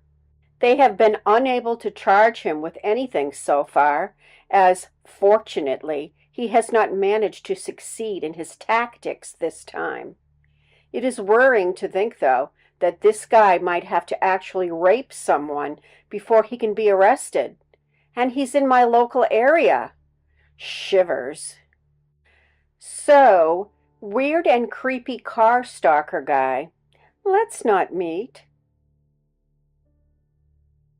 Number 2. Read by Mr. Sinister. So last Saturday evening, myself and my girlfriend had gone out to a friend's to drink a bit and play games. Since I'm driving later on, I only have a couple of beers pretty early in. Anyways, we leave around 3 a.m. and on the way home, my girlfriend is craving some Jack in the Box, since it's about the only food place that's open around that time. To clarify for people on the eastern side of the US, it's a fast food chain. Well, there's a couple of cars ahead of us, and the one immediately ahead has a few people, so it's a pretty large order, and taking a while. Pretty usual on a Saturday night, even that late. I guess I sort of space out as I'm talking to my girlfriend while we wait, because I hadn't noticed that I never put my window back up after ordering for her. I don't know what it was that made me glance in my side rear view, maybe just habit, but I see a person slowly walking up the drive-thru in a red sweater with their hood pulled all the way tight over their face. Now, on a really cold January night, something like that wouldn't strike me as too weird. However, it was a surprisingly mild temperature evening that night, which may be why I didn't notice my window was down in the first place. But as soon as I see this person, my brain just fires off all kinds of red flags. My girlfriend notices me tensing up a lot as I roll my window, make sure all the doors are locked and my eyes are glued to the rear view, not saying a word. I let her know that there's a person right there who is really shady looking. I've been a victim of a couple of muggings in the past, so she understands why I'm so on edge. This person, though, just keeps very slowly moving closer to the car, even after he must know I can see him. I start tripping out because the car up ahead still hasn't received their order, and this person is still moving up toward my car. And this is one of those narrow drive-thrus, so my only other escape route would be just towards him if he approached the car. So I quickly shift my car from neutral to reverse, and the guy stops as soon as those reverse lights come on, and then moves forward, still the same pace. This time I start revving with my e-brake engaged. He moves forward again. I rev up again, and I had a second to see him quicken his pace forward a little drastically before I reacted by disengaging the brake and reversing and pulling a really quick stopping short, so I only moved like 6 inches back. He stops again. By this time the car in front is leaving, and I move up, pay, get my food, and inform the employee he's there. He's standing in the middle a few large paces back from my car, and I leave. I'm glad that whatever he was planning, he was hesitant about, as it's likely in the area I live in that he at least had a knife. I didn't hear any robbery reports either, so I don't think he bothered the employees, or they didn't go near the window while he was there. To the man in the drive-thru, let's not meet. Number 3. Read by Worst Nightmare. I literally just made this account to post here because I love the stories in this sub, and it made me remember one I experienced myself. Flashback to me when I was 17, just got back from work. I made it to the station near work on a hot summer day at the end of my shift. It was as usual as any. I took the train to the bus to another one. When I got to the station to take my final bus towards home, smoke began to submerge from the engine. Typical. My guardian couldn't pick me up at the station, so I had to walk the 7-mile route to home myself. As I crossed the street walking away from a near gas station, oh God, I should have just stayed there. Oh well. I noticed an elderly man walking behind me at a distance of around 50 meters. Now note that I usually overreact and panic a lot, but I had a tough day and I didn't think much of it. After 2 miles or so, the man was still walking behind me at the same distance and space, and now tiny alarm bells started softly ringing. So I used my main method to debunk my fears. Act like I'm in a phone call with someone and sit near a tree or wherever I can sit. Unfortunately, the man just slowed down until I started walking again. Now I started to get more worried. I decided to quicken my pace and take a different route through a near town. Once again, the man was behind me. I figured that if I take a small alleyway, it would escape this pursuit. I was wrong. I took the alleyway and came down to a near small soccer field where some kids were playing soccer. I acted like I was very interested and sat down to watch their game. Finally, the man walked past me and slithered off into an unknown alleyway. Safe to say, I was relieved, but it doesn't end there. I waited 2 minutes before moving on and walked to a different alley, and guess who just came walking down another side road back to me? Yeah, damn right. Now I started to worry a lot. As a kid who is a bit overweight and has almost zero stamina, I knew I couldn't run. I walked normal towards another alley, and thank God I ran into a mother hanging up her laundry in her yard. I sat down near a trunk and tried to act like I was busy on my phone. Of course, at any given moment, right now was the best time for my phone to be completely drained of battery. I tried to leave when I just saw him walking behind me at a small pace, making eye contact. It was hard for me not to look him in the eyes, and I made sure I acted like I didn't notice him.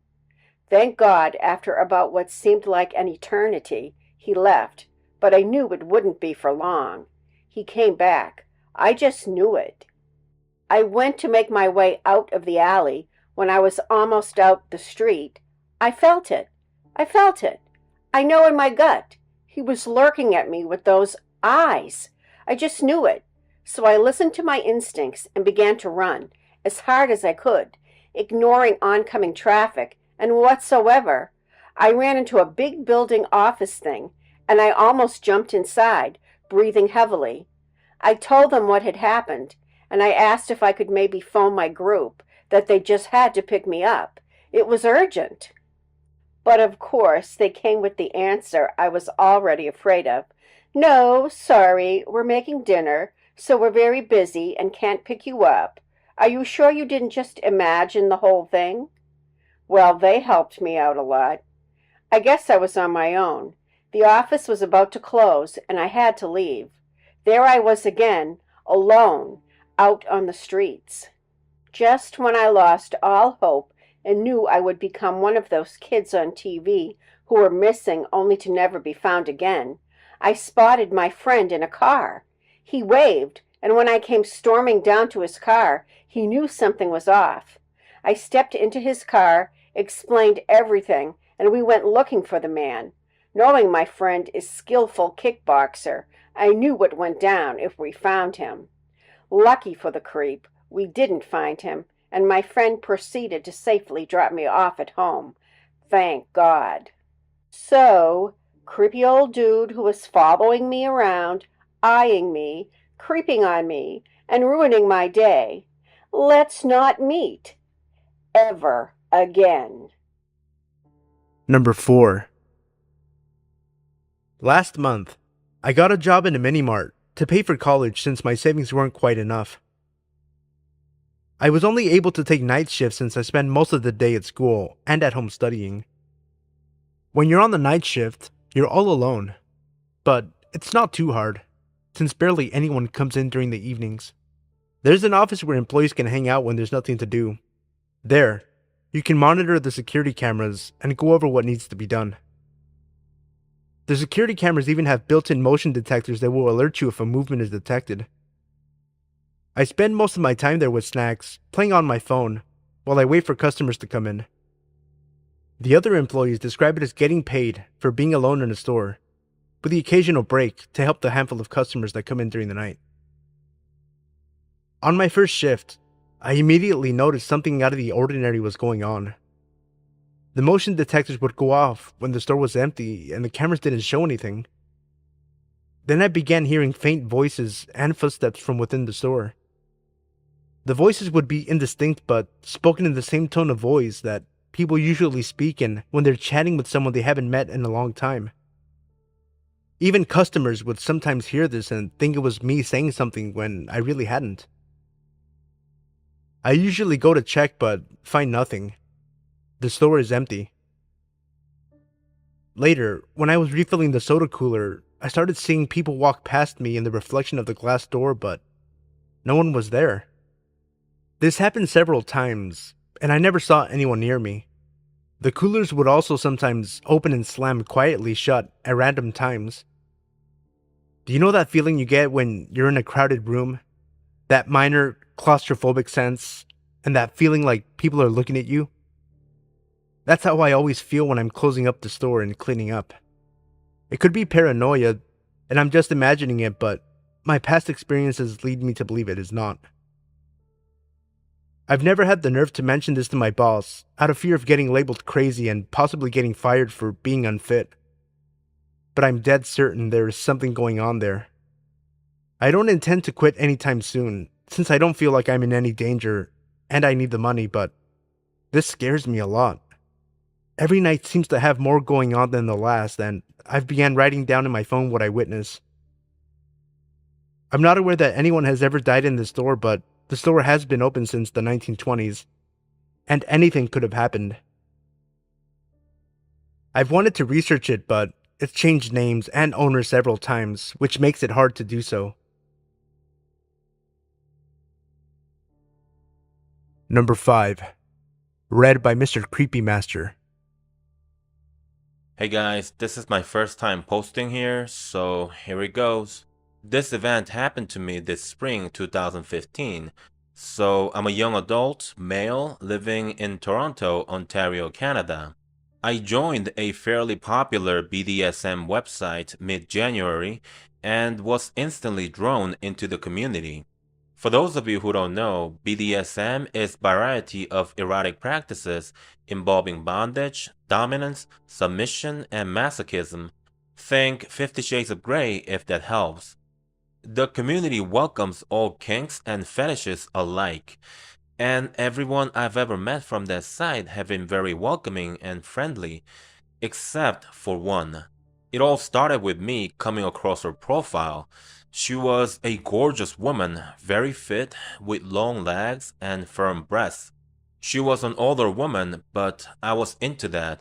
I started browsing her collection of photos, mostly fairly vanilla images of her sitting at a dining room table, drinking a glass of wine and smiling at the camera.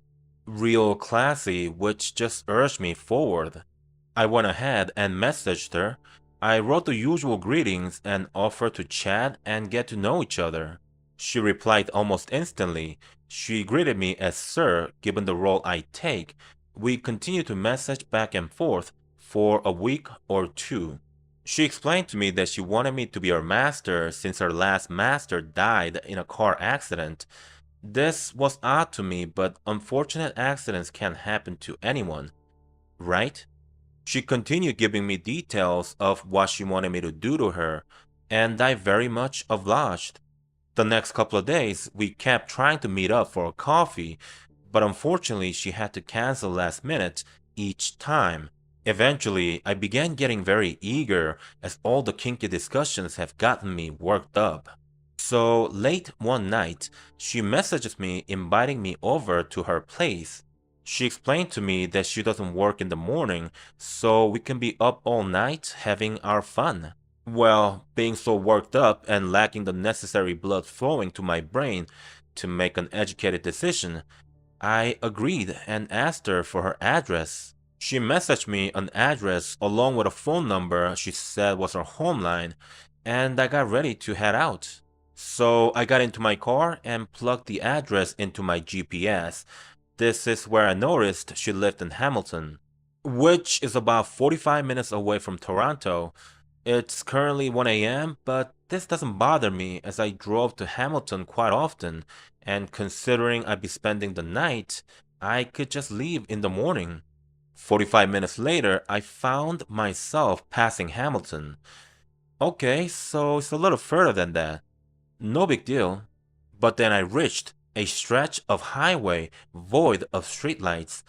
This is where I start to get concerned, as I only had my own headlights lighting my way. Suddenly, my GPS chimed in with the female voice indicating my exit. It was coming up on the right, and I feared driving into darkness of the mild comfort of the highway. The exit took me into a long dark stretch of country road.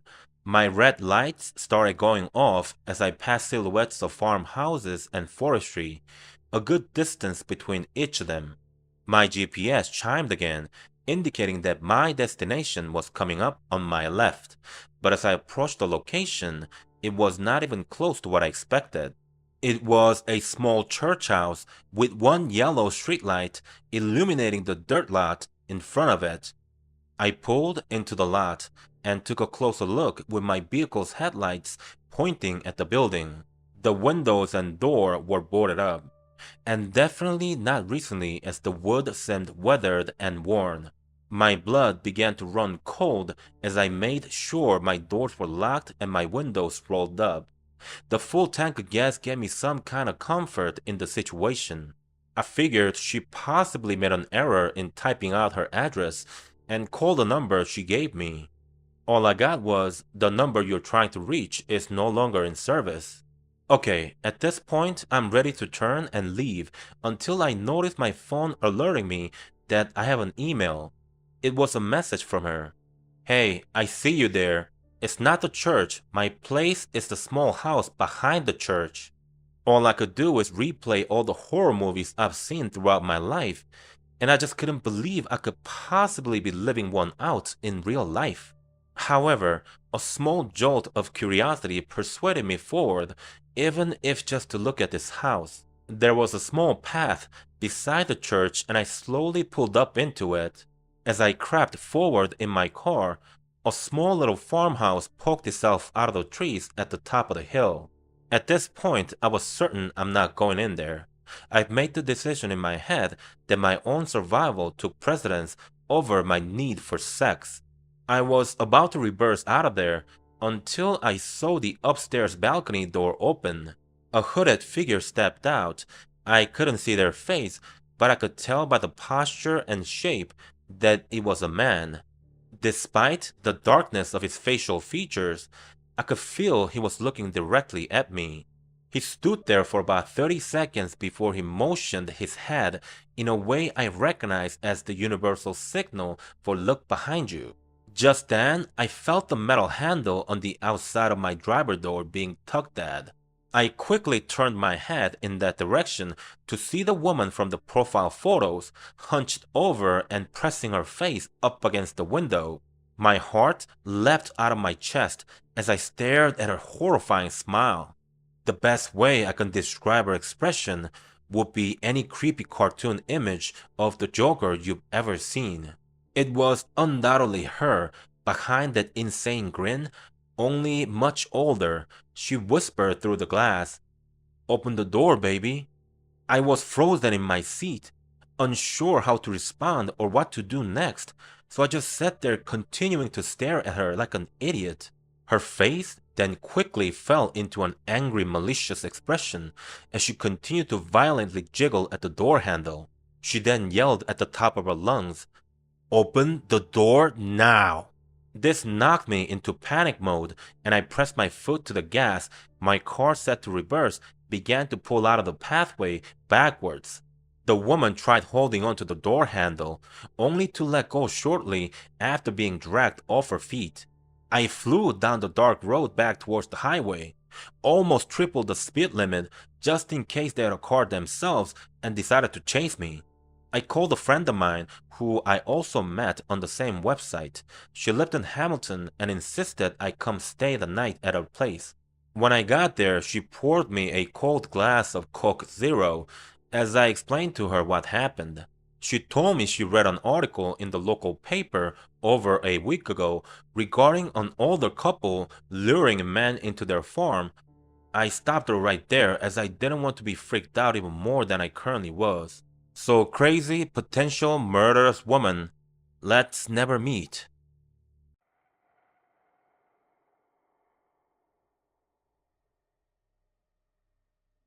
So, before I start, I want to thank the people who are reading/listening to this.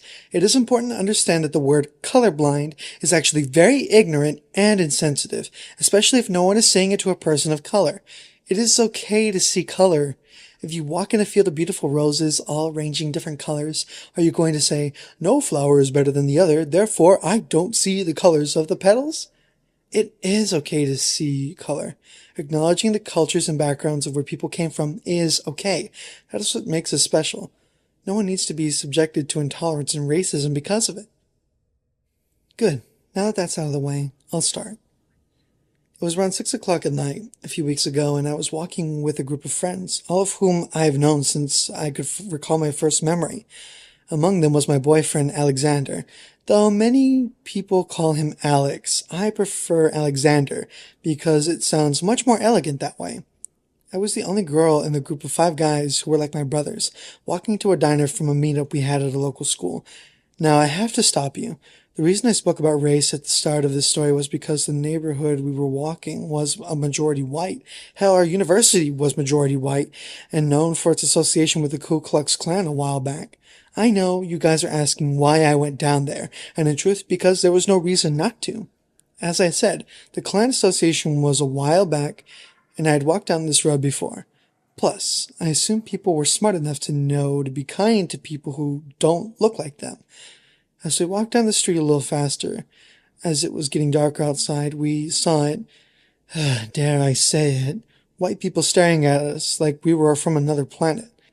Granted, our voices were a little loud, and there was a group of boys following a girl down a sidewalk. Sounds like the perfect setting for a rape, but I was fine. In fact, I made it a point, as more and more people were staring at us, to laugh and smile more than needed to express my enjoyment. As we neared the corner, we saw a car drive past us at top speed. The blur of a woman maybe in the driver's seat. I remember looking at Alexander in dismay before he grabbed my arm in such a rough fashion and yanked me back so hard. I thought he was going to rip my arm off. He gave me a look that said, yeah, I just saved my girlfriend's life. What now? I punched him in the arm and laughed. We waited as more cars drove past before we could walk. All of the car drivers looking at my friends as if we robbed a bank. Accusing eyes burrowed into our souls. It was odd, I have to admit. I don't want people to think that a group of young people walking down the street at dusk was an omen of bad times ahead. No! We were just a group of young people walking down the street, laughing and joking. No big deal. We crossed the street and continued on our hike, the breeze picking up now. I remember looking at my friend Adam's profile and saying to him, you have such a strong jawline. He laughed and blushed, hard, and a charmer I was.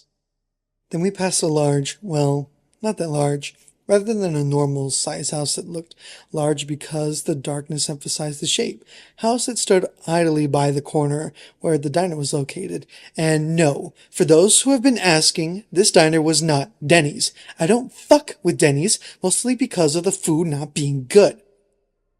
The house gave me the chills. Every time I passed it, I would feel the need to cross the street, but this time, even though I still had the feeling, I knew I was safe because I had my boys with me. We walked past the house. This time there was a woman in the yard, doing something with her rose bush at night. Okay. I was cautious to tell the truth. She was turned away from us and in her garden. At night! Like, what the fuck? Who does that? However, no matter how weird the situation was, I was raised by 2 polite people. I came to a halt, my friend Jacob running into me.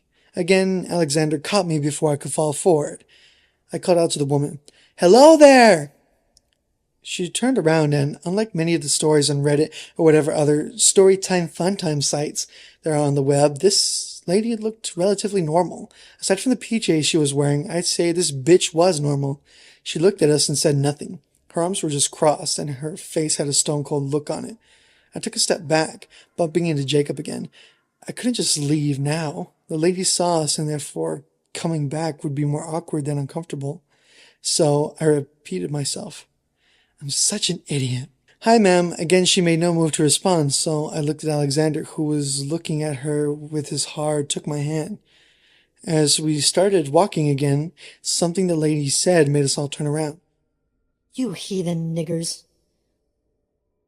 Or something along those lines. Jacob heard clearly, though. Jacob, who was a pretty big guy, not only in height but in weight, he weighed about 250 pounds and was a football player as well as a discus thrower like me. Jacob swung around and he looked at the woman. Excuse me? Jake, don't! I remember Alexander pulling at Jacob's sleeve. You niggers need to get off my lawn, the woman yelled. We were so confused. I gave Jacob a look that said, did she just call us niggers? Jacob nodded and looked back at the woman. She couldn't be much older than us, around 25 years old. The woman noticed that we weren't moving. I guess this bitch confused confusion with defiance. Hell, I bet the bitch confused 2016 for 1816. So, out of pure anger, I'm sure the woman said it again. Now I'm pissed. The only black person in the group was Jacob. I know, you guys are asking about my race by now. I'm a chocolate-covered, multiracial, 18-year-old girl. My mom is black and Arab, Israeli, Iranian, and Pakistani, and my father is Italian and black. Yes, I do consider myself black, but I was not expecting her to say nigger, and directed towards me and Jacob, who are hanging with a group of people who aren't even black. I know, you guys are asking me about the races, ethnicities, about my comrades who were with me. Well, Alexander is Indian, Adam is Pakistani and white, Quentin is Israeli and white, and Michael is Latino and Pakistani. In other words, we are all Arab or Arab mixes except for Jacob. I tell her this in less words, and the woman comes running at us with a gun she seemingly pulled out of nowhere. Alexander told me the reason he was staring at her so hard was because he saw the gun on her hip. We started to freak out. Well, I did, even though I came from a military family. My father and grandfather and uncle all served our country, and I knew what a gun looked like. I just have never been this close to one, and damn sure never had anyone charge at me with one. As we scattered, I heard a pop, pop, pop sound come from behind us. I let go of Alexander's hands and took cover behind some cars. Panting, I looked around for my friends and Alexander. I saw Jacob in the shadows looking directly at me. I put my finger on my lips in a motion that told him to shut the hell up, or we'd all get killed. I looked for Alexander and couldn't find him. I shouldn't have let go of his hand. I heard the woman approaching something a few meters away from the car I was behind. I came to a crouch and I peered over the car to see a body on the ground. No blood that I could see, just a body. I noted my eyes to see what the person was wearing and if they were breathing. They were. Just little shallow breaths, but they were breathing. Suddenly my brain registered that it was dark because I couldn't tell what the person was wearing. My heart thumped as I prayed to God that it was Alexander. And if it was him, then I prayed that he was going to live and someone from this neighborhood would come and save us. I turned back to Jacob, and I knew he could since that I was going to do something crazy. I'm not a violent person. In fact, fighting makes me cringe. I hate it that much. However, even if the body wasn't Alexander, it was someone from my crew, and they were friends and a part of my family, and I had to help them. I crept around the car, careful not to slip on the rubble that surrounded the car. As I got on the curb and looked at the person who was on the ground, I had a complete meltdown. I broke down crying and saw the body of my boyfriend on the ground. Yes, blood was present and all over his sweater vest. I noticed Jacob get up and hear his feet beating against the gravel as he ran up to the woman who was still looking at me and tackled her. I don't know how he did it, but he got her to the ground without firing the gun. I saw Michael and Quentin run up to Alexander and roll him on his back. I wanted to yell, "Don't touch him!" afraid that he would die while they were trying to save him. I'm a biology major and I knew some stuff about the human body and some stuff from TV. All that shit flew out of my mind when I saw Alexander on the ground. I ran over to him and held his hand. I remember repeatedly telling him that he was going to be fine, and next year he was going to carry our school to nationals in distance. I remember hearing him look at me, his dark glasses somewhere on the other side of the world. He had the most beautiful eyes and without glasses on. I told him, Alexander Gideon, if you die on me, I could have sworn he wanted to laugh, but probably not. There was an ambulance and police car that rounded the corner. I don't know who called or when they called, but I'm glad they did. The EMTs worked hard to keep him. I have to praise them for that. I give them props for not killing my boyfriend. Once I saw they got him stabbed, I noticed that the police car that had the crazy woman in it was driving away. It drove away, then the ambulance drove away, and just like that, the event was over. I couldn't eat after this, so I called my mother and father to come pick me up. When they arrived, I proceeded to tell them what happened between me, my friend's boyfriend, and that crazy-ass lady in the yard. And I said just that, crazy-ass lady with a gun. I'm not supposed to cuss, but I was scared and worried not only about my boyfriend, but my other friends who would have to return to the university, and for my life, because as I stated before, this area was associated with the Klan. I asked my parents to drive me to the nearest hospital as I called Alexander's parents. When I told them all I could do, as I could hear his mother sobbing in the background, was pray that he didn't lose too much blood. The EMTs told me he was shot in the shoulder, and I knew there was an artery over in that area. Now, a few weeks later, I don't care. No one but my friends, my parents, and Alexander's parents have dropped by to see him, and I don't expect racist people to do so. Alexander is doing fine and will be returning to university in a few weeks. Guys, don't fuck with racist people. Treat each other with respect and don't walk down a notorious Klan operational neighborhood at night. Not if you're black, not if you're Latino, not if you're Indian, not if you are anyone. Those guys live in their own world and will not hesitate to kill anyone, even a group of student athletes.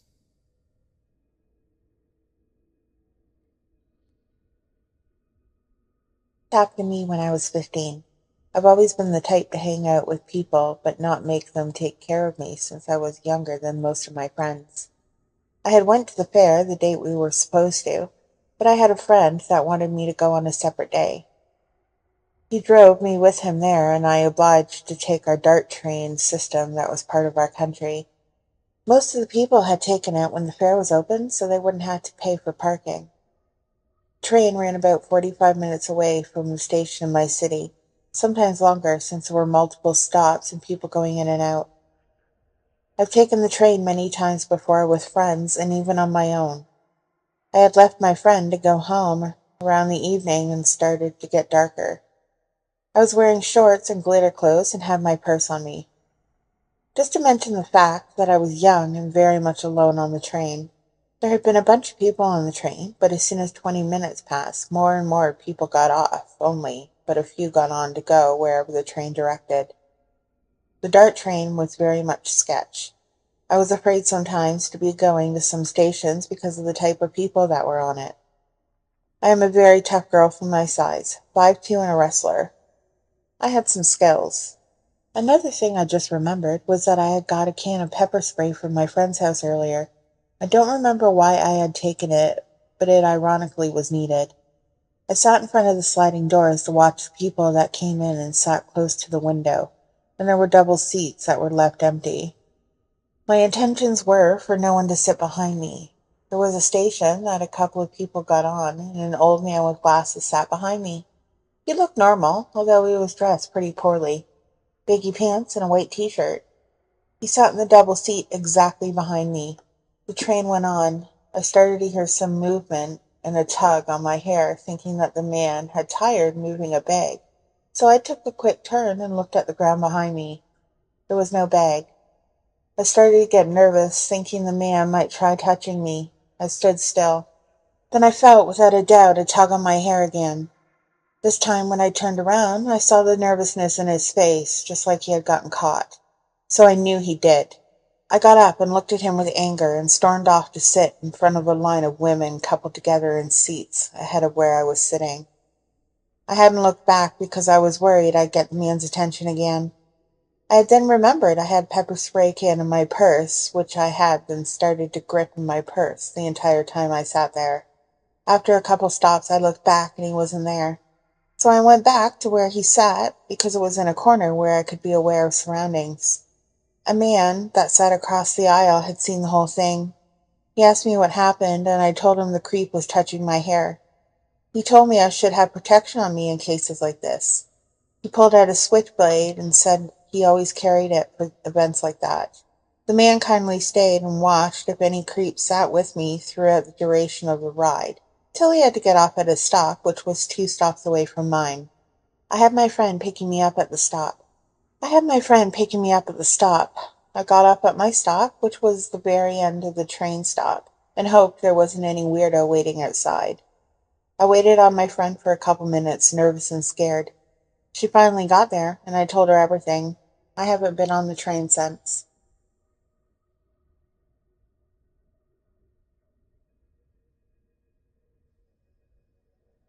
My name is Corey. When I was young, around 9 or 10, my friends and I would go to the park by ourselves. It was only a few blocks away, so our parents would let us. One day we went behind the park and saw a very big sewer pipe. My friends and I went exploring in there all the time, each day deeper and deeper. I remember one time I went to the other side of town, coming across the parking lot of a drugstore.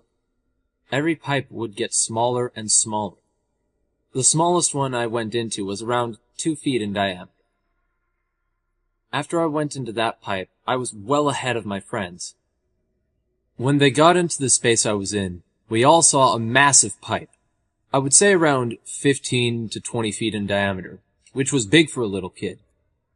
Every pipe was lit up with natural light except for this one. It was pitch black.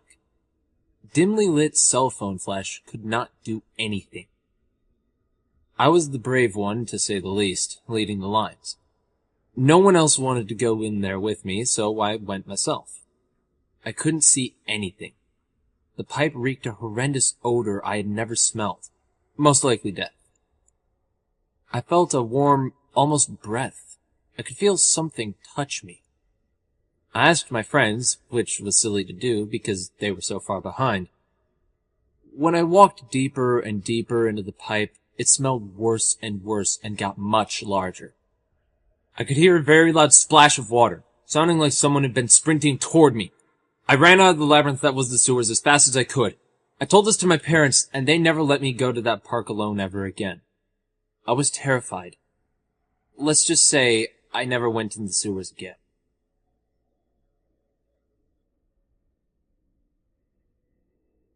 So I live in a small village in the southeast of UK. I am a 16-year-old female and quite tall for my age, so I tend to attract unwanted attention wherever I go. And in this case, it's more sinister. My house is relatively small, but large enough to accommodate for me and my family. It's not really the house that bothers me, it's the location. All of the surrounding area is neglected, and the neighboring houses almost corner us into the car park opposite. People living next door to me have always been loud, and that's all right, as noise helps me sleep, however. The new friend that comes to visit them makes their calming chatter much more tenser. He tends to bark back at their dog, create arguments out of the blue, and continuously beats the fence that separates our gardens. One night, he was being especially aggressive and loud. I, being the nosy type, decide to look out of my bedroom window, which looks out on their garden along with mine. I watched them for a while, fascinated by how they all seemed to ignore his violent outbursts and still manage to have a nice time. Tommy, which I later found out is his name, notices me and looks up. Tommy is short, bald, quite chubby, and has a lazy eye that drifts to one side when he talks. When he notices me, he smirks to himself and winks. I immediately realize how rude I am being, giving him an apologetic smile, close my curtains, and go back to bed. The next day is Monday, and I have to leave the house by 7:30 in order to catch the bus to school on time. I usually leave with my younger sister, and we part halfway as she goes to a separate college, but for some reason this one time she sleeps through her alarm. I leave the house alone, and as in the middle of winter, it's still quite dark out, which makes my solo trip quite unsettling. As I get up to the point in which my sister and I part, I look back and see Tommy's distinctive white van speeding up the road. As he approaches me, he slows down, and so I take out my earphones and turn to face him. Thinking he wanted to tell me off about spying on his evening with his friends last night, I begin to get a little nervous. He gives me the same smirk he did the night before and says, "Hey, Jenny, right?"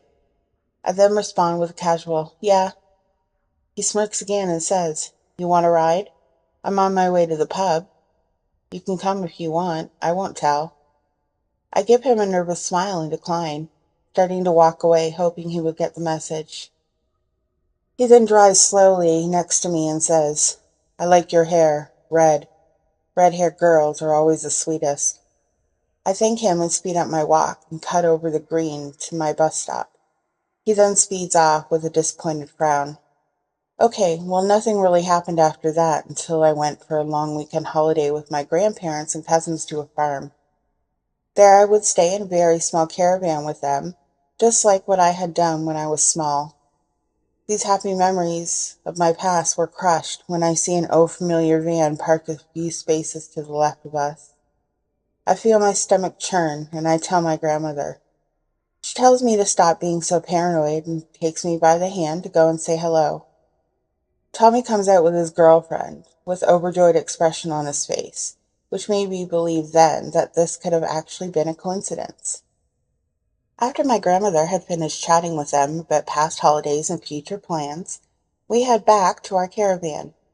The next day, Tommy is constantly looking out at our caravan and taking walks in front of us, then back again, for a few minutes every 2 hours or so. What really creeped me out was when we all went to see the animals at the farm. There were pens of animals all around this large room, with the odd hay bale nearby for us to sit with the animals and pet them. Me, being an animal lover, I sit down with a small lamb, and this helped me forget about the whole Tommy issue, until I feel the hay sink a little. I turn my head to see Tommy sitting next to me with a wide grin on his face. He started to stroke the lamb and purposely touching my hand as he does. Thankfully, my grandfather is really overprotective and saw this middle-aged man next to me. So, instinctively, he came over and sat very close to me and wrapped an arm around my back. This eased my nervousness for a while, until my little sister fell and started to cry, which left my grandfather to help her as he got up to help. I did so too, as I couldn't stand being alone with Tommy any longer. As I stood up, though, Tommy grabbed my arm and asked in a threatening tone, "Where are you going? You going to ignore me again?" I said I need to be with my grandfather, in which he replied, "Such a pretty thing like you needs to be kept clean." He then wiped the hay off my butt, whilst biting his lips slightly. I broke away from him and spent the rest of my holiday in our caravan.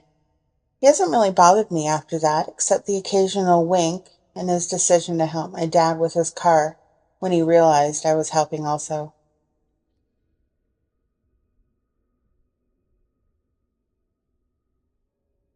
This happened to me on July 4th, 2016. I'm a 14-year-old girl who lives in the United States. I'm 5'5" and I weigh 110 pounds. If this ended any other way, I don't think I'd be writing this at the moment. I was out with my older brother. I'll call him Jason to conceal any private details. We walked out front of our house and down a block, about a 1-minute walk to the park across the lot from our house. We had brought our camera to record the fireworks for our dad, who was overseas. We couldn't make it to the actual fireworks show because our car, a 1998 Durango model, had broken down a couple of days prior. Jason and I wanted to snag some fireworks from people who were lighting them, and so we waited for about 30 minutes in the pitch black before the fireworks actually started. We hit record, and though we could see the fireworks above the tree line, the camera couldn't catch them, so we headed back to our house. My brother led the way, and I followed. We were about 100 feet from our house when we heard more fireworks. Jason hit record and started filming. We were now in front of our neighbor's house, recording the fireworks we could see from behind their roof. All of a sudden, we see flashing lights coming from the neighbor's bedroom window. I thought this was strange, but it was none of my business to begin with.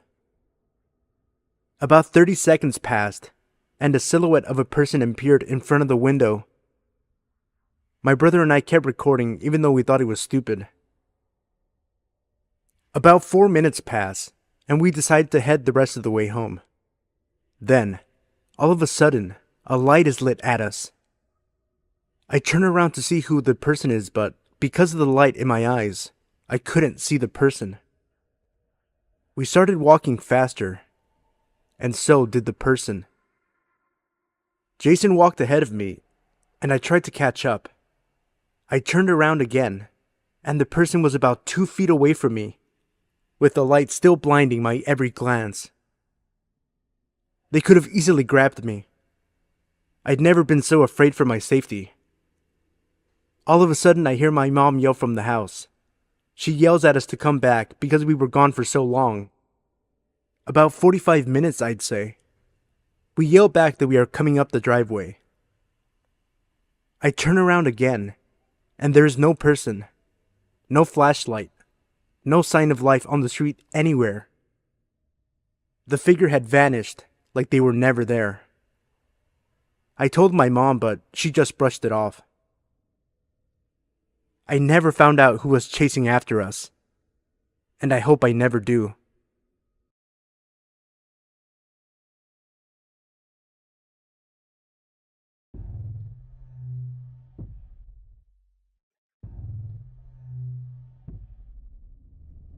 This is an experience that has bothered me for years, so I felt I should finally post something about it in case it's helpful in some way. I used to live in a subdivision in the middle of nowhere north of Divide, Colorado. Our gravel street ended in a cul-de-sac, and we were the middle house of the 3 at the end of the street, which was on the side of a hill. Because we were pretty far away from anything, I was a latchkey kid and usually was home alone for a few hours after school. This took place in the early 80s when I was about 8 to 9 years old. One day, shortly after the bus dropped me off when I got home, I saw someone pull into the driveway. I didn't recognize him, so I hid behind our wood-burning stove in the corner. He came up and started insistently knocking on the door and looking in the window. He then strangely tried the doorknob. He just wouldn't stop knocking, so I came out thinking if this guy was a burglar and saw me, he would go away. When he saw me, he asked me, through the door which had a window pane, if I could open up the door, and I replied my dad was in the shower. He didn't react and said he was there to see my neighbors, mentioned them by name. I told him they lived next door in the house on the left. He said okay, seemed a bit frustrated, but started walking away to his car. But instead of getting in his car, he started walking around my house. The house was built on the side of a hill, so it had a walkout basement. I started freaking out because at this point, this wasn't normal, and I thought he was going to try and get in through the sliding glass door in the basement, which was locked. I got ready to jet out the door and into the woods, but then I saw him come up the other side of the house, get into his car, and tear out of my driveway, up the gravel road. He never did go to my neighbors, who he said he was looking for. Sobbing, I picked up the phone and called my neighbor halfway up the street, who had a son my age and used to watch me sometimes. She had seen the car speed up the gravel road and told me to come over, so I took off running through the woods to my neighbor's house, avoiding the road in case he turned around and came back. Of course I told my parents, but I don't really think they let it sink in, and since my neighbors weren't home, they said he probably mistook the house. From my standpoint, I'm pretty sure if I opened that door, I would not be here today. No one randomly drives down my street, much less into the subdivision in the middle of the mountains where I lived, and I never saw the guy at my neighbor's house. I vaguely remember one of my parents asking my neighbors if they knew the guy based on the description. Shorter white guy, round glasses, long brown hair slightly balding, and a longish beard. But they didn't know who that might be. I've always felt he knew I was there alone, based on his non-reaction to me saying my dad was in the shower. He knew the layout of the house, which is why he walked down the side of the house to the walkout basement. He preferred not to leave any physical evidence, which is why he didn't break in. Not sure if my parents knew him or not, but because of the remoteness of the location and the fact we often played in the woods, I'm pretty sure if I did get snatched, they would have chalked it up to me getting lost/hurt wandering around. We moved out of state a year or so later. Never heard of any other local kids go missing, but I can't believe that this guy didn't try to make someone else disappear.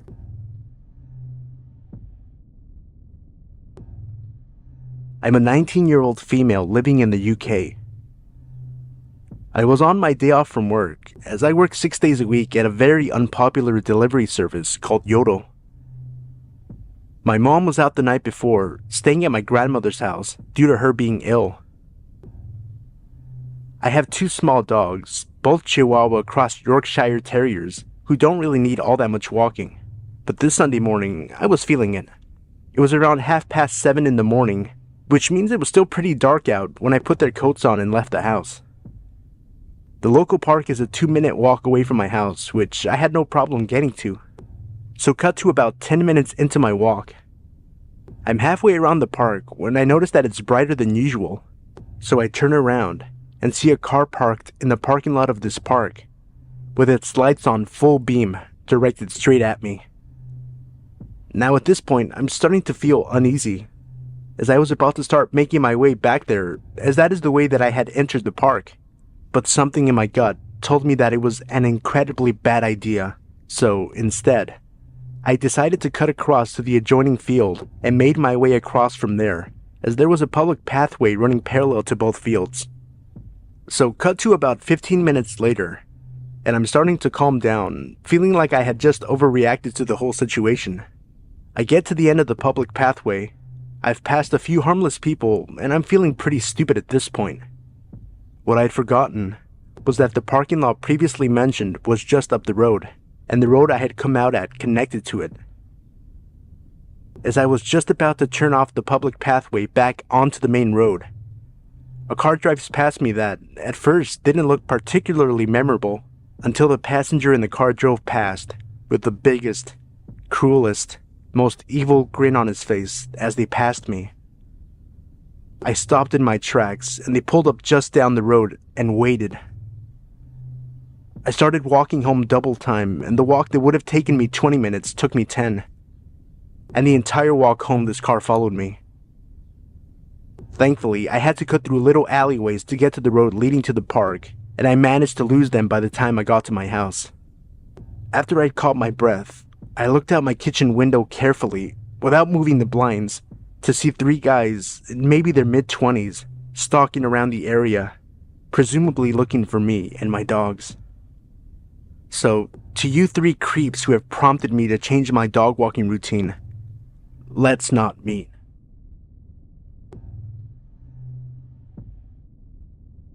In my lifetime, a lot of weird shit has happened to me. Because of my parents' job, I've practically grown up in a courtroom, and I can say that I've seen some messed up stuff. I can also say that I've almost become desensitized to some of these things. That's some background on this situation. Now to get to the story. I used to go onto Omegle and get the IP addresses of some old creeps that were under the filter children or kids. I would clearly say that I was a minor, and if they continued making lewd comments, trying to get me to do things or trying to expose themselves, I'd get their IP, send it to them, tell them where they lived, and say I was a simulated webcam used by the US government. Sometimes they'd laugh, sometimes they'd apologize, and sometimes they'd be scared shitless. I've encountered several of these guys before, but I can say that I'm very good at remembering faces. Fast forward to a few weeks later. I travel a lot, and I had just arrived in San Francisco, California. I went out to dinner with some family and friends at this popular restaurant. I sat down at the end of our table. It was one of those long tables that could seat plenty of people. There was another long table next to us. Now, I was sitting against the wall in the booth part. This gave me a great view of the whole restaurant. It didn't take long for me to realize that I was being watched. At the table next to us, there was a man, about 50 years old. He was sitting at the end of the table on the other side, so he was sitting diagonally from me. I thought he looked very familiar, and the guy was just grinning at me.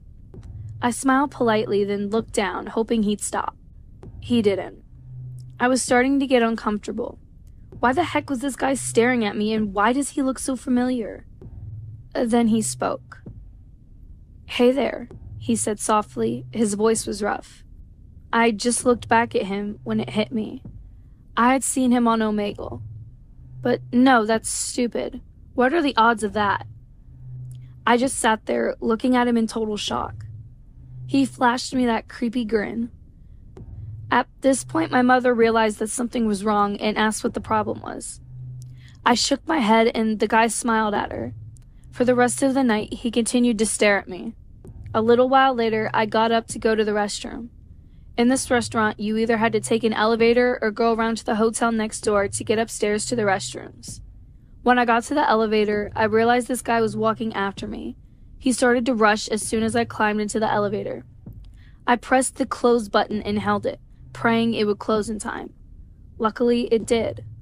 As soon as I got out of the elevator, I ran to the restroom. I heard someone coming up the stairs, so I stood leaning against the door of the bathroom trying to listen. They stopped for a few minutes, then they started again, this time going back downstairs. I took in a breath and waited a bit before booking it back down. When I sat down, he smirked at me. I shot him a glare. Finally, the guy and his group got up to leave. Of course, this guy had to drop his fork. He told his friends that he'd be right there and that he'd meet up outside. He picked it up, looked me in the eyes, grinned, and said, "It was nice seeing you," then stood up and walked out. At the time, I just thought he was a major creep and that it was really weird that I had seen him on Omegle. Then I thought about it.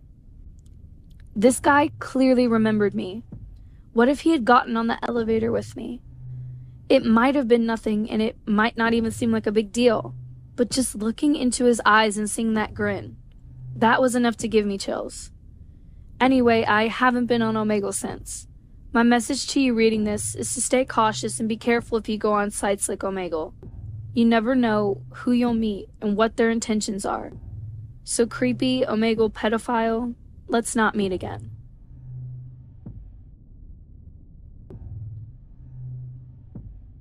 I'm a 16-year-old girl, and as many teenagers, music is basically my life.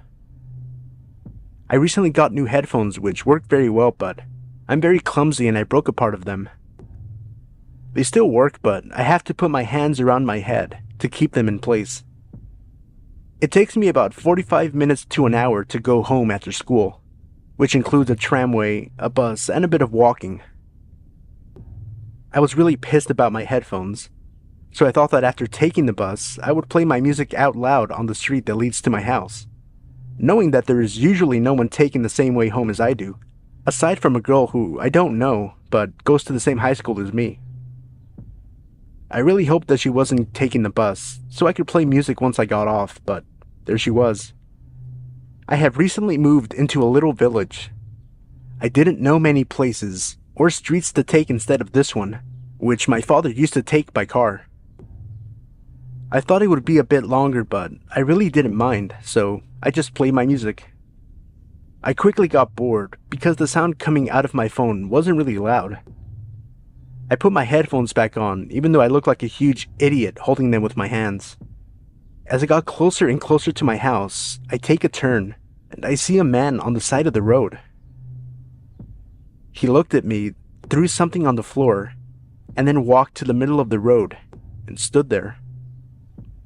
I turned my music off and listened as he was saying things, though I couldn't understand much. He was staring and talking in my direction as I passed him.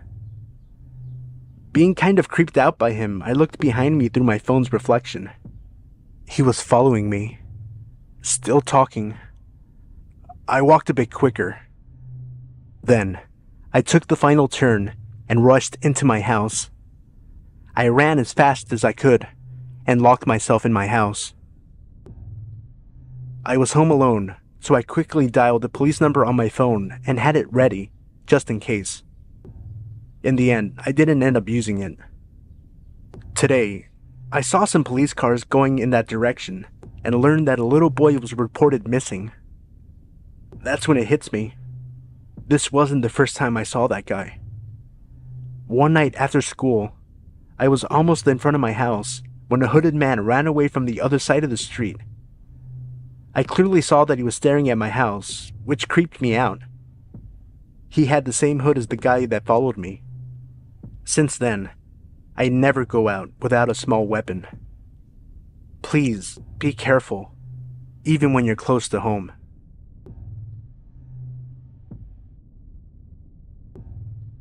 This story happened back in the late 90s when I was in 2nd grade. At the time, my uncle, my mom's younger brother, was enlisted in the U.S. Navy. Due to the nature of his job, he constantly traveled to other parts of the world. He was frequently stationed in different countries, sometimes for years at a time. Since he was usually so far away, my family did not get to see him very often. My mother and him were very close, and I had a special relationship with him as well. Every time he visited to a new place, he would send me a gift, a magic lamp from Saudi Arabia, castanets from Spain, rosary beads from Notre Dame, and so on. He was also a lot of fun, and I treasured the time that we spent together. This particular year, he received some time off and informed us he would come stay with us for the holidays. I was beyond thrilled to be seeing one of my favorite relatives. One day, while both my parents were at work, he decided to take my brother and I to a nearby mall. At the time, my brother was 12 and I was 7. We had a good time going to the various stores, getting lunch, and watching skateboarders at an indoor park. Although my uncle loved us dearly, I wouldn't exactly call him the most attentive babysitter. While the three of us were heading out, my brother and my uncle were much farther ahead of me. Both of them walked extremely fast and seemed to be engaged in their conversation. Being a very small girl for my age, combined with having Lyme disease, made it difficult for me to walk at their pace. As hard as I tried to catch up with them, I only seemed to be falling further behind. Suddenly, from the left side, I felt someone grab me. It happened in an instant, and my mind raced while trying to process what was happening. Looking up, I saw him. A face that I recall clear as day 20 years later. He was an old man, perhaps late 70s, but his face was horribly disfigured. All of his skin hung low and poured over his other features. What I remember most was his nose, which was more of a giant tumor so large that it covered his entire mouth. Looking back, it is now clear to me that he had elephant man disease. The man did not say anything to me. Instead, he crouched down to my level and put his face just inches in front of mine. Then he made the most intense eye contact I have ever experienced. Both of his hands were wrapped around my arms so tightly that I winced in pain. Abruptly, he began shaking me, as if forcing me to look at him. I was so paralyzed in fear that I could not make a sound. For some reason, I simply stood there, frozen, staring directly at him. While this was happening, the mall was by no means empty. People passed by, but they either didn't notice or didn't care.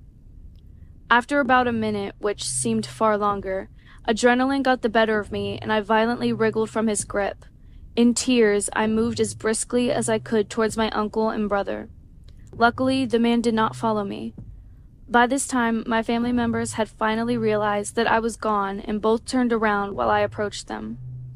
Their backs were to me during the entire encounter, so they had no idea what just occurred.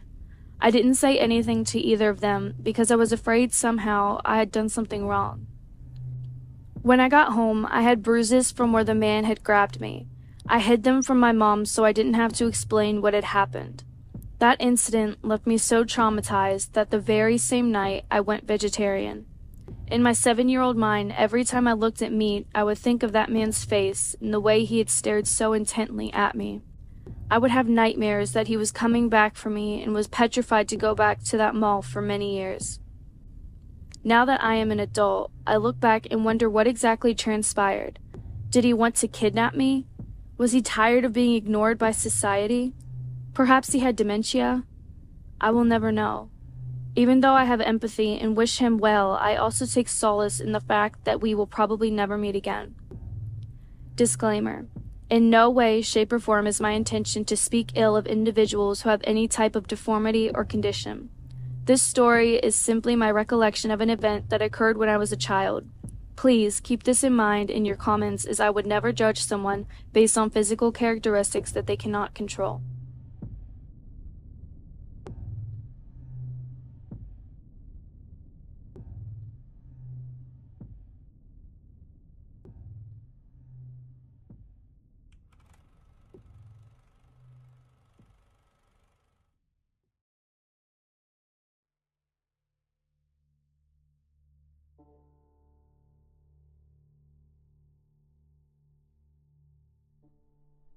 First of all, I just wanted you all to know that I've been reading Let's Not Meet for a while now.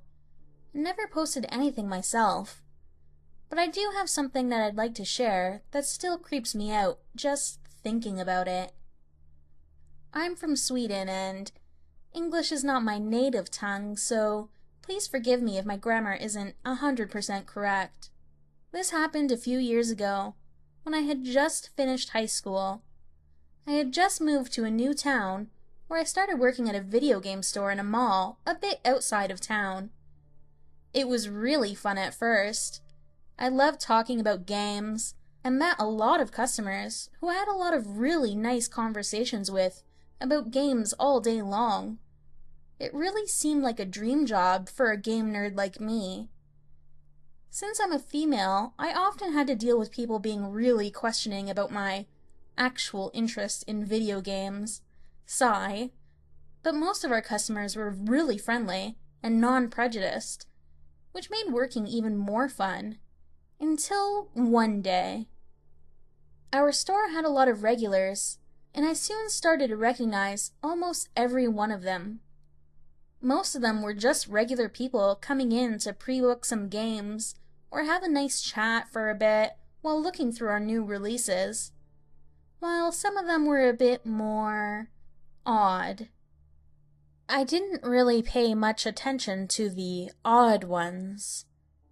They didn't really do anything besides acting a bit weird, asking weird questions and stuff. One of the odd ones usually came in every day to help me sort all games in alphabetical order, which made me glad. I often had to run the store all by myself and had little time to do that kind of work between customers, unpacking boxes, and all the store marketing. He didn't really speak much, but I'm a very social person, and naturally I talked a lot to him and made a lot of jokes, which he seemed to appreciate in his own quiet way, like it was uncommon for him to have someone to talk to him at all. I thought he seemed nice, and assumed that he just had a hard time socializing with people, so I tried my best to win his trust, and to not say anything that would make him uncomfortable. But one day, he started to act a bit more weird than usual. It was a regular day at work, and the guy came in as usual, asking if I needed help with anything. I appreciated his offer, but gladly declined, and said that I had everything under control. As I started my daily routine in the store, marketing new releases, cleaning the floors, etc., I started to notice that the guy was following me around. He was really quiet, and every time I turned around, or noticed that he was staring at me, he looked away instantly. I didn't really think much about it at that point. I had too much work to do, and kept on doing my routines and dealing with other customers. But he kept following me around, always staring right at me. After a couple of hours, I noticed he was still around. I guess I'd been too busy to notice him, but he was still in the store and still staring at me. I was about to close up when he started asking some really weird questions, like where I lived, if I had a boyfriend, what my full name was, and if he could add me as a friend on Facebook.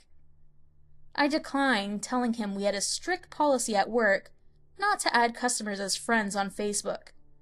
Which I faked. There really isn't any policy. I just didn't know what to say, and his questions started to make me feel really uncomfortable. I told him politely that I had to close up the store. He nodded and started to walk away, slowly, turning around every now and then to see if I was still watching him. I closed up, went home, and didn't really think much about it. I told my current boyfriend at that time about the guy and his strange behavior. He sat quiet for a bit, but after a while we both agreed that it really wasn't anything weird going on, and we both went to sleep. The next day seemed like any other day at work. I had just started doing my daily routines when the guy showed up again. I said hi, trying to sound as positive as possible, but he didn't answer me. He just quietly started to sort our games in alphabetical order, like he usually does. But I noticed that he was always keeping an eye on me. At this point, I actually started to freak out a bit, but luckily, it was a Saturday and I had a lot of customers, so I was never alone in the store. The day went on really quick, and when it was time to close up, there he was again, right in front of me. This time, he wasn't really as quiet as usual, though. He started to ask for my full name again and demanded that I would add him as a Facebook friend. I once again declined, and that's when he started to become a bit more threatening. He told me that he needed my address and said that he needed to know exactly where I lived, which I refused to answer.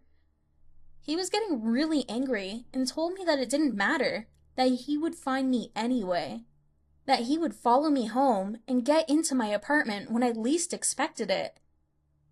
I started shaking while he was screaming at me, when finally 2 guards doing their routine stroll around the mall came by and asked if everything was okay.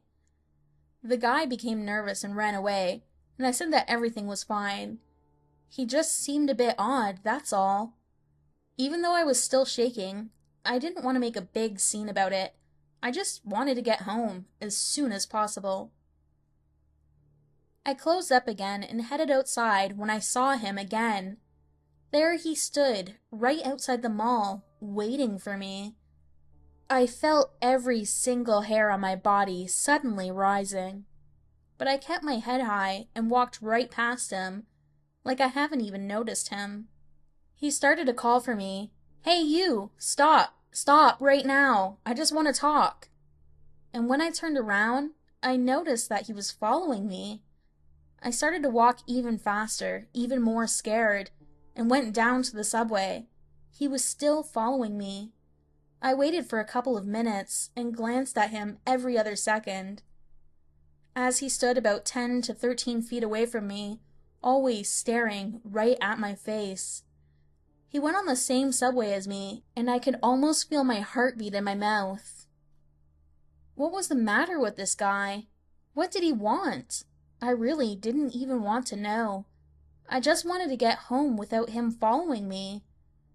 I texted my boyfriend that I was followed, and he told me to get off at the station before mine, and that he'd meet me there.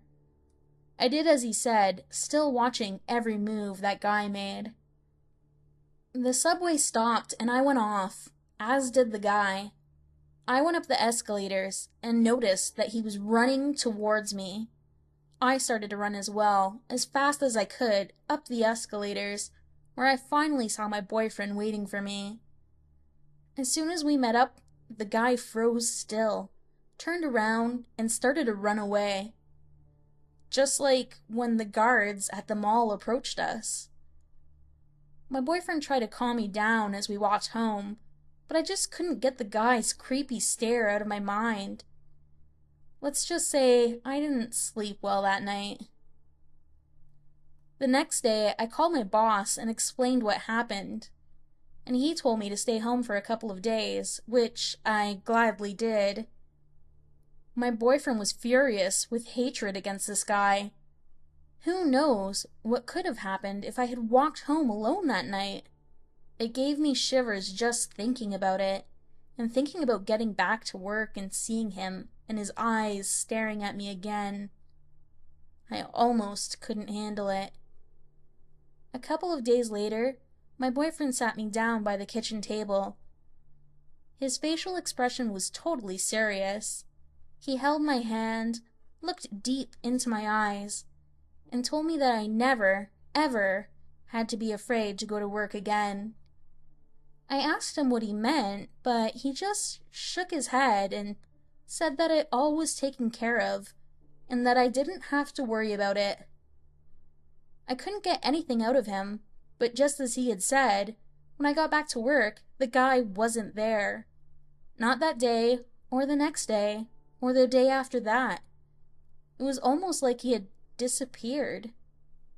I didn't ask my boyfriend until years later about that guy again, and what he had actually meant when he said that it was all taken care of.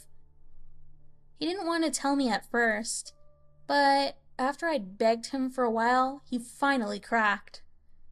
I think it's accurate to mention that my boyfriend had been involved with some kind of gang before meeting me.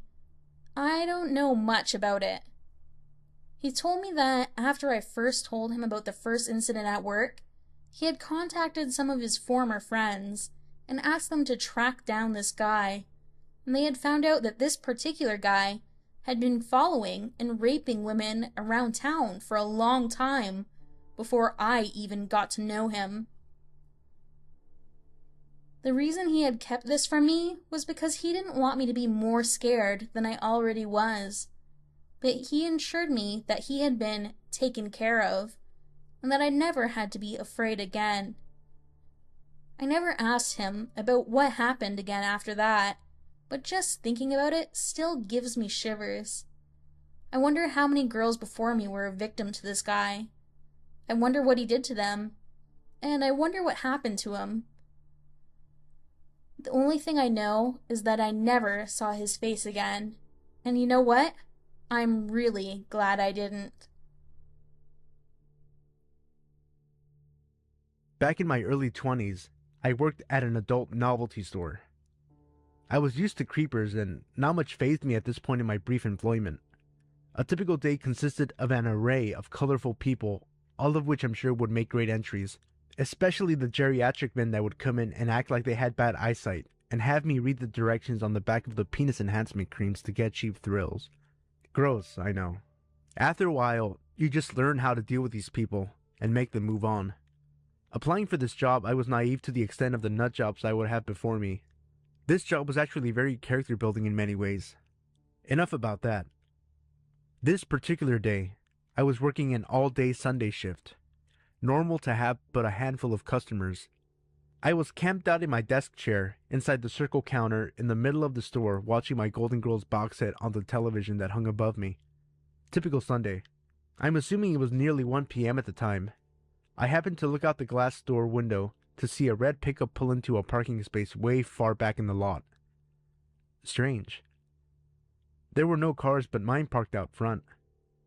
The store was completely isolated except for a 7-Eleven caddy corner separated by an alleyway. I was all alone. I see a skinny guy get out and starts to slowly make his way to the storefront. He comes in, I greet him, and he just stands there. I turn away from him, enough to keep him in my peripheral, then he slowly proceeds towards me. He makes his way up to the counter and I'm now facing him. He had bloodshot, watery eyes, dressed in baggy clothes and a cap. He hands me a wad of dirty crumpled money and says in a monotone voice, "I found this in the parking lot. I want to give it to you in case someone wants to reclaim it." I said for him to keep it. He did not bend over in the lot to pick anything up on his way to the store. I also found it strange that he parked so far away. I was onto him, but already getting creeped. I just wanted him to go away. He gave me a sick feeling. Considering the clientele, this was a big deal. He told me to take the money several times, and he was so persistent. Wanting him to just get the hell out, I took the money. He then said to me, "Whatever you do, don't give it back to me." I said, "Okay." He starts to slowly walk out, and just as he reaches the door, and I'm about to sigh my breath of relief, he turns and inches his way back towards me. "Can I have that money back?" he asks. "I thought you said you didn't want it," I replied. "I don't," he said. "Okay, I'll keep it here for safekeeping." This went on for a few solid minutes. I knew I was dealing with a real piece of work, and he kept trying to get behind me, and I was wheeling around in a circle so I could face him at all times. His eyes were so intense and fixated on me the entire time. When he finally left, I was shaken because he was so eerie. I looked down at the filthy, tattered, crumpled money and counted out 6 $1 bills. What the hell? I thought. But I shook it off as another day in the life at the sex shop. A couple of hours go by, and I had swept all the previous weirdness under the rug. It was a slow day, and the store was dead. Then, lo and behold, in he slowly walked. Again. My heart sinks. I grab my phone. He walks up to me and asks if anyone had come in to claim the money. I say no, and point to the money on the counter. Believe me when I say I did not want this money for myself. He then asks for it back. I said that I thought he told me not to give it back. I felt like this was some weird, sick game I was involved in, and his character was so off-putting and unpredictable I felt like I really needed to play along. He then proceeds to beg me for the money, saying he needed it really bad. I broke. I hand it to him. His eyes burn into mine, his face expressionless and voice flat. I told you not to give it back. I froze up. We just stared at each other, and I was picturing gravestones in my head. It felt like eternity. Then a couple walk in. That's when he grabs the $6 and leaves. I'm pretty sure something bad would have gone down if people hadn't come in. He never lunged at me, but there was something sinister about him. I told my coworker shortly after. She said it happened to another girl that worked there too, but he didn't stick around because there was 2 people working. A completely different type of freak than I was used to. I had another creepy incident, with a man pleasuring himself in front of the glass windows at night after I had locked the doors. That one I had no questions to involve the police, and I quit. That was a weird little moment of my life. I have several stories I'd like to put on here. This is a good tame one for me to break ice. Creepy menacing guy with $6. Let's not meet again. Never. I'm a 26-year-old female who's about 5 foot nothing and generally harmless looking. I have no idea what it is about being seemingly harmless, but it tends to attract a whole array of bad news. Don't believe me? Go ask a soft-spoken tiny girl who gives you the first impression of, "Isn't she just adorable?" And more than likely, she'll have enough stories to make you worry about your sanity. This is compounded by my overall attitude of, "I'll be sugar, rainbow, and sunshine right up until you give me a reason not to." A job in retail makes the whole mess about as fun as bamboo splinters under your fingernails. Whoever came up with the idea the customer is always right needs to be shot, resurrected, and shot again. That said, I'll do anything within the limits of my job for a customer. I like helping customers out. Most retail workers do. A little lesson is to be had here for those who have never worked in a service-based company. Most employees want to help you. Let them, and you'll both walk away from the encounter in a much better frame of mind. If they don't, you should ask yourself if it's a situation beyond their control. If the answer is even anywhere close to it might be, let them off the hook. I've seen too many retail employees get a look of dread on their face when something goes wrong as I, myself, am out being a customer. It bothers me every single time because I know what it's like to think, great, now I'm gonna get yelled at and called names for something that isn't my fault. Or if they're mad enough, they might even call in about me, and then my boss will be wondering what in God's name I'm doing. You know what said employee can do about it? Sit there and take it, while apologizing for your inconvenience. But I digress. I work as an overnight supervisor to a 24-hour drugstore. We get plenty of creepy people in, being a fair-sized city with only 2 24-hour pharmacies in town. I have some really weird stories. Maybe I'll tell a few more at a later date. The evening of this particular incident had me working on a Saturday night with 2 other front-end employees. Saturday nights mean ad tags. We overnighters, the few, the lucky, are the ones stuck with this joyful job. It means 10 hours of monotony and a lot of back and forth around the store. Usually the nights pass with some regulars and some meth heads drunks, some regular meth heads drunks, and the occasional sick person or person with a sick loved one at home. Most intoxicated persons are in and out like a flash. But I've noticed, the more out of their wits they are, the higher the potential for creepy is. So you learn to watch the ones with nervous twitches. It was about 1:30 a.m. when this taller, wiry man walked into my store. His brown hair was cropped pretty short, and he was dressed fairly casually.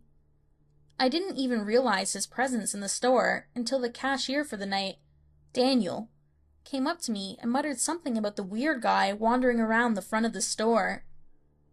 Daniel is middle-aged, but mischievous and crotchety are two very apt descriptions of him. You never quite know when he's just stirring the pot, so I searched the guy down to see what was bothering Daniel. I'd been thinking it was more than likely he'd noticed something strange about the guy and was worried about shoplifting. This would not be the first or last time his so-called shoplifter turned out to be some poor, exhausted father or husband sent out to get cold medicine. I found him pacing along the front wall and asked if he needed any help in my cheeriest customer service voice. The moment he turned around, I froze. This man radiated subdued violence. It surrounded him like an aura of menace. I couldn't pinpoint what was bothering me. The weirdly still expression, maybe? Or the way he was standing. He was unnaturally tense during my whole experience with him, like he was ready to go off at the first provocation. Truthfully, I still haven't quite figured it out, but he was just off enough to send up red flags just looking at him. Immediately uncomfortable, I was all too happy when he muttered, "No, I'm, just looking."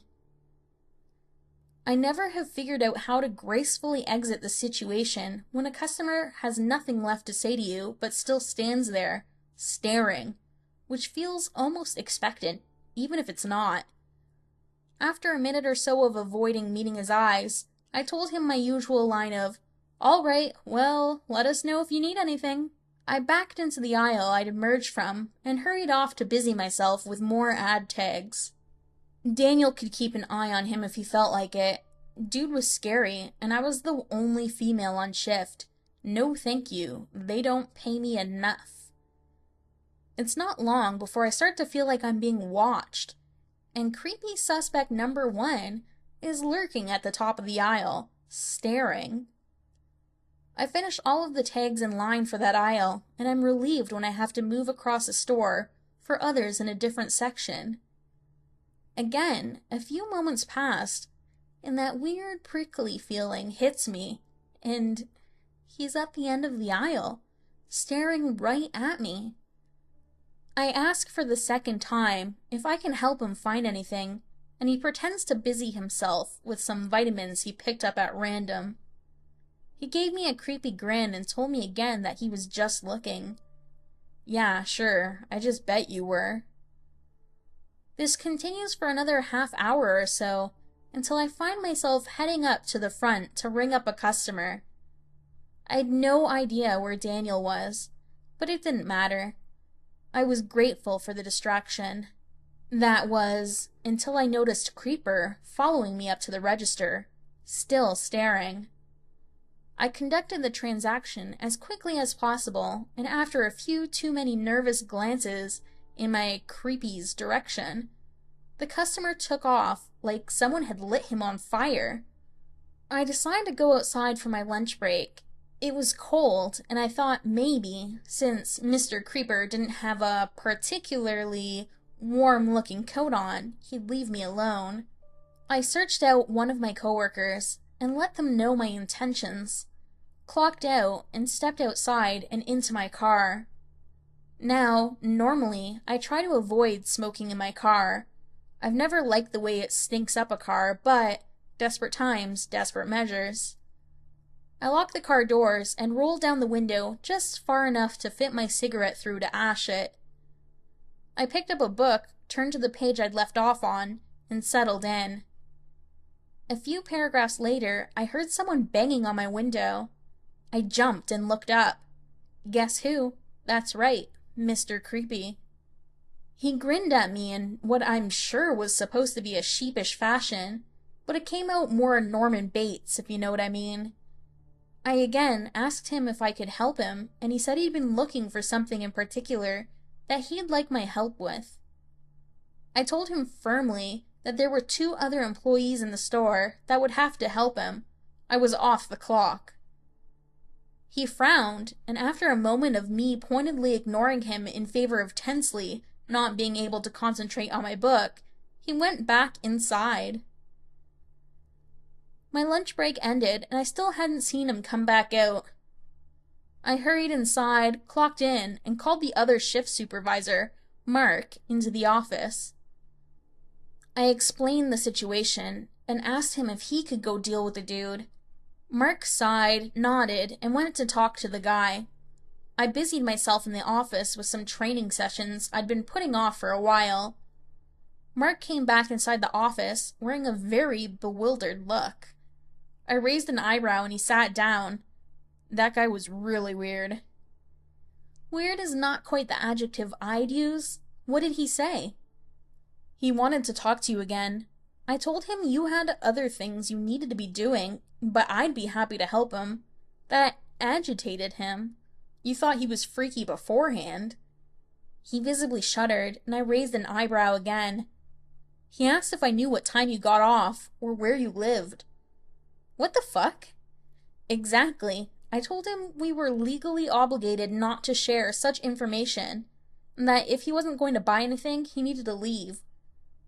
Then he left. I followed him out just in case. He was looking around your car until he noticed I had followed, and then he got in his car and left. I decided I wasn't going to stick around to see if he was going to come back, and noped out of the rest of my shift. Shortly after, my store set up a guard contract with the local police department, and I haven't seen him since.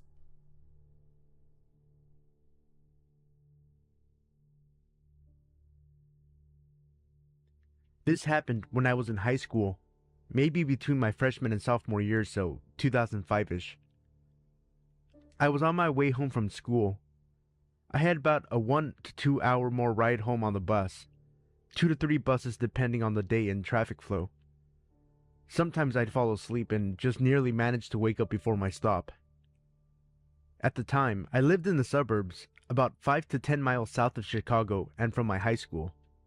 This day, it was 4 or 5 p.m., because that was usually about the time I'd be walking or getting home. I know that it was quite dark and kind of chilly outside, being that the clocks had been set an hour ahead for the fall/winter months.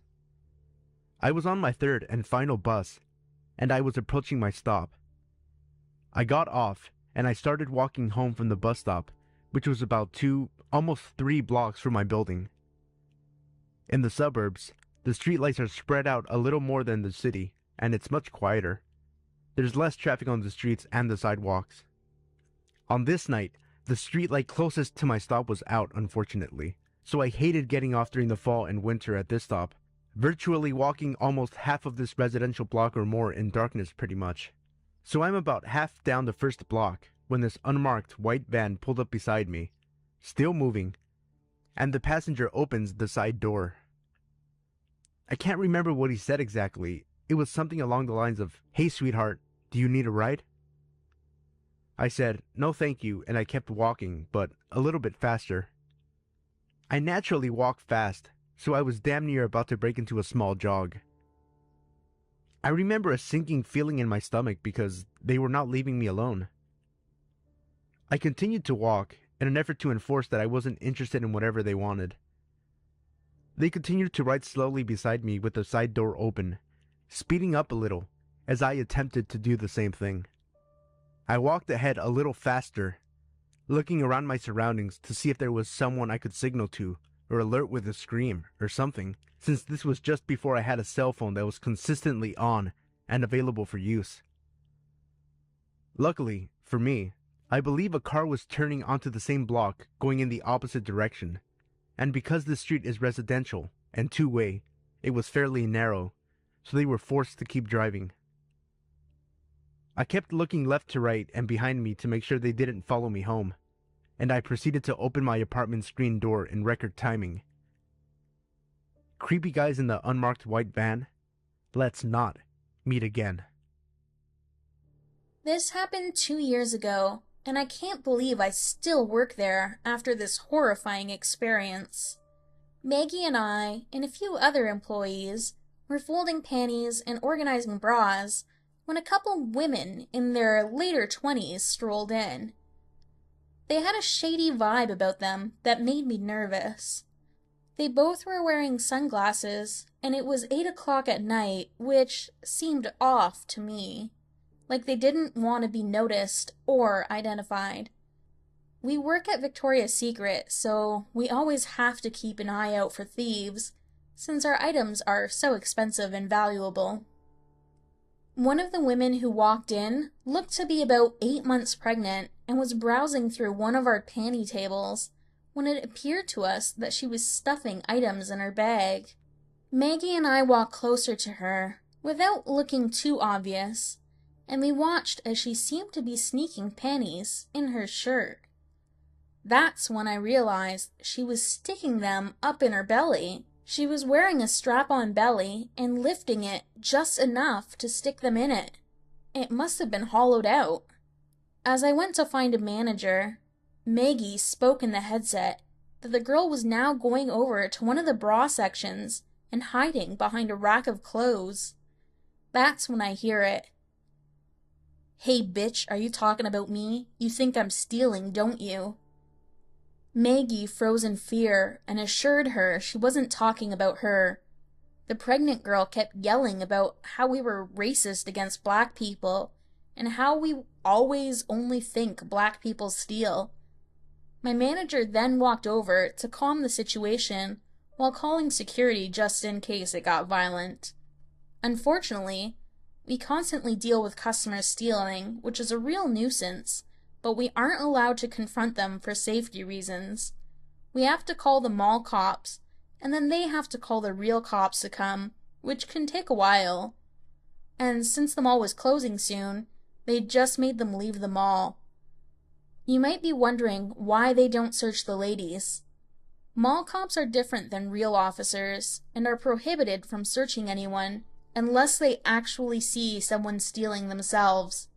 So, security came and escorted the pregnant lady and her friend to one of the exit doors, and then came back to make sure we were okay. We were fine and thought it was over, but come to find out we were wrong. Maggie and I were off at 9, so we clocked out and walked out of the store talking about how awkward that was, and how clever but weird it was that she was wearing a fake belly. It's so scary and disturbing the lengths people will go to steal merchandise. That's when we hear, "That's them!" Maggie and I look behind us and see the pregnant girl and her friend with 3 big black guys. One of them is carrying a knife and they start sprinting at us. They yelled a bunch of profanity at us and threatening that we were going to be sorry for what we did. Maggie and I start booking it as fast as we can to our cars, which were parked close to each other, while screaming in fear. Thankfully, they were far enough away that we were able to get to our cars and drive off before they got us. They definitely had a grudge against us for the store incident, and they wanted to hurt us.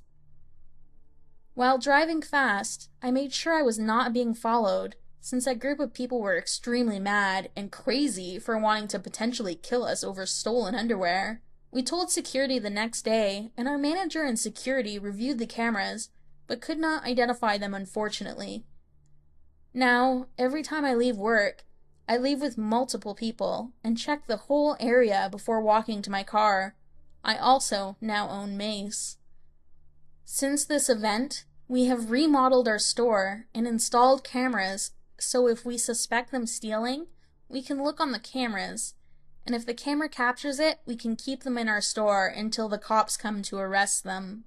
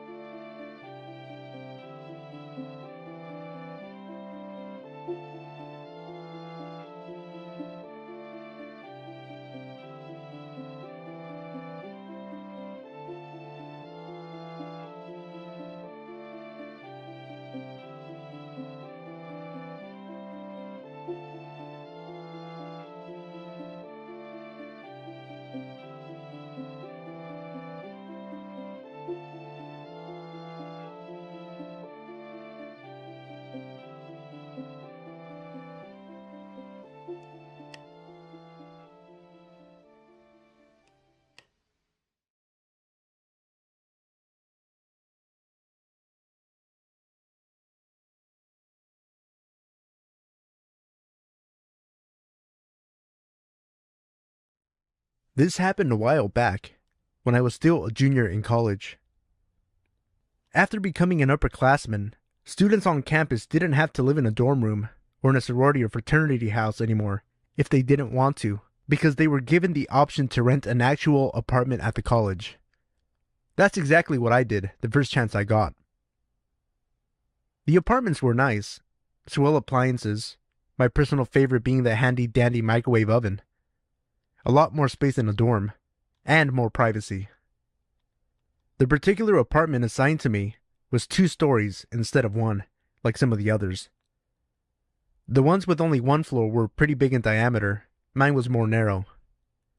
It was great, and I kind of felt like more of an adult because I had house keys. Anywho, I had quite a bit of classes, clubs, sports, and other miscellaneous activities during the day, so I wasn't home a lot during the week.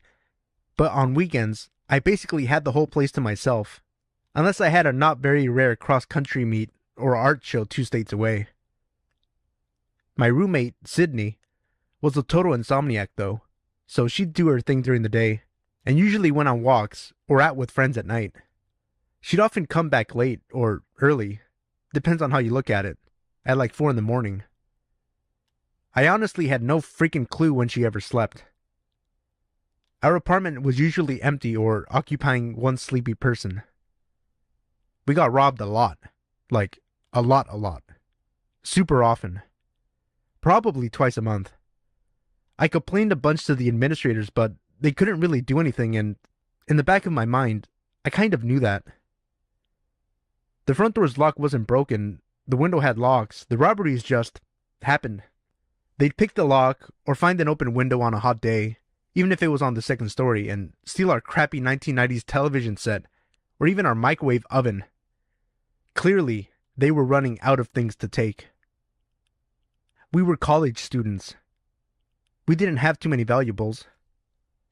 I mainly complained because it wasn't really the ideal situation, but I'd never woken up to see anything stolen, and Sid never woke up because she was always awake, so the majority of the robberies were in broad daylight when I was at class, which was a little strange.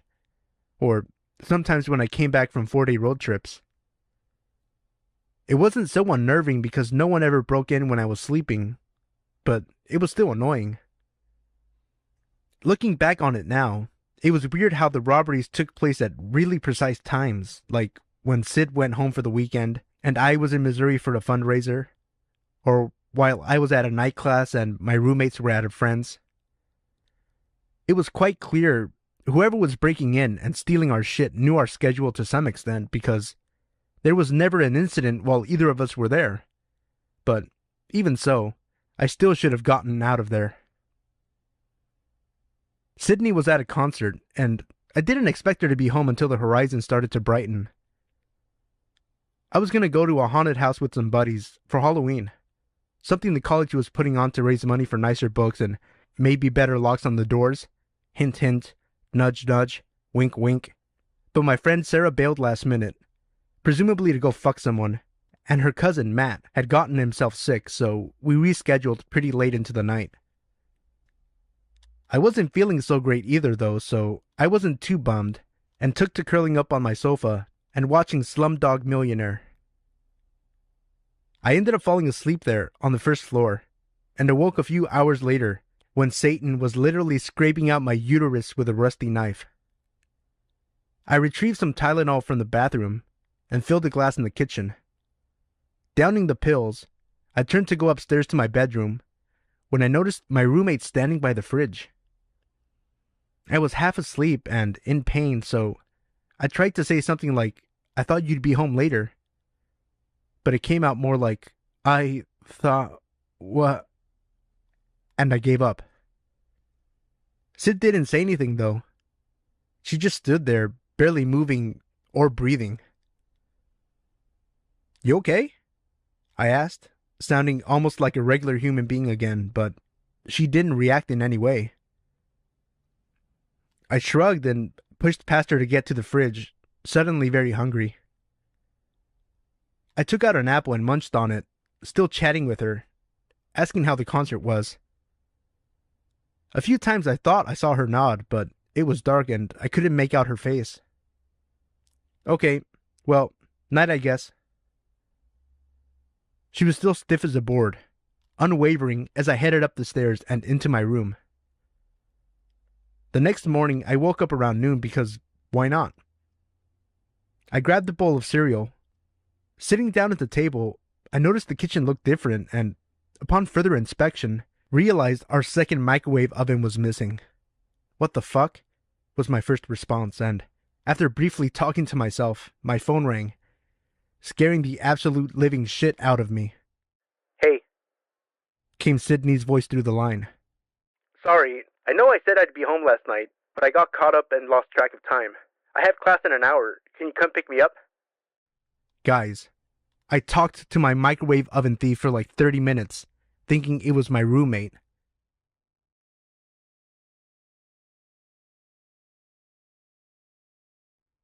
This happened to me when I was 14. On this day, I had just gotten home from school. My brother didn't ride the bus home that day, and both of my parents were still at work, so I was home alone. I think I had been home for about 45 minutes at the most. I remember that I was watching TV and I got up to get a snack. When I was walking back to my couch to sit down, I looked out my window only to see a man standing outside in front of the mailboxes that were at the bottom of my driveway, and he was looking into my house with binoculars. At the very least, you could say that I was scared shitless because why the fuck would someone be looking into my house with binoculars? Once I saw the guy, I ducked under the window, hoping to God that he hadn't noticed that I saw him. I crawled over to the phone and proceeded to call my brother. When he answered, I started crying into the phone, asking him where he was and how long it would be until he got home. My brother, of course, was really concerned and asked me what was wrong, and I told him what was happening. My brother was furious and told me he'd be home as fast as he can. Unfortunately, my brother said he had just left the school, and the walk from my high school to my house is about half an hour to 45 minutes, depending on how fast you're walking. Of course, I was very thankful to have my two protective dogs with me. They're both pit bulls, so to all of those out there who own pit bulls, you know how protective they are. They'll take a life if they need to. After I hung up with my brother, I decided to watch the guy for a good 2 to 3 minutes. Now, you might think, why didn't you call the cops? Well, for the simple fact that this man isn't actually causing any harm to me, so I can't just call up the police station and say that a man is looking into my house with binoculars because they can't do anything. And also, I'm not the type to call the cops unless I feel that my life is actually in danger. Out of some sort of luck or something, the guy didn't actually try to do anything. He just walked off like nothing had happened. Now, some of you might think that this story wasn't actually that scary, but if you were a 14-year-old girl and you were home alone, and some guy was looking into your house with binoculars, you might be a little scared yourself. What made it so scary for me was that I really didn't know what this guy's intentions were. Was he seeing if someone was home? Was he going to try to break in and rob us? I really don't know, and Honestly, I don't know why anybody would try to rob our house anyways, because if you knew what my house looked like, it wasn't the type of house that a person would want to rob. Nothing really made any sense. I'm just glad that nothing happened to me and that I haven't seen this man again since.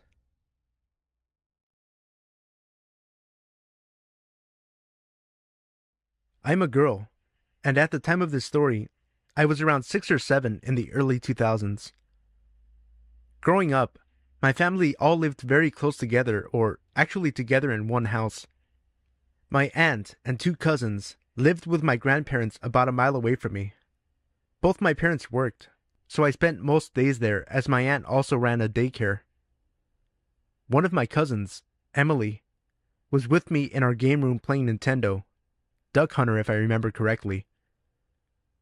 All the other kids had gone home, and my mom was expected to pick me up soon. Some other backstory, our family had a mechanic/handyman, Steve, since before I can remember, and they still use him today. Even though he's a total crook and never completely fixes anything, he's more duct tape than anything. Anyway, while we were playing games, the landline rings, and Emily answers it, as she was the older kid, at 10. She asks who it was, but she didn't tell me what they said. Then, they must have asked who was with her because she said I was, and for some reason gave my age. The man on the line said hello, and I said hi back. He asked if I knew who he was, and I replied, "You sound like Steve." Steve was always hanging around the house just waiting for things to break so he could get paid to fix them. Steve said I was right. He told me to go to the bathroom and lock myself inside. Being a stupid 6-year-old and believing I was talking to an adult I knew, I did it. What comes next is still a bit of a blur. My mom had arrived right when I went into the bathroom and found out what I was doing from Emily. Steve told me to unlock the window that was above the toilet. I saw a shadow through the distorted glass. My mom pounds on the door, yelling, and the shadow disappears, and a trash can under the window outside falls over. I let my mom in and wonder what all the fuss was about. When I remembered this story years later and asked my mom about it, she told me that Steve never called and that there were several kidnappings of little girls in towns around the same time as this incident.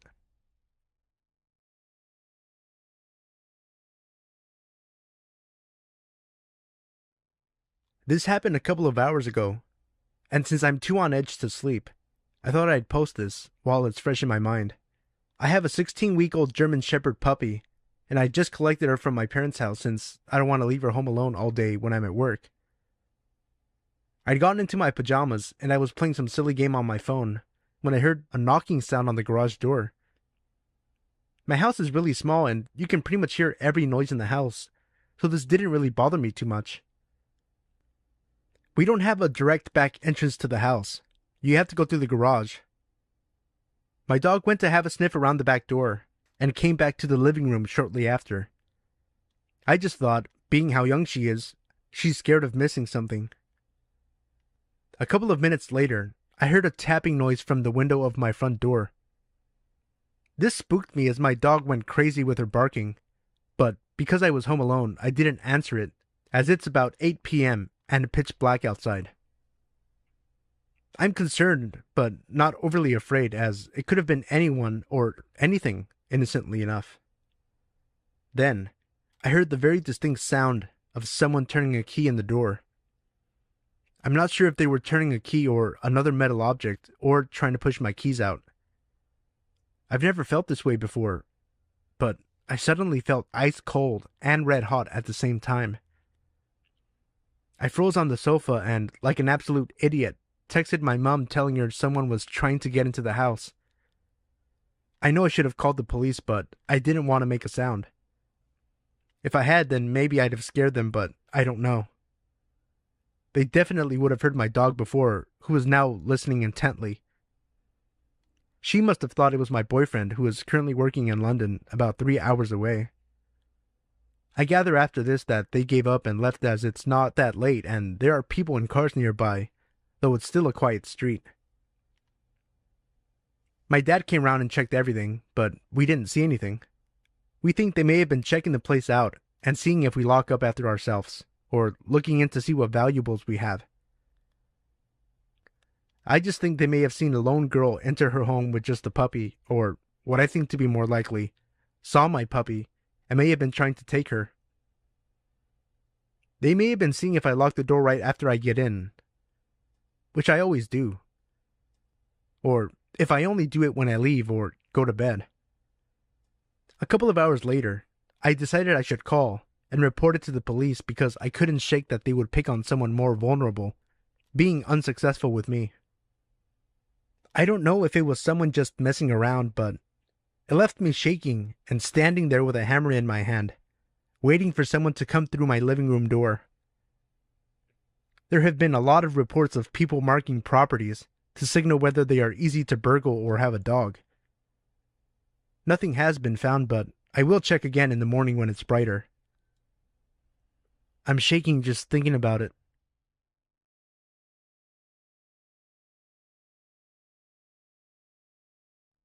A little bit of background. I'm a 22-year-old female, and I just moved to a small town from a big city with my dad.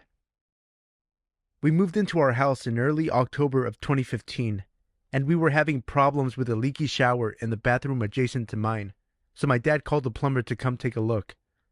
The plumber arrived around 8 a.m. the following day, while I was getting ready for work in my bathroom. My dad let him in, so I hadn't gotten a good look at him. My dad then goes down the street to gas up his car, and then leaves for work, leaving the plumber to do his job in the bathroom. My bathroom is just a toilet and vanity, with a door leading into a shared shower room that has another door leading into my dad's bathroom. So, while I was getting ready, there was only one door between the plumber and I. I guess he figured out that there was a lady in the house due to my hairdryer. Next thing I know, my bedroom door is opening and closing, and there's a very tall, very wide, very terrifying man with more legs than teeth locking my door from the inside behind him. He then walks 5 feet towards me and stops in front of my bathroom door. I freeze. He stands there, staring at me for the longest 30 seconds of my life. He hits me with the widest, untoothiest grin and literally looks me up and down multiple times. I hear the front door open and close, not knowing then that my dad had forgotten his wallet, and the plumber pivots on one foot in a twirly motion and unlocks my door and walks out. My dad runs in my room, asking if that guy had really just been in there, and goes to run after him, but the guy walked right to his truck and left without fixing our shower. My dad immediately calls the company we hired the plumber from and asks them to send someone else, not that guy. He tries to explain what happened to the manager. The manager proceeds to tell my dad it was our fault the man locked himself in the room with me because I didn't lock him out of my room in the first place. Sorry, I didn't know I needed to lock myself away in order to not be creeped on by a supposed professional. Just terrifying to think of what would have happened if my dad didn't forget his wallet.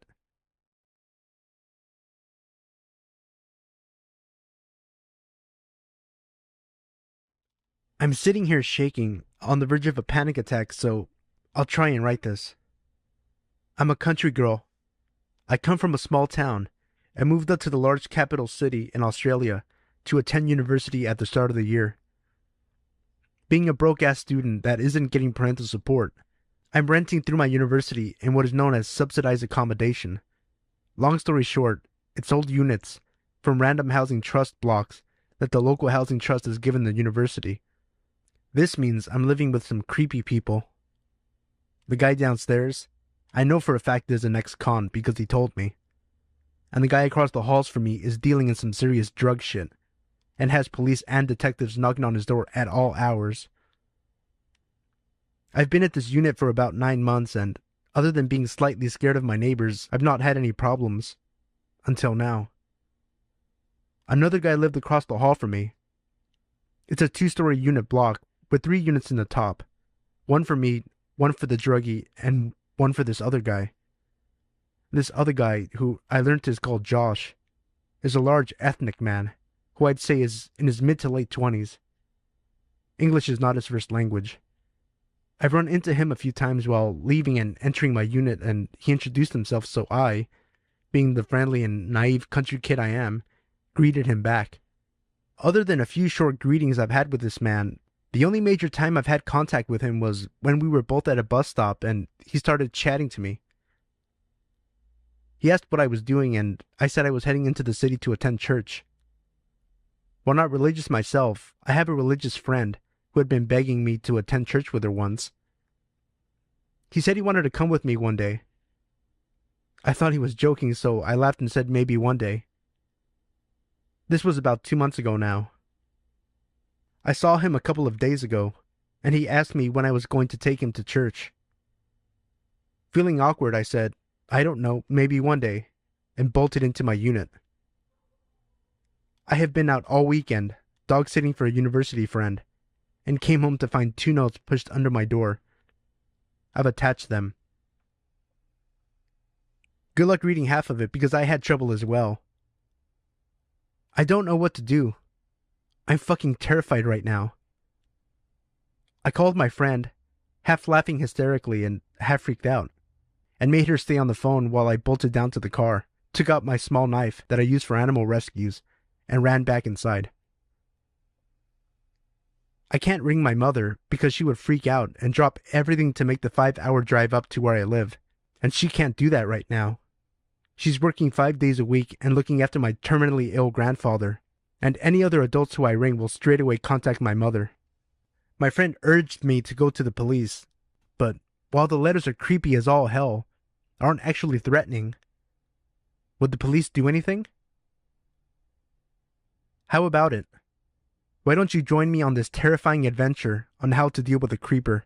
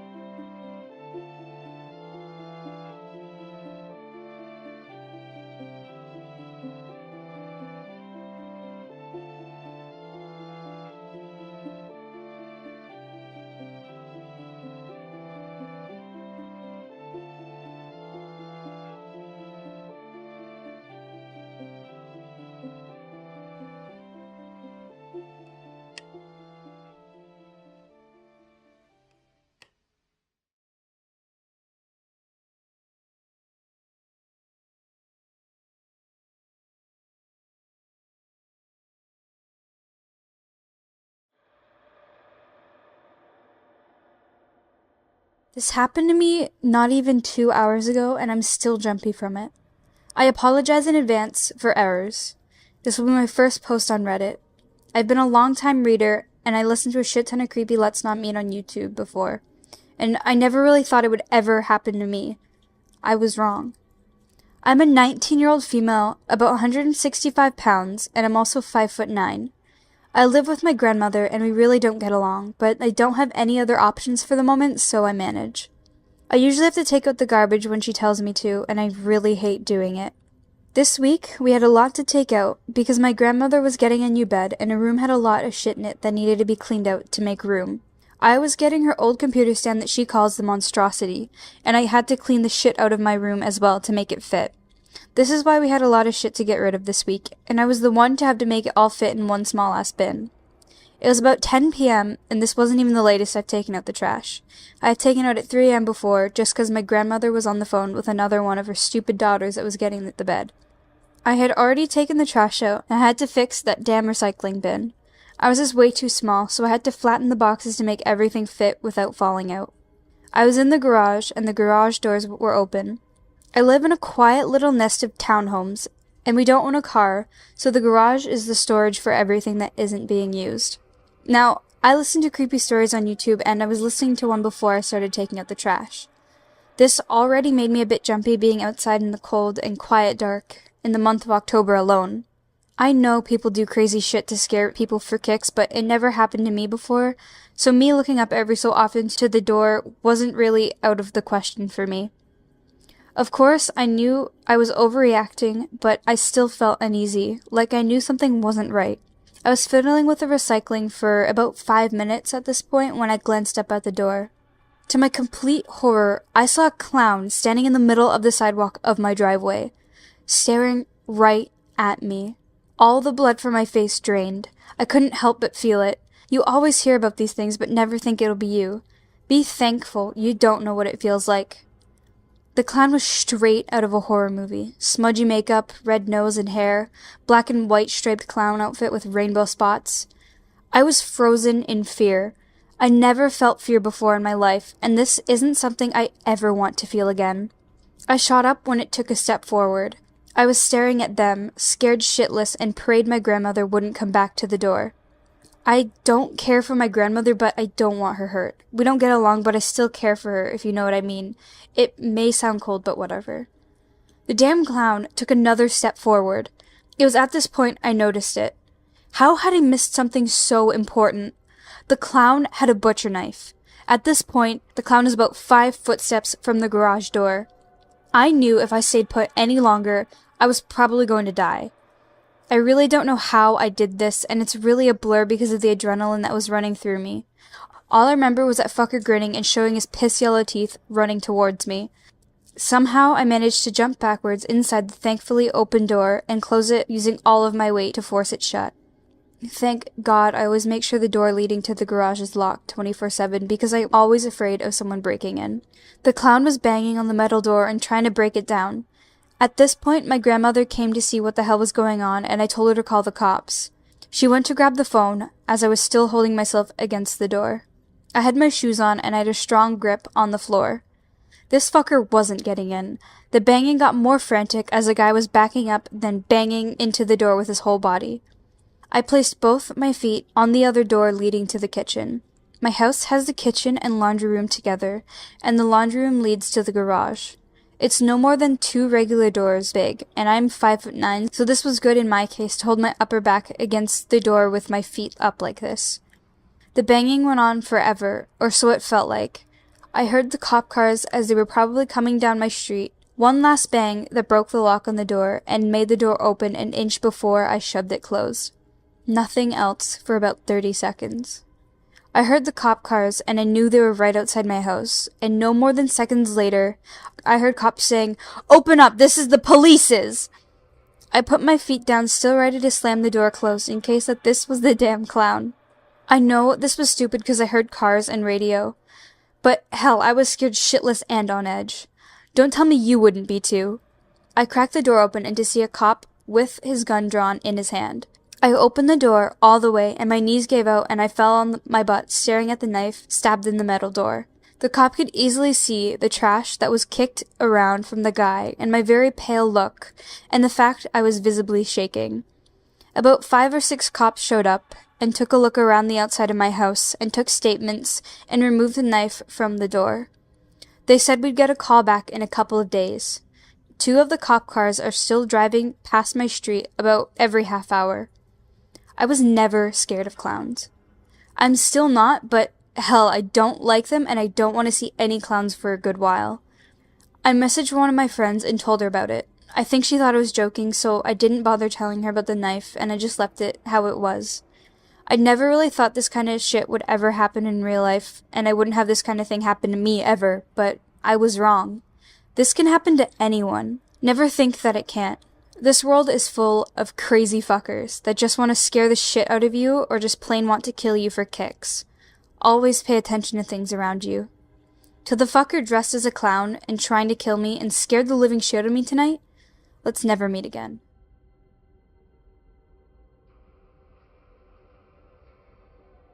This took place after my parents had divorced, but they lived close to each other, so it wasn't all that bad. Anyway, I would frequently forget stuff at my mom's house because of the constant travel between houses, and this was almost a nightly thing. So one night, I was bringing my Xbox and some games to my dad's house, and one thing to note is that this was one of these townhouses, and my dad lived on one side and the neighbor lived on the other. As I get to my dad's house, I had to pass their side first. While I was passing their house, the wife stopped me and asked me to come closer.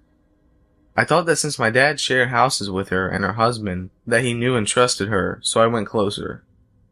She noticed the Xbox and games in my hand, and straight up said, "Hey, we have a bunch of fun games and little boys your age that will play with you in here. Do you want to come in?" I slowly backed away, not turning my head to her. As I was doing so, I felt a cold, large hand on my right shoulder. My blood ran cold. I didn't dare turn around. I heard from behind me, "She isn't this nice all the time. I suggest you take up her offer."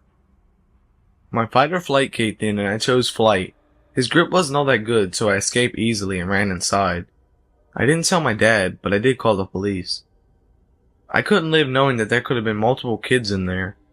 A few minutes passed and a police car showed up. 5 minutes later, the 2 officers walked out of the house with 2 people. Apparently they had been luring kids into their house with the promise of games and toys. I still imagine what would have happened if the man's grip was stronger.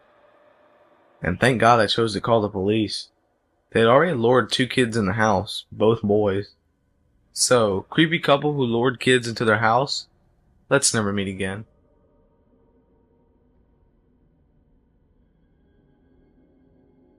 Okay, so this happened this summer, and I still can't take my mind off the whole situation. It's by far the most scariest thing that's ever happened to me.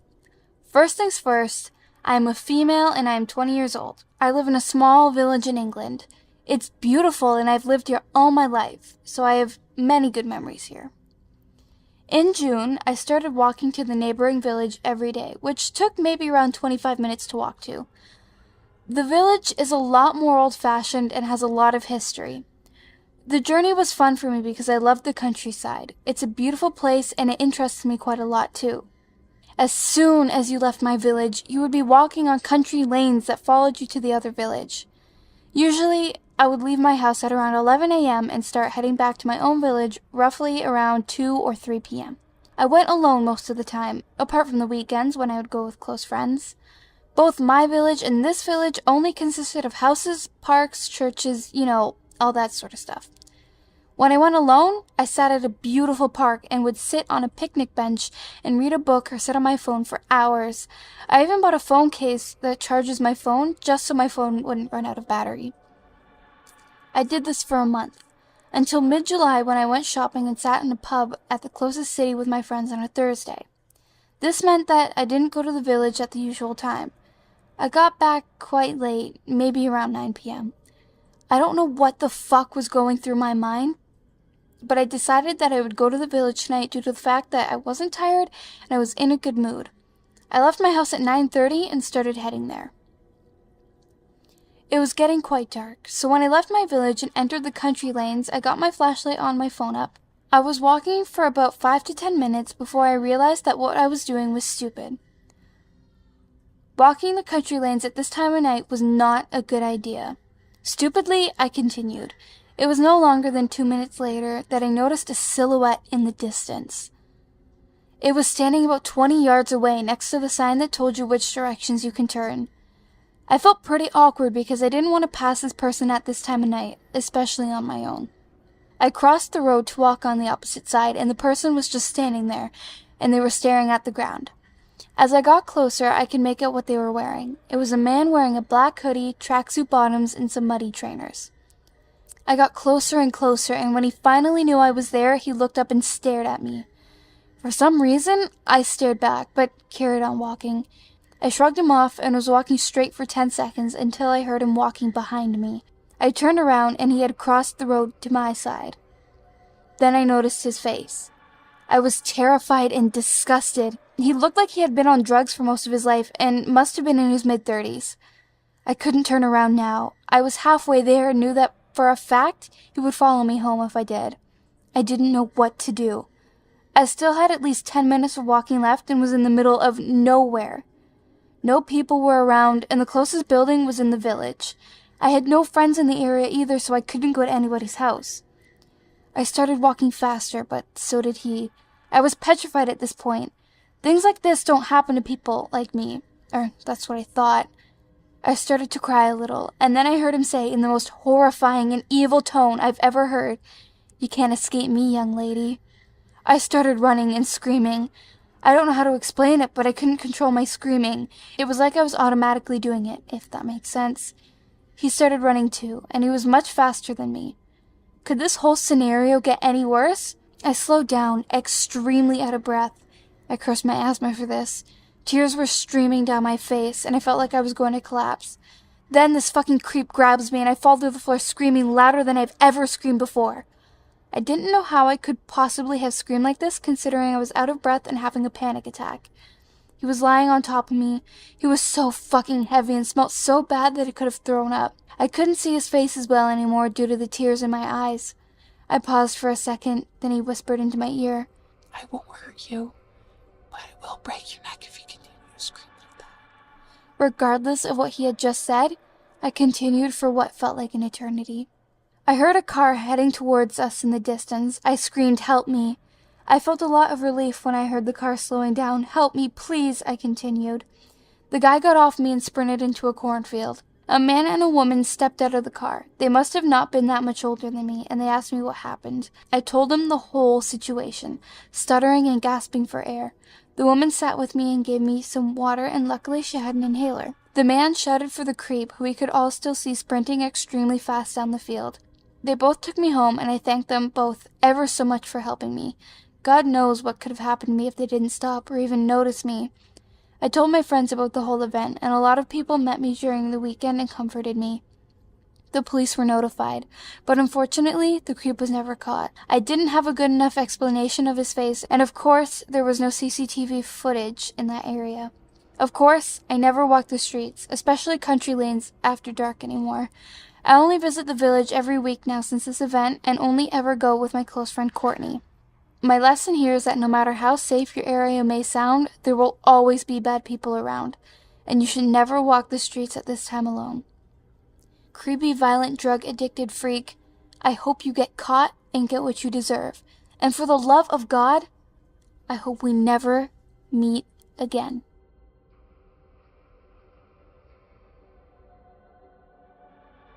So, this story begins in my school cafeteria.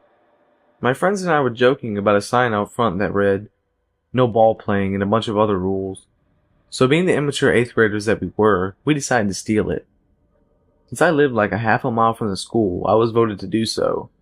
To seem less suspicious, I took a backpack so I wouldn't just be carrying a sign home, and my dog, so I looked like I was just taking him for a walk. It was a nice night, but I had this weird feeling in my chest that you can't describe or recreate.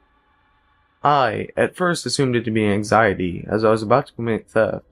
But I was a minor, and this would be the best time to do it than any other. When I got to the school, I used my foot to hold my dog's leash. One thing I should mention about my dog, he's a yellow lab and extremely protective over me. Anyways, I had to bend the sign to get it into my backpack. When I did, I booked it off the school property and texted my friends that I did it. Now this is where it gets creepy. I passed a couple with a stroller, and my dog went batshit crazy at them.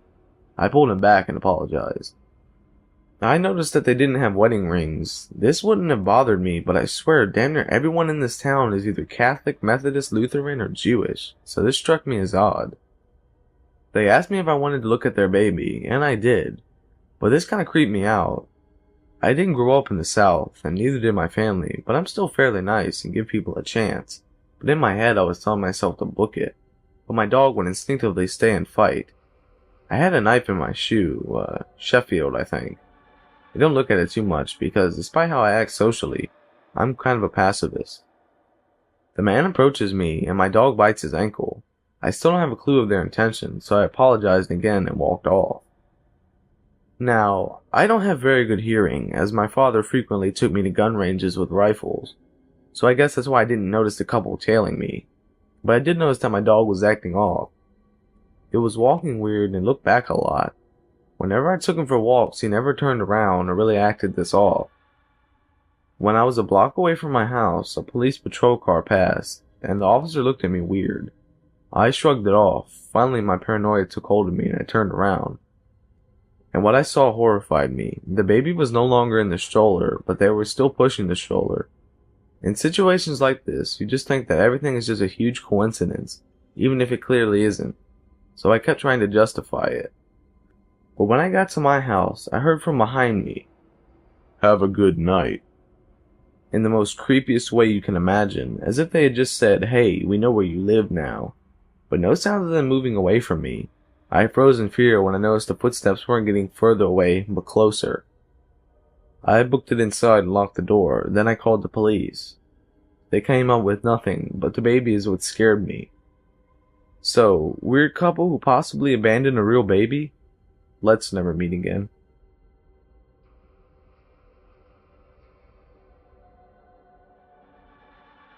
Hey y'all, long-time lurker, first-time poster. You know how it is. I'd actually kind of forgotten about this incident until recently when my memory was jogged by seeing a few other stalker-type stories on here. I downplayed it at the time, which seems disturbingly common, and it's only now in hindsight that I realize how skeevy this whole situation actually was. This gets pretty wordy, but bear with me. So this was some years back when I was only 16. For reference, I'm a girl. My family had recently moved cities, so it was a whole new neighborhood, new school, new friends, all that good stuff that comes with a more major move. I had to get used to not being able to walk to school too. I had to take the bus downtown and then walk from there to get to where my school was, which was the first for me, since all my previous schools had been within walking distance. Now, the bus system itself wasn't a problem at all. What became a problem was that apparently someone started watching me at the bus stop. About 3 months or something after the move, I created a Facebook profile for the sake of some competition or other.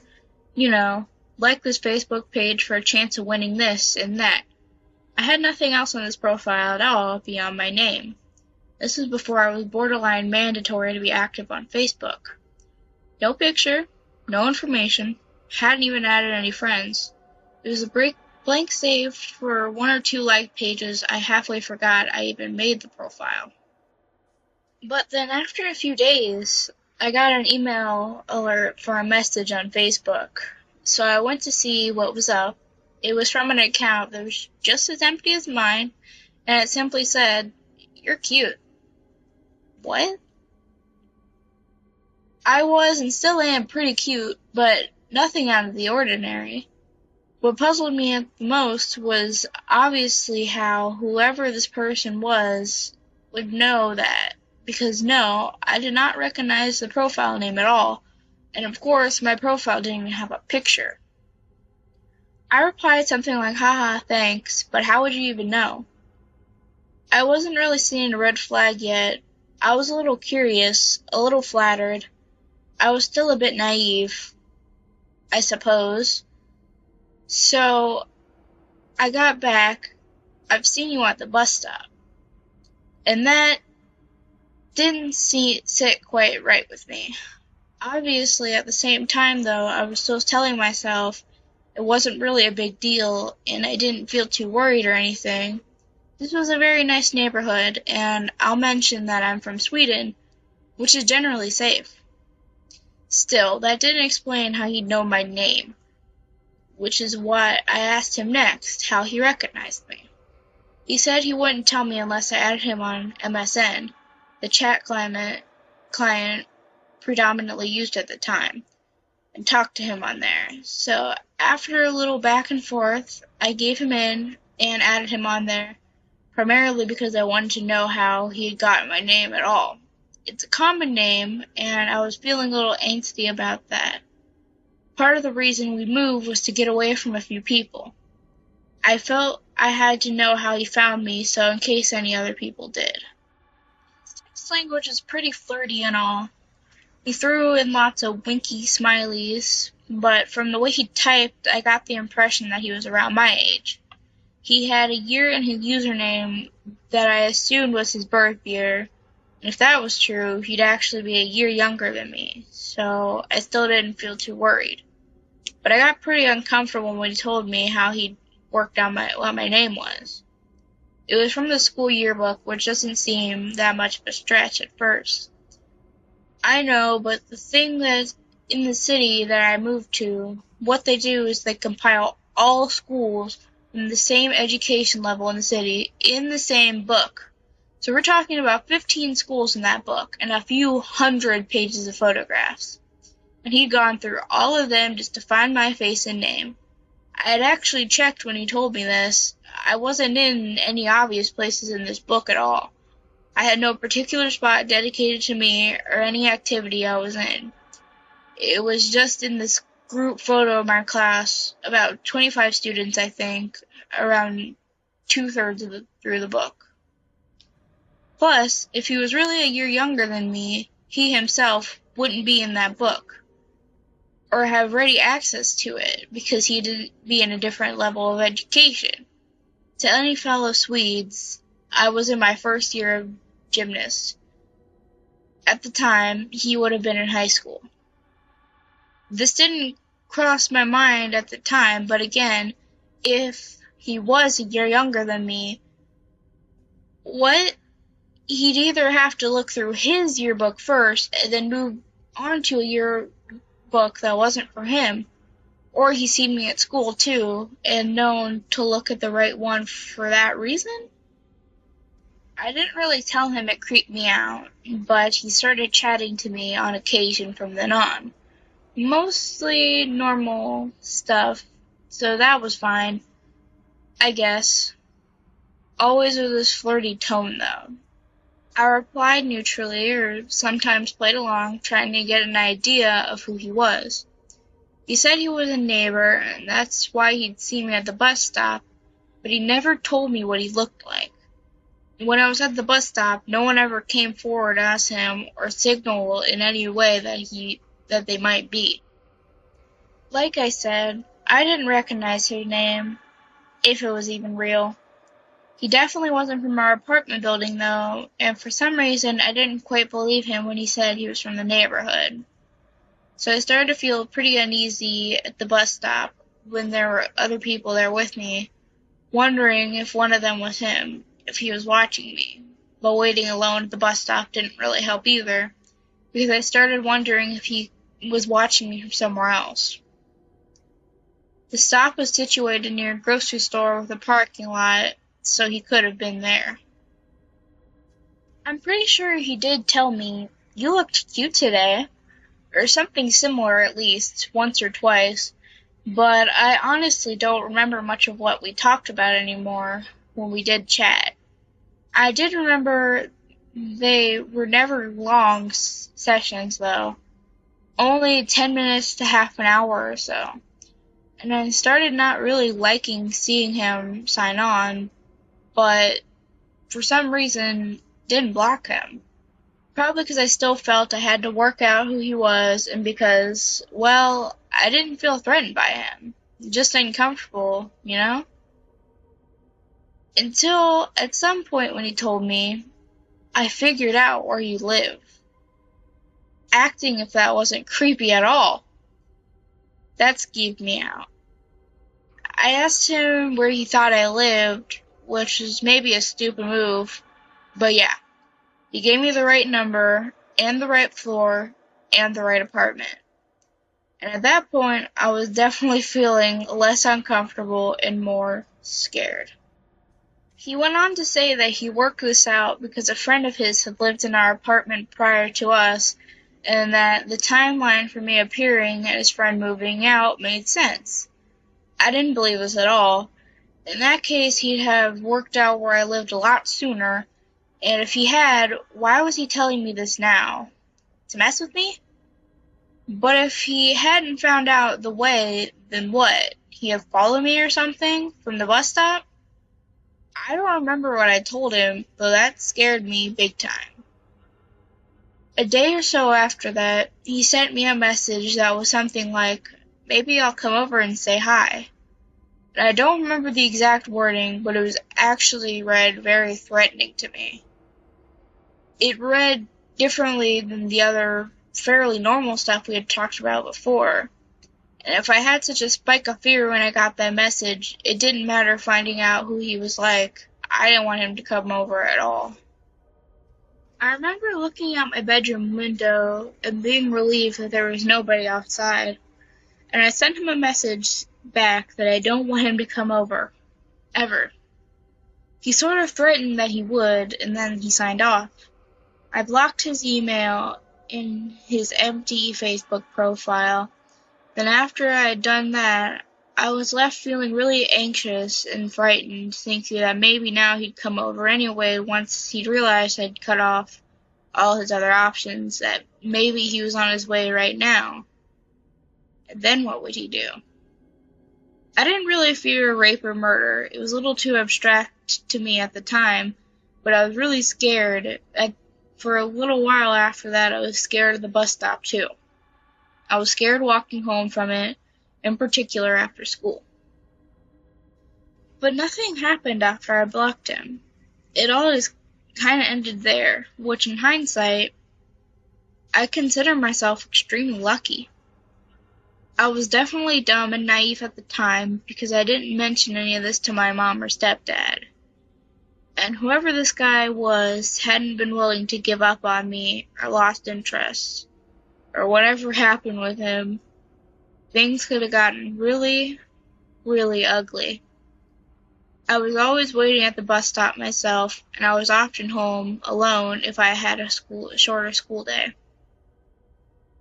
And he did know my name and where I lived, and I'll say it again, I was only 16.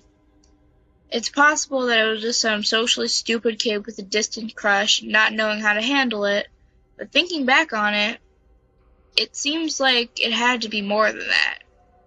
Either way, I'm glad I never met him.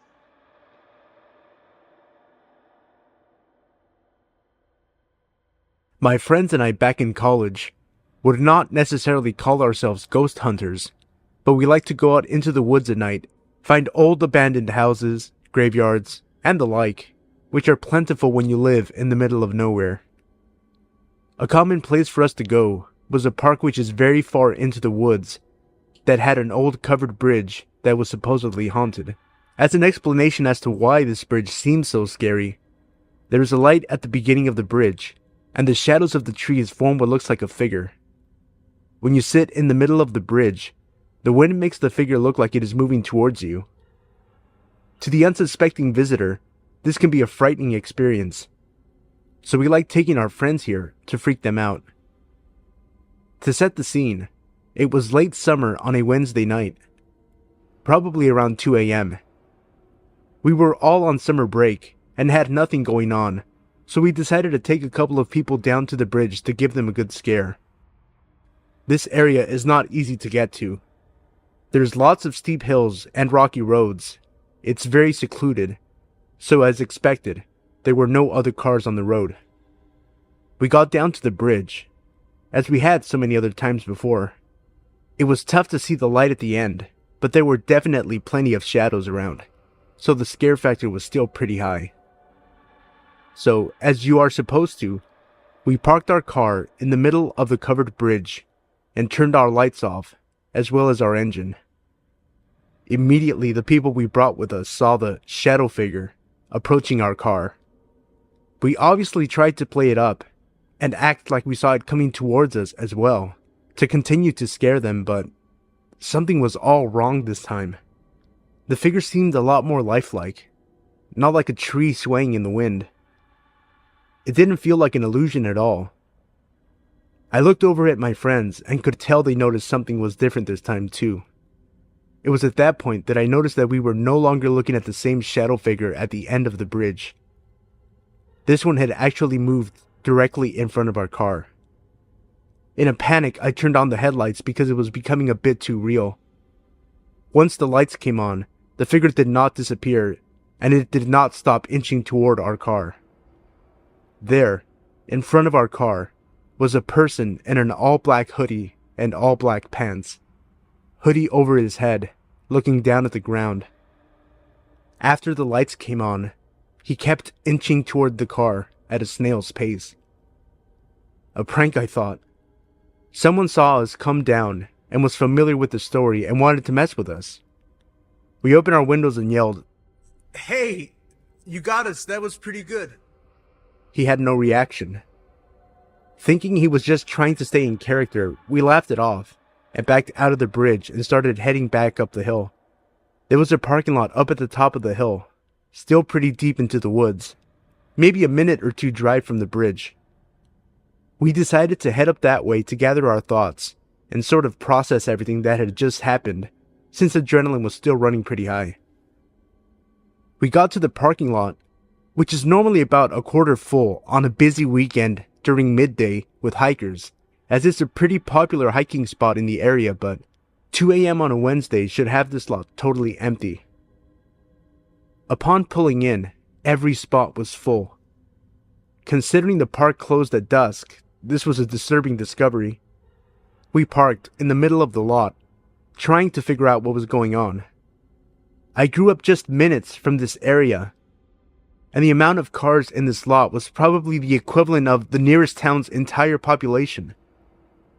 We sat in the lot for about 5 to 10 minutes, just talking to each other, trying to figure out what was going on, when 2 German shepherds came running down the hill. They stopped at our car briefly, and then continued running off into the woods. The girl that we had brought with us had a look of horror on her face, and told us that we needed to leave. Confused and still a bit concerned, I agreed and left the area quickly. She put everything together. She said that cult activity in the area around us was very high. German shepherds are commonly an animal they use for sacrifices. I don't know where she got this information, but all I know is that it has been about 5 years. I never saw her again, and I never went back to that bridge at night again. Number 1.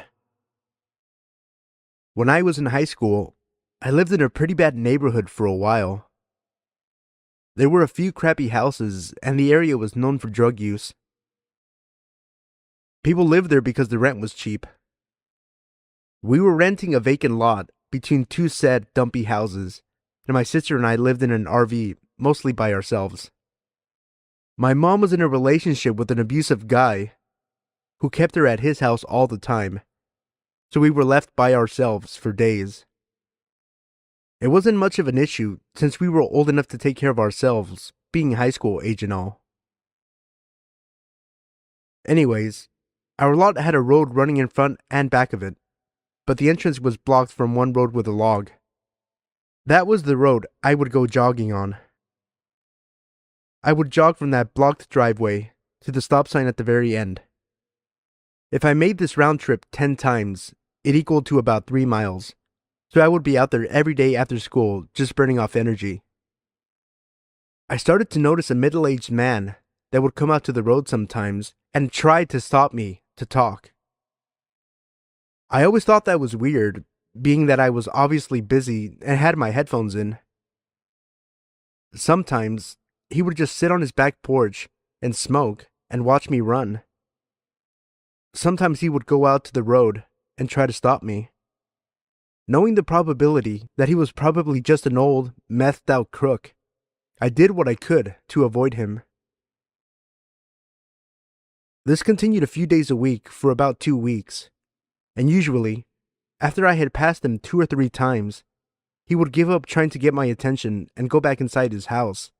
But one day, he must have caught me at the end of my run, and so had the opportunity to see where I crossed the log and ran into the lot. That's the only explanation I could have had for what happened. It was about 12:30 or 1 in the morning, and I was still up, watching anime on Netflix, when I heard a knock on the RV door. Thinking it was my mom, who had potentially come home from her boyfriend's house for the night, I went to open the door, but something stopped me. I have no clue what made me stop, but I decided it would be better to call her instead, to see if it was her at the door. As I was calling her, there was the knocking again, but not on the door, but on the windows, the walls, everywhere. It was finally loud enough to wake my sister up, who was asleep in the back where the bed was, and I quickly told her to be quiet. My mom answered, and all I whispered into the phone was, "Get over here. Someone's knocking all over the RV. And she hung up the phone and drove over with her boyfriend.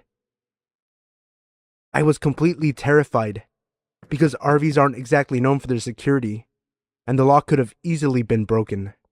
But we just acted like we weren't home for the entire time this person was banging on our RV. When she got there, no one was on the lot, although she was only a few minutes away.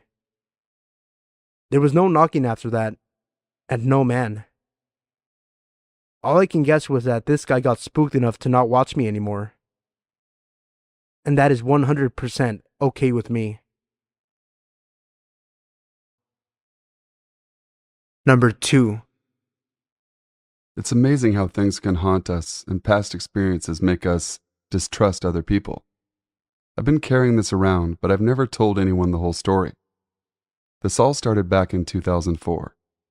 I can't believe it's been 11 years now. I was 14 back then. I was a pretty good kid. I was very polite, I did very well in school, and I was always home by 6 to eat dinner. I never stayed out late or did anything wrong, such as drugs or alcohol or anything of the sort. I used to be fairly thin but strong. People had always compared me to other girls, and I was never quite as feminine as them. I didn't mind much. In my opinion, climbing trees was far superior to wearing pretty dresses and makeup. I was proud to be masculine and strong, but it didn't exactly make me popular as a result. Finding new friends was always hard. So I started taking up some hobbies, and among those was martial arts. It fit well with me, and we were a small team of 7 to 8 people who got along pretty well. One of these guys, Matt, was a pretty shy and quiet boy. We were all around the age of 14, and I was pretty direct, and I thought that it simply intimidated him a bit. So I tried to make him feel more included with the others. And I spoke, since I had previously known what it felt like to be an outsider in social groups, and we were all a really friendly bunch. We rode our bikes to and from practice, and I noticed we always went quite a bit of the same way down the road. So we naturally started to talk while riding our bikes home. It was fine. He seemed friendly, albeit a little weird. But I was weird too, so who was I to judge? Everything went just like business as usual for the whole first year. We all became friends and I cherished it, as I didn't really have many others. But the year after was my last year at our regular schools, and wanted to do well, and frankly, I had too much on my plate. So I started to skip practice from time to do homework. This didn't go over well with Matt, and he started texting me asking me where I was. Weird thing was that I hadn't given him my number, but I didn't know anyone else with that name. I didn't respond a lot since my dad paid for my phone, and he would get angry if I spent too much on anything. So one day I stopped responding at all. This must have prompted him to begin calling me. I didn't like that and didn't pick up at all for a while.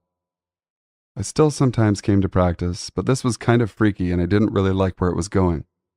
Whenever he saw me there, he just kind of stood and stared at me, and had reverted back to always being the quiet kid in the background. I stopped trying to get him fitted into our conversations at this point. Since he started scaring me, I began going home an alternate route, since I couldn't deal with being stuck by his side for 10 minutes on my bike. While this went on, he kept calling me, and I never picked up. One day I had it with the constant calls and I picked up. "Hello?" I asked pretty harshly. He probably hadn't expected me to pick up at all. His breathing was somewhat heavy and it gave me chills. "Hey," he said, Are you coming to practice on Wednesday?" He sounded weirder than normal, and I regretted my decision to pick up the phone. "Yeah, of course." And I was met with complete silence for a while. "Good, I'll see you there." I could hear the smile in his voice, and it sent a shiver down my spine. Wednesday came, and I was in my way over my head and decided against going to practice. I hoped he wouldn't call again, and he didn't. My phone was silent for several weeks. When I felt comfortable, I went back to practice, but he wasn't there. I thought that maybe he had finally gotten the hint and decided to leave me alone. But my curiosity got the best of me, and I asked the only other girl about it. What she told me next was so surreal and chilling. "Oh, Matt? Yeah, it happened a few weeks ago, I think. You weren't here and he barged in the middle of practice and yelled out your name. 'Look at what you've done to me,' he yelled and showed off his arms. They were cut and torn, and blood was dripping everywhere. I was shocked, but also very glad I had decided against going on that day. She then told me how our teacher had called for an ambulance and tried to calm Matt down. He had apparently gone ballistic when he realized I wasn't even there. He had then been committed to the psych ward, and as far as I gathered, his phone and other belongings were not available to him until he had undergone complete psychiatric evaluation. I felt so relieved. Now, surely I would be safe. Only I wasn't. The psych ward was in my city, and at one point they must have let him have his phone back, because he began calling me, and this time he left voice messages. He said things like, "You're a horrible person. You ruined me, and no one will ever love you like I could have." I was mostly confused. We had never been romantic in any way whatsoever, and I had never expressed interest in him. I begged my father to change my number so I could be free of the harassment, but my father didn't budge. He was angry that people were calling me, but he couldn't be bothered to remember a new number if I got one, so I was stuck with what I had. After a while, the voicemail stopped. But this was at the time when my rebellious phase began, and I attended protests to keep some historical counterculture buildings in Copenhagen. Somehow he found me there. Every Thursday at the peaceful protest, he was there, staring at me. I was with friends, but I still felt threatened. His scarred arms, sometimes with new cuts, were horrifying. I didn't know what to do, so I always stayed close to my friends. I had hoped my punk phase would deter him, since I dyed my hair green, red, black, whatever, and I wore different clothes. But it seemed that it only made matters worse. He texted me sometimes during the protests, saying how I looked hot, or how he liked me in legs and that skirt. Weird shit like that. I tried to glare at him, but I couldn't look at him for long. He scared me. This went on for several weeks. Then one day, he began sending me mails. I have no idea how he got hold of my email address, since I usually didn't share it with anyone. In the mails, he described how he was feeling, that he was willing to forgive me for what I've done to him, that he had watched me from afar for a while now, and he wanted to be in my life again. He described what I had been wearing that day, and even on days I hadn't been at a protest. One day he messaged me, "You look so peaceful when you sleep." I noped the fuck out at that point, told my dad everything. He was kind of upset, but he didn't yell at me too much. The following month we moved to another town a few hours away. The messages stopped for a while until one day he wrote a chilling text saying, "Why haven't I seen you in your apartment for a while? Did you move? Where are you?" I froze. He had known where I lived? I lived on the ground floor in an apartment, and my room had just been by our small garden. I was chilled to the bone thinking that maybe he actually had stood outside my window and watched me sleep. After this, I heard nothing from him. I got a boyfriend and we moved into an apartment together in a different town when we were 18. I forgot about Matt and didn't think about him anymore. One day while we were out shopping for groceries, I saw him again. He hadn't seen me, it would seem, and I ducked behind my boyfriend and told him, "Please, let's just hide. I don't want him to see me." We stayed behind him for a while, but I was extremely nervous that he would notice me. He didn't. He just bought some stuff and went out. I hoped he was just visiting someone in the area and that I wouldn't see him again. A few weeks later, I went to the town square to draw in the sun. I sat down, music in my ears, and started drawing. A few hours went by and suddenly someone sat down beside me. It was Matt, of course. I took off my headphones a little terrified, but we were in a fairly busy public place, so I didn't feel that threatened. He began talking to me as if we were old friends, telling me how he looked up to Kurt Cobain, how he had learned to play the guitar, how many girls he had fucked, shit like that.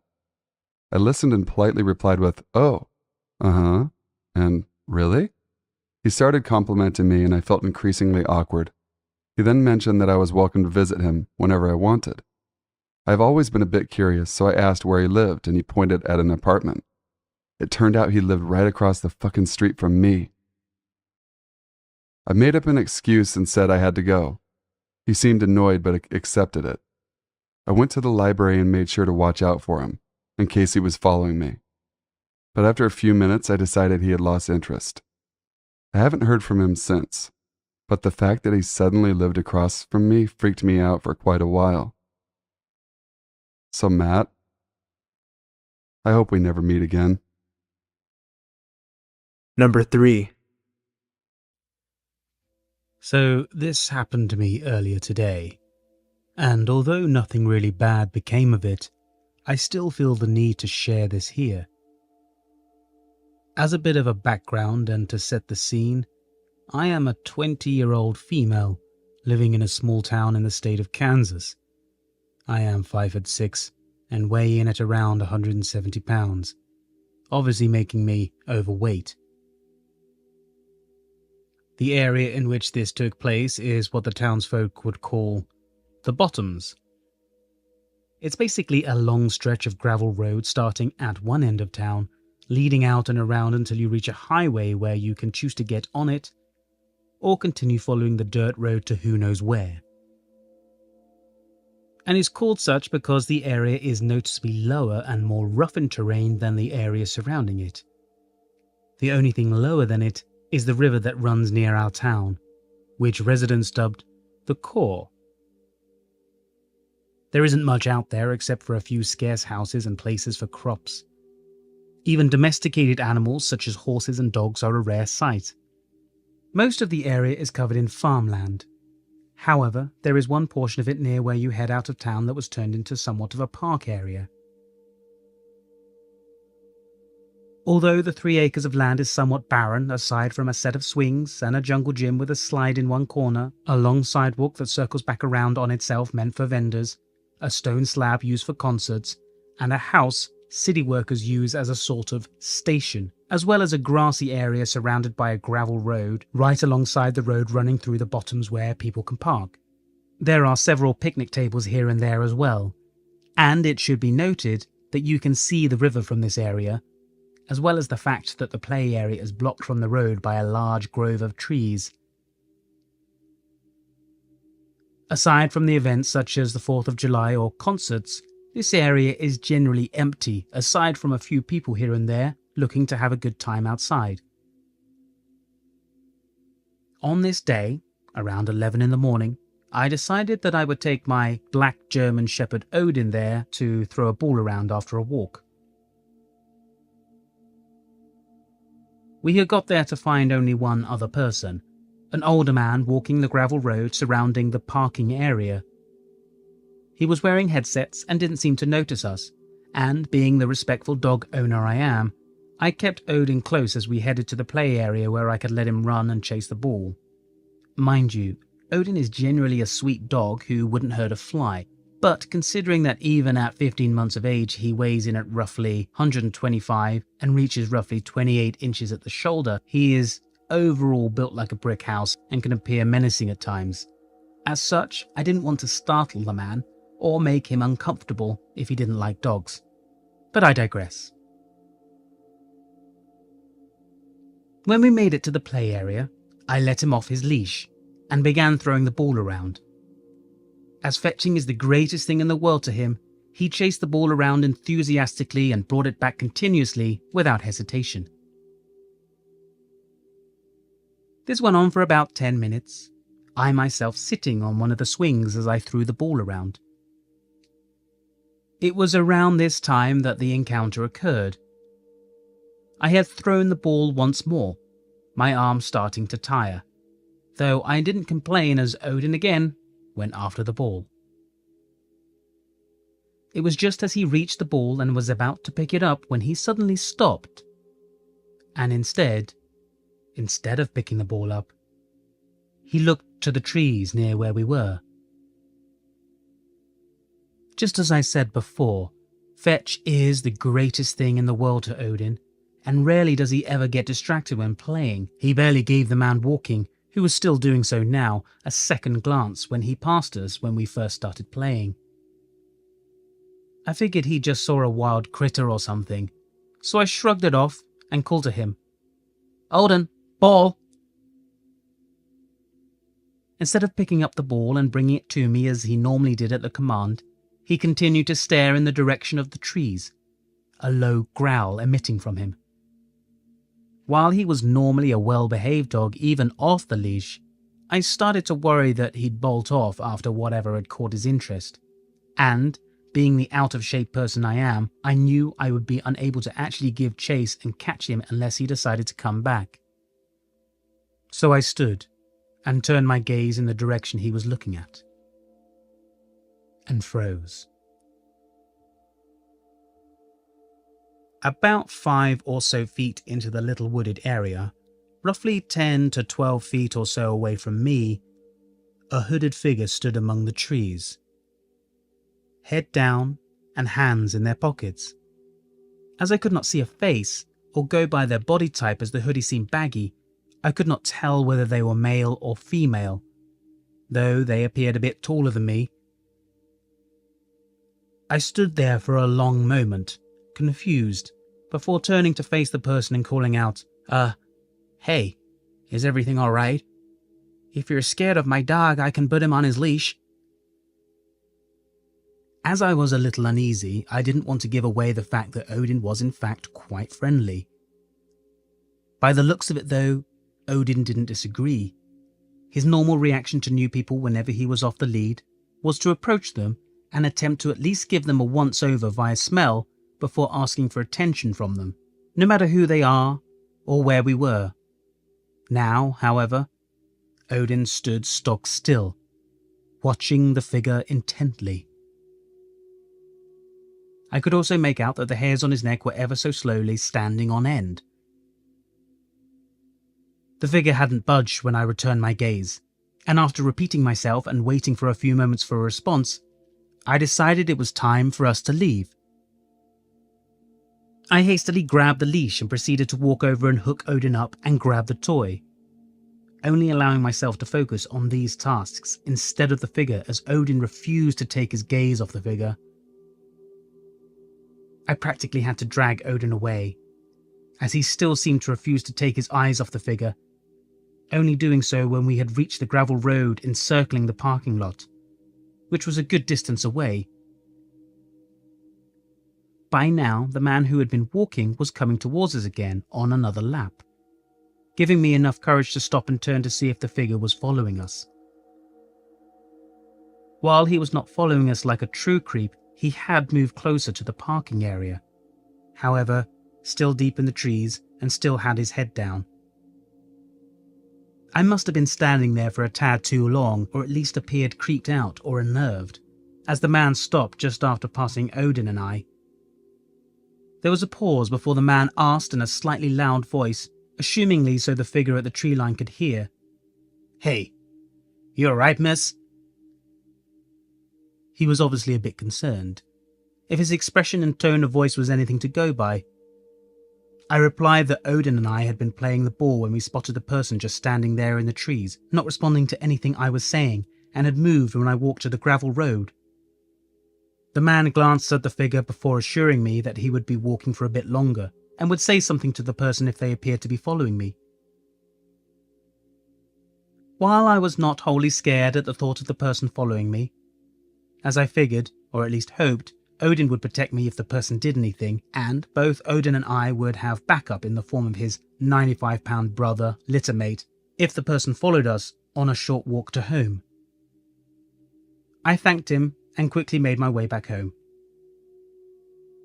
We got home with no further incidences, and I made sure to take a few detours on the way. But, as I said before, I live in a small town, as in, I could literally give anyone in the town either my parents' name and most would automatically know who they are, and by default, many people knew me as well. And so I worry about this person possibly finding out where I live, and doing way worse than what they had. I might just be paranoid, and the event might seem harmless, but I'm still scared shitless by it. Number 4. I'm a male, and when I was 19, I used to work for a company doing deliveries back in 2008. I stopped at a rest area to drop some twins off at the pool. As I'm in the stall doing my business, I noticed someone looking intently into the stall I was in, through the crack on the door. their eye pressed against the door. I make eye contact with the guy, and he slowly moves straight backwards from the stall door, revealing more of his face. I notice he has a shit-eating grin, possible pun intended, on his face. A few seconds later, someone enters the bathroom, and he washes his hands to pretend like he is finished and exits. I'm beyond creeped out at this point. I honestly didn't even wipe. I just pulled my pants up and exited the bathroom. Once I exited the bathroom and walked a little ways, I noticed the same guy standing beside an 18-wheeler with a sleeper. I looked at him and gave him the most evil glare that I could. As I'm doing that, he motions with his hand for me to go into his truck. He does this a few times, so I proceed to tell him he's number one with a thoughtful finger gesture. I make it to my truck, start it up, and drive away, thinking it's all over. I had about 30 or 40 miles left to reach my place of occupation, and it's basically a straight shot from where I was to my destination, only requiring me to take an exit leading to and being on the road my work is. About 10 miles into my travel back to my place of occupation, I noticed a similar truck behind me. I kind of just shrugged it off, because of how common that type of 18-wheeler is. It was a plain white Volvo with no identifying marks, such as owner name on the truck or company name on truck or trailer. The truck stayed directly behind me no matter what lane I was in, right on my bumper. I took it as he was trying to use less gas, even though I was in just a straight stub-nosed truck. Then we hit traffic, and I was able to see inside the cabin. It was the same motherfucker from the rest stop. All I could think was, what the fuck? I think I made it clear I wanted nothing to do with him. So I take down his license plate while stopped in traffic, and I do the smartest thing I can think of. I go to the nearest police station and report it. It turned out the plates were reported stolen about a day before from a personal rig of the same make. I never heard anything more though. Number 5. So I live on a not-so-quiet neighborhood, which is filled with derelicts such as methamphetamine users and undomesticated alcohol tasters. And this is an issue, but I have lived here most of my life, so I'm not fazed as to walk late at night, which I'm required to do because of my working conditions, cleaner at a local mall without a car. I'm walking back from the mall after finishing up work, and everything has been fine for the most part today. I got to even take some nearing expiration date food back with me, and nobody has been hassling me today. As I get to the corner of my street and pass by a house, which seemed abandoned for the longest time, I notice a lot of lights inside and out, and they're lit up, and that queerly moving shadows are flicking back and forth behind the curtains of the house front. I say queerly because the movement seems so determined and mechanical that it could only belong to some sort of automated machine. But I watched it for so long that I got the impression that it seemed more like a larger set person pacing back and forth. So as stupid as I am, I decided to go and check out whatever the fuck was going on inside. I remember getting to the window and feeling so sure that I was spotted out as the pacing shadow had suddenly stopped. I could make out quite visibly that a face was peeking out of the curtains, but it turned out to be quite coincidental, as a truck had just drove up to the roadside of the house. Just my luck. A beefy set man sauntered out of the truck and into the house, mumbling something like, "He's double grounded. He is definitely double grounded." I didn't think much of it at the time as I was so panicked that I could have been caught, but it does make sense later. I decided that I had enough excitement for one day and I headed back home. The next day I believe I was in my usual routine of waking up, watching, reading my usual book, show, in bed, and I had noticed some weird almost white noise of crunching and creaking outside. I remember that I brushed it off as wind affected my house with creaks, and a lot of crunching could have been because of the rotting wooden balcony outside. Out of nowhere, I suddenly hear a bellowing voice shouting, "Nicholas, get home, or you're going to be double, triple grounded." And after this, I remember feeling a good sense of dread and fight or flight because the peculiar white noise had suddenly stopped, and I heard a lumbering, shuffling mix with anguishing exhalations from directly on the other side of the wall, which my bed is pushed next to. I slowly crept into my own kitchen, making sure not to be visible through the windows of my house, and then I grabbed my bulky security torch to use as a blunt force weapon if need be, and a kitchen knife. I sneaked towards my back door, which leads directly to the wall on the other side of my bedroom, psyched myself up with anger. After a long time of psyching myself up, I bust through the back door and ran to the outside wall of my bedroom. I didn't find anybody, but what I did find was perhaps even more disturbing. A dozen so emptied potato chip bags, and a KFC meal variety bucket, almost devoid of content aside from what looked to be chicken wing bones. I don't know what to make of this besides somebody was watching me through my window all night, whilst enjoying a meal. Now this would lead me to ask, how has this happened before? Is this frequent? If whoever left this was keen enough to bring a full meal, does this mean that it is indeed a frequent? I am not sure as to what to do, and I'm a little distraught to be honest. Number 6.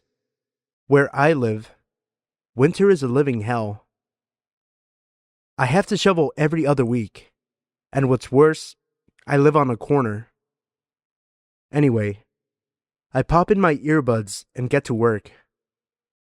I'm about halfway done when I see this guy walking in the middle of the street. I'm kind of creeped out, but I brush it off. I decide to make a mental note to keep an eye on him because I was getting some bad vibes. I keep shoveling, but as he's walking past me, I hear him yell something to me. I take an earbud out and ask him if he was talking to me. Yeah.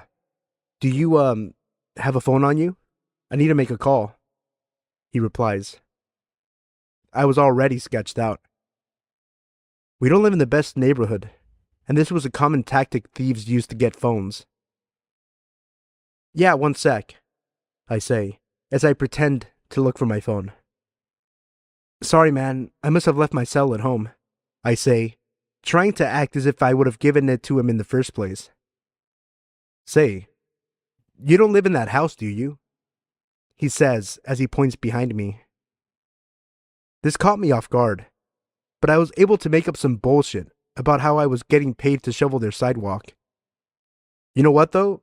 I think the bar down the street has a phone you could use, I offer, hoping that he would go away. Oh, thanks, he says, as he starts walking down the street. Relieved that he's finally gone, I get back to shoveling, but when I stop to catch my breath, I see a person duck their head back into an alleyway, but I get back to the task at hand.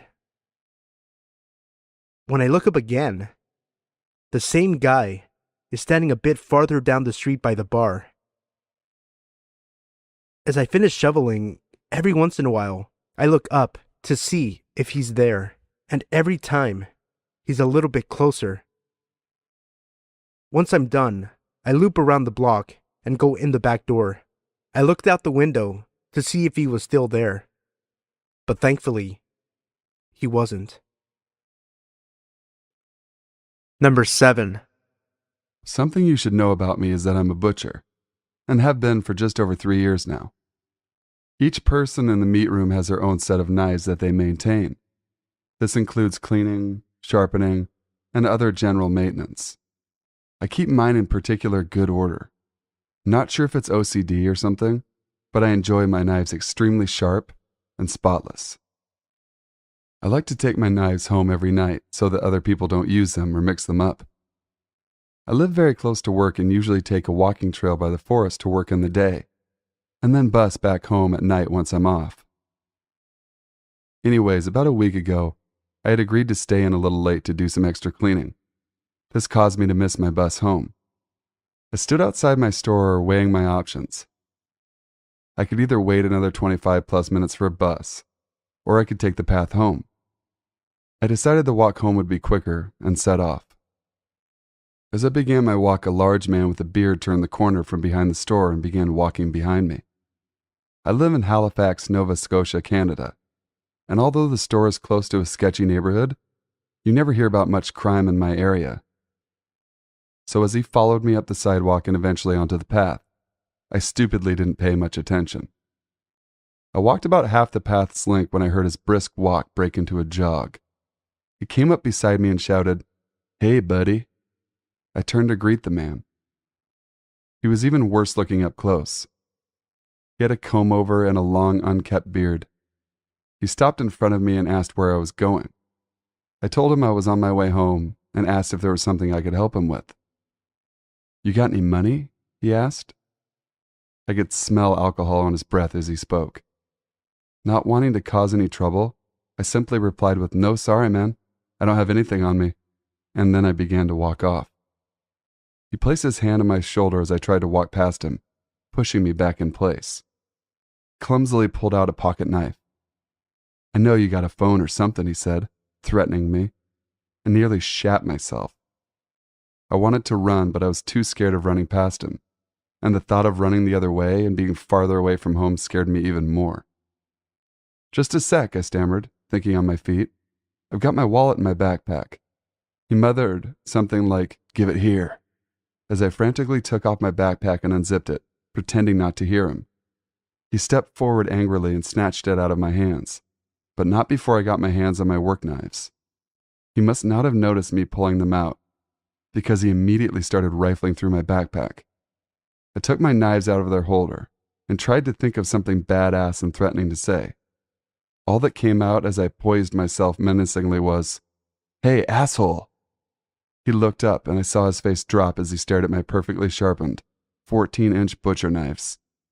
He stared at me for what felt like hours, sizing me up. My adrenaline had pumped up. I eventually decided to make a move. I began to step forward, raising my arm, when the guy ran past me with my backpack in hand. Luckily, I never had my wallet in my backpack, and I was wearing my work uniform, so all he got from me was an old Batman backpack. I told the police when I got home, and even asked around work about him. No one had really seen him before, nor did he come wandering around my store again. In retrospect, I probably should have went with something like, "You should never try to rob a butcher," or something, but either way, I'm very fortunate the man was likely drunk instead of homicidal. Number 8. I was born and raised in Honolulu, Hawaii, so I know the surrounding areas of Waikiki and Kapahulu like the back of my hand. This happened a year or two ago. I'm a female, and I was 18, having just finished a nice dinner date, followed by a walk on the beach at night. By the time my boyfriend and I decided to part, it was about 2 a.m. It is a straight shot to my house. I walk past the Shell Center and the Honolulu Zoo, and just keep going up to Diamond Head. This is about a 10-minute walk, as I walk rather briskly when alone, so I decide to pass on taking a taxi. I'm wearing a strapless dress with flats, one earphone in my ear, and I make my way home. It is not unusual for cars to slow down, catcall, or even offer a ride home. However, this night was different.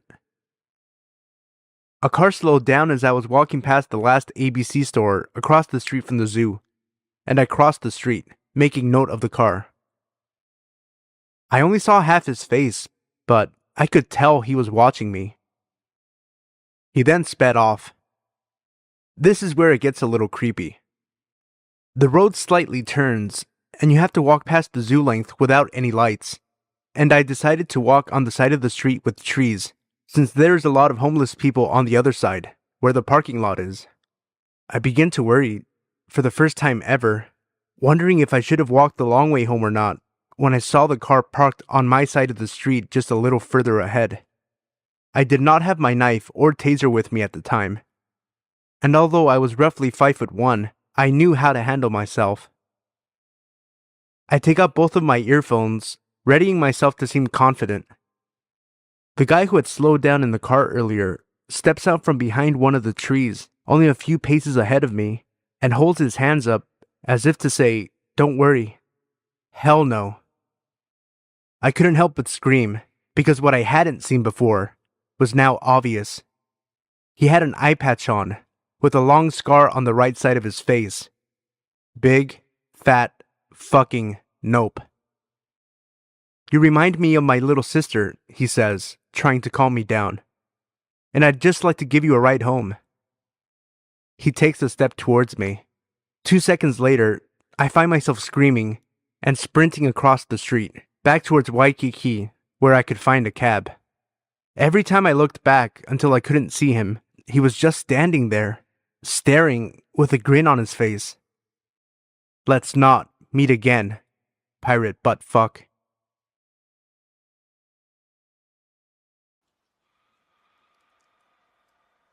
Some backstory. I'm a female in my early 20s, and I moved to Belfast from Sweden a few years ago. The taxi prices here are so much better than the ones where I'm from, and for a good year and a half, I relied on taxis getting me pretty much everywhere, including to and from work. I usually tell this story to friends and family as a funny story, whenever I have a few drinks in me, or someone brings it up, but to be honest with you, I was completely horrified when it happened. So, about a year and a half ago, I was out for drinks with a friend of mine, and her friend that was visiting from abroad, and was staying at my house since I had a spare room. For some reason, they went home before me, and I was left by myself at the bar, which I know is a really dumb thing to do. After an hour or so, a few drinks, and a failed attempt at picking someone up, I decided it was time to call it a night. I usually book taxis as there are a few handy apps, but with it being a pay weekend, there was no way I'd be able to get a car, so I walk outside, hoping for the best. The moment I get outside, I'm approached by an older man, white hair and on the heavier side, asking if I need a taxi, so I cheerfully accept, thanking my lucky stars that I'll be home very soon. The taxi I was in didn't belong to a taxi company, which admittedly is a bit strange, but I've taken those before with friends without issue. Right off the bat, the driver starts asking the usual questions, like where I'm from and how long I've been in town, if I'm studying or if I'm working, what brings me here, and so on. Then he asks if I've ever been on a black taxi tour. These tours are quite famous here, and they're meant to be really good, showing off all the murals in the city and the Peace Wall and such. You also get stories from people that grew up here during the Troubles. I say that no, I haven't had the opportunity yet, but I'll definitely get to it as soon as I can. He then suggests, when we get to my house, that he'll give me a tour. As I mentioned before, I'm not in a black taxi. He then tells me he'll do it for free. Right now, in the middle of the night. Being the way too nice idiot I am, I hear myself saying, "Yeah, sure, that would be nice," when what I really meant was, "Hell nah, dude."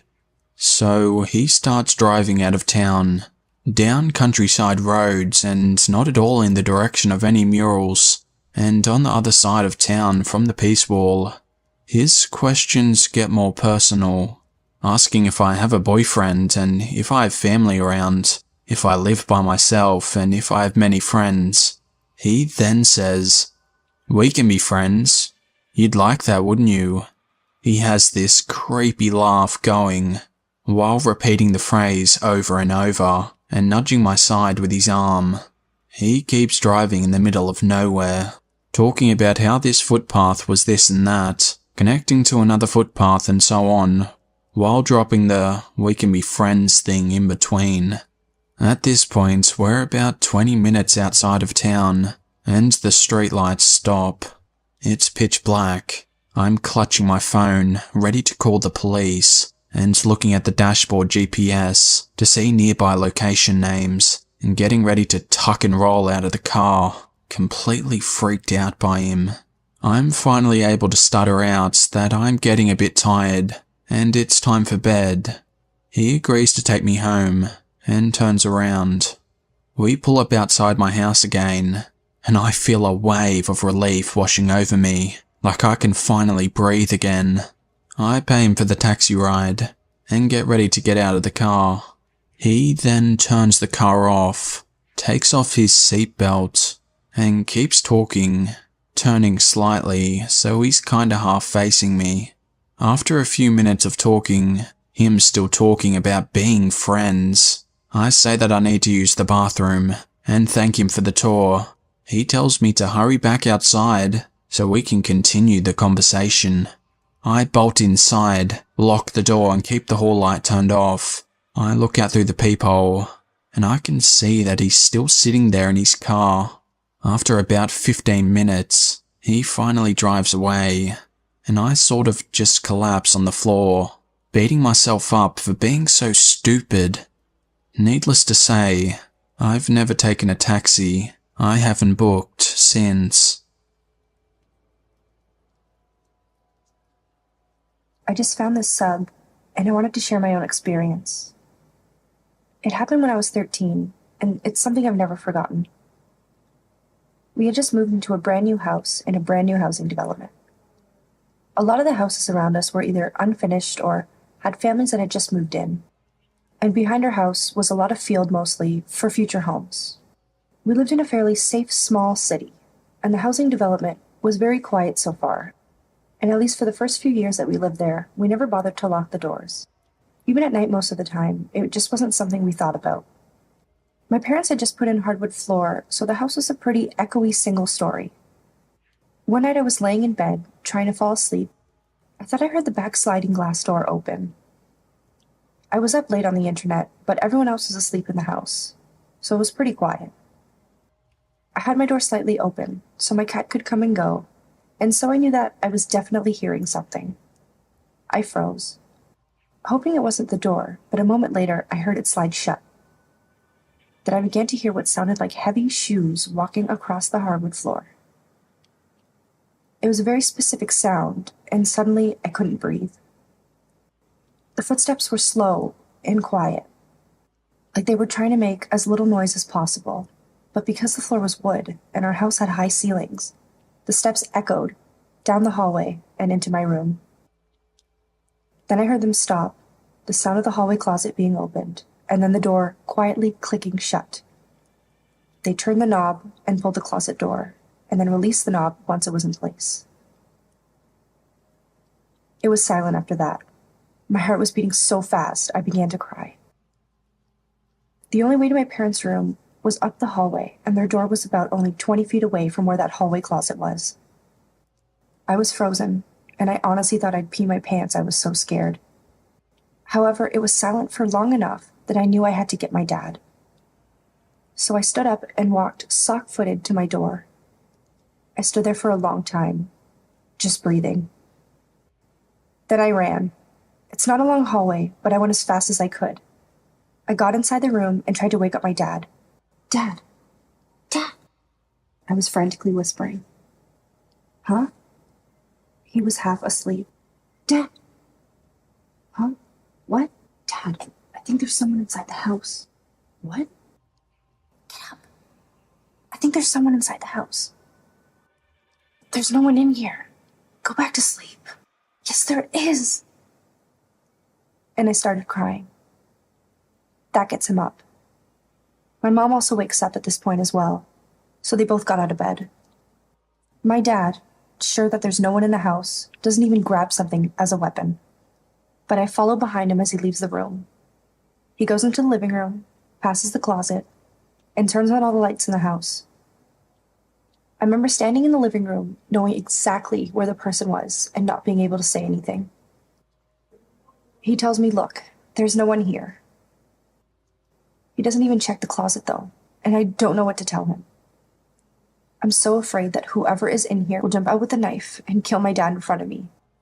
The 13-year-old me keeps thinking that I can't be the one possible for my dad's death. So I say nothing, and I don't tell him to check the closet.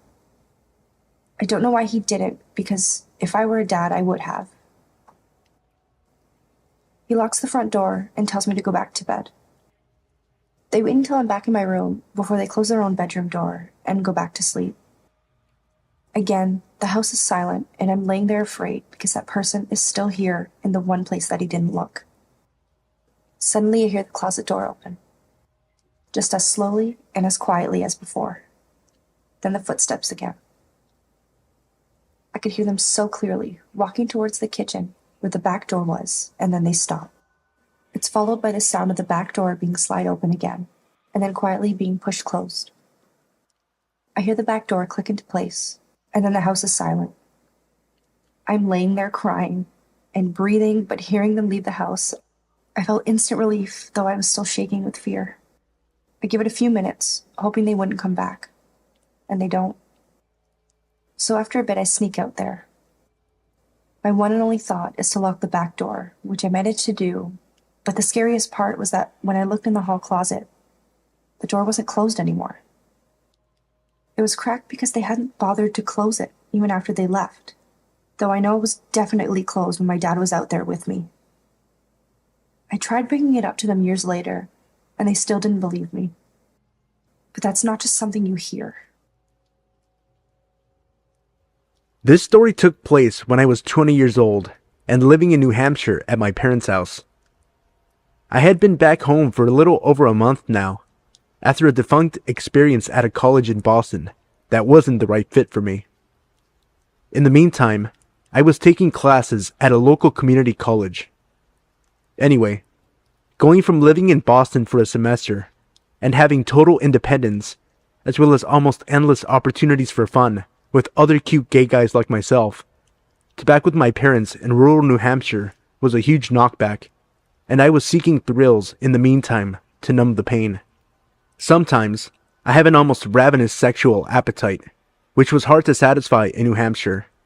I used gay hookup websites such as Manhunt and the app Grindr to meet other like-minded guys in my area. Not surprisingly, these sites and services come with their fair share of creepers, but I honestly never found myself threatened when they reached out, just sort of flattered and then would take comfort in the fact that I could easily block them. The problem occurred when some guys couldn't take a hint though, and there was one in particular that kept attempting to contact me under different usernames after I would block him. His original username was something along the lines of SoccerBoy123. His profile picture on Manhunt was of a fit-looking guy from the neck down. He reached out to me and we began chatting. He said he lived in Concord, which is roughly an hour south of where I lived, and also where my community college was located at the time. We were chatting about explicit stuff, use your imagination, and possibly meeting up, when I asked to see some pictures of him, including one of his face. He sent the pictures over. I could notice that they didn't really seem to match up with each other, not to mention his profile picture. The face picture I requested was also missing. I replied with something like, hot, and I asked him again for a picture of his face. He gave me the old, this computer is new and I don't have one on here yet line, and I said I wasn't going to continue chatting unless I saw one. He eventually caved, and he sent me a few photos of his face. I'm not shallow, but he was ugly. I wondered why he didn't continue his trend of sending fake hot pictures. The thing about him I found most unattractive was a huge mouth full of really crooked, very messed up teeth that kind of protruded out in a freakish sort of way, even with his mouth closed. I think I blocked him right away, being kind of weirded out by the whole thing, and I went along with my business. However, in the months that followed, I began receiving hostile-sounding messages from phony-looking profiles on both Manhunt and Grindr. Most of them were blank and contained little to no information about the user. The messages were tinged with a strange, bitter tone, and the sender acted like he knew me. He'd say things like, "You're a shallow little prick," "You're fucking ugly inside," and "Someone's gonna teach you a lesson someday." They actually really started to creep me out after I repeatedly blocked the person, and they would come back with another blank profile and continued to message me. I had a feeling who it was. One night, sometime around early March I believe, it was getting late, and I was feeling kind of horny, so I turned on Grindr and I started browsing. I messaged this one guy without a picture, but some stats like a football player. My philosophy is that I can always ask for a face picture after I say hello, because some guys are very closeted. We began chatting. We exchange pictures, and he seems not only legitimate, but hot. We discuss meeting up, and he says he lives in Concord. Well, it's getting really late. Concord is an hour away, and it's fucking freezing out. It's still very cold during March in New Hampshire. I was not thinking with the head on my shoulders though. So I got dressed, pulled on my parka, and hopped in my car to make the hour-long drive. We continued to chat using Grindr on my way down, but as I neared the city and began asking exactly where to go, the conversation took a weird turn. He gave me an address, but said that he wanted me to wait outside because his parents were asleep, and that he was going to sneak downstairs to unlock the door. Then, he would go back in his room and text me when it's unlocked, so that I could walk in and up to his room on the right. This was the strangest set of instructions I had ever received. But what was even more strange was that he didn't want me to turn on a single light as I walked into his house, up the stairs, and then into his room for fear of waking up his parents. At this point, I've already parked the car on the populated yet entirely dead street, and I began counting the ascending numbers to the house. I find myself in front of a large, blue Victorian house that needs a little taking care of, with no light coming from any of the windows. Now I am creeped out. I message him and let him know that I'm outside, and I wait for some sort of light to come on. He tells me to wait, because his dad just got up to get a drink or something, but no lights come on in the house. I am getting seriously creeped out and impatient while waiting, and decide to tell him I'm leaving. I start walking, and all of a sudden, he reveals to me that he gave me the wrong address, and that I should be at X number on X street instead. I'm feeling beyond weirded out, and actually kind of pissed off. I was just standing outside of this random house for 10 minutes in the cold and dark night, only to find out he deliberately gave me the wrong address. I honestly want to go home now, but my other head is really banking on the possibility of this being good, and I just drove a fucking hour, so I pull out my iPhone and mapped it out. It didn't take me long to realize the new address was in my line of vision and sat across the street at a small intersection that led to more houses. I moved towards the house. This one, a large white colonial house with green shutters and an orange street lamp that shined down upon it. I let him know that I'm outside, although no lights are showing through the windows. This time, he says the door is unlocked. He wants me to come upstairs in the dark and enter his room. Then, feel for a mattress and get down on it. He says he wants me to just feel what's happening instead of seeing it, and assures me it will be so hot. Fuck no, I think, beginning to give in to the impending fear taking hold of me. But in a last-ditch effort from my other head, I give him an ultimatum. Either come down here, open the door, and let me in with the lights on, or I'm leaving. He says he'll comply, and I wait, now excited for this hot, straight football player to come and open the door. I stare with a shaky, adrenaline-fueled gaze at the door for what seems like forever when I sense movement. Yes, he's actually coming down. The door pushes slowly outward, and that's when I saw, emerging from the darkness, his face, his teeth, washed in the orange light from the street lamp. This was not who I thought I was meeting. An icy, stabbing chill washed over me as we made eye contact, and he gestured for me to come inside. I knew who this was. This was the man who has been contacting me. I looked at him and yelled, "No! Fuck no!" And I started half running, half walking away from the house, and back to my car. I looked back after a few seconds, and he was watching me from the door.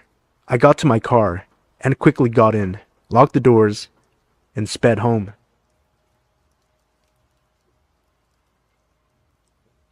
I've been a long-time lurker of Let's Not Meet, and I have a story of my own that still haunts me to this day. Let me set the scene for you. I was 7, currently 25, and my mother was dating a man with a daughter who was about 15. Her name was Christy. While she did not live with us, she did stay with us on some weekends. The reason this is important will come into play a little later. I grew up in a moderately isolated area in the south. My mother's house is on about 90 acres, most of it being heavily wooded. For the most part, it was quiet. The type of place where people didn't lock their doors and everyone knows each other. It was quiet until one sequence of events that shook my community to its core. There was a man just 2 streets over from mine who murdered his girlfriend's entire family, including her, in their home over a dinner about 2 weeks before this event took place. It was also learned later that he had also murdered his mother and father in their home, as they were found after his girlfriend's family was. He hadn't been caught, and the local police were working with the police in Tennessee as there had been reportings of people sighting him there. My mother had gotten a security system installed, just to ensure that our home was properly secured. We had alarms on every window and door in our house. On this Saturday, my mother got called into work, as she was an apartment manager and there was an emergency that she needed to tend to. Her boyfriend had gone to work early that morning. My mother was very, very nervous about leaving, and due to the nature of the emergency, she thought it would be best for Christy and I to stay at home where we were safe. Safe. So she thought. She reluctantly left and let us know that her cell phone was always going to be on her if we needed her. Christy and I promptly set the alarm and made sure all the doors were locked. My mother had been gone for about an hour, and we were deep into a movie on Disney and pizza. Suddenly, the alarm started blaring. Christy and I jumped up to see what was going on. On our way to the alarm, you have to pass a very large sliding glass door. What we saw there left us frozen. There was a man prying our door open with a crowbar. He saw us, made eye contact, and quickly ran off into the woods behind my mother's house.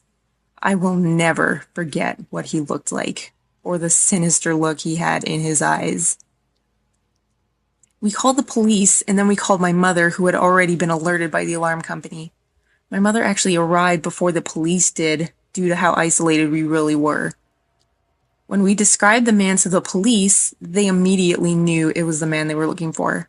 Of course, there was a massive investigation that day of the property and the woods surrounding us. In the woods, they found cigarette butts, lots of canned foods, soda bottles, and a makeshift tent made out of a tarp. The man had been living behind us the entire time, and even stealing food out of our trash. When he was arrested, which was a few hours after the incident, he had admitted to watching our family and learning our habits, knowing that he could take advantage of the house when no one was there. Even now, as an adult, this event follows me. Just goes to show, you really never know who is watching you.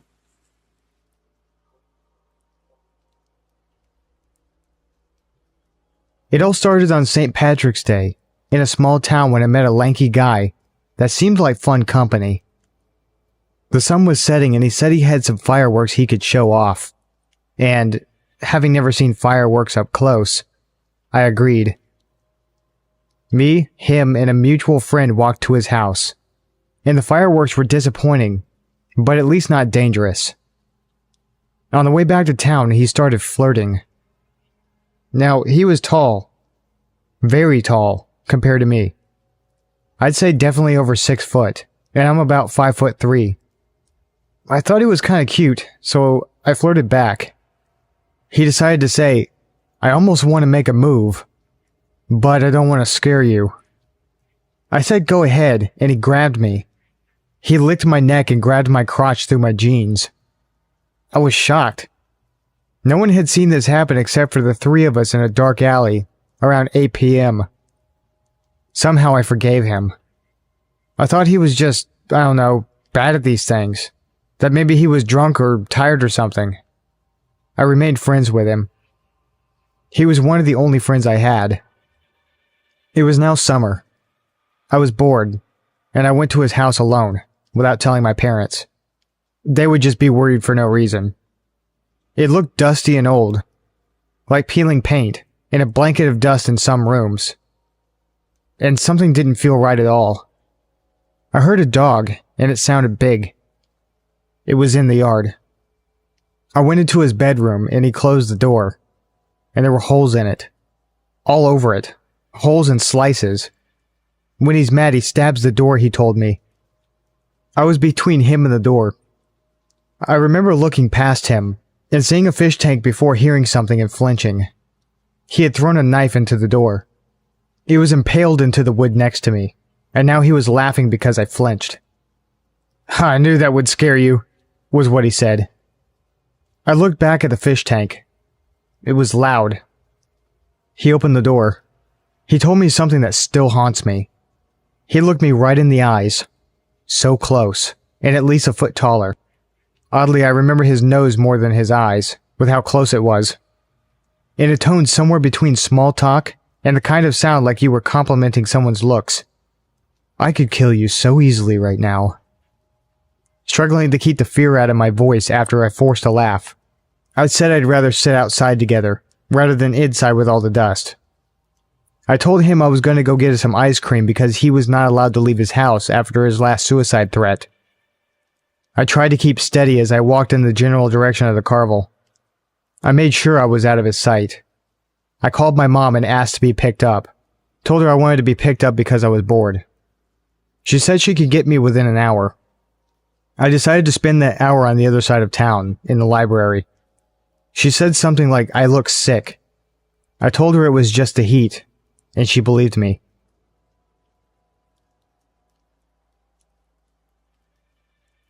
I started working at my current summer/part-time job last spring.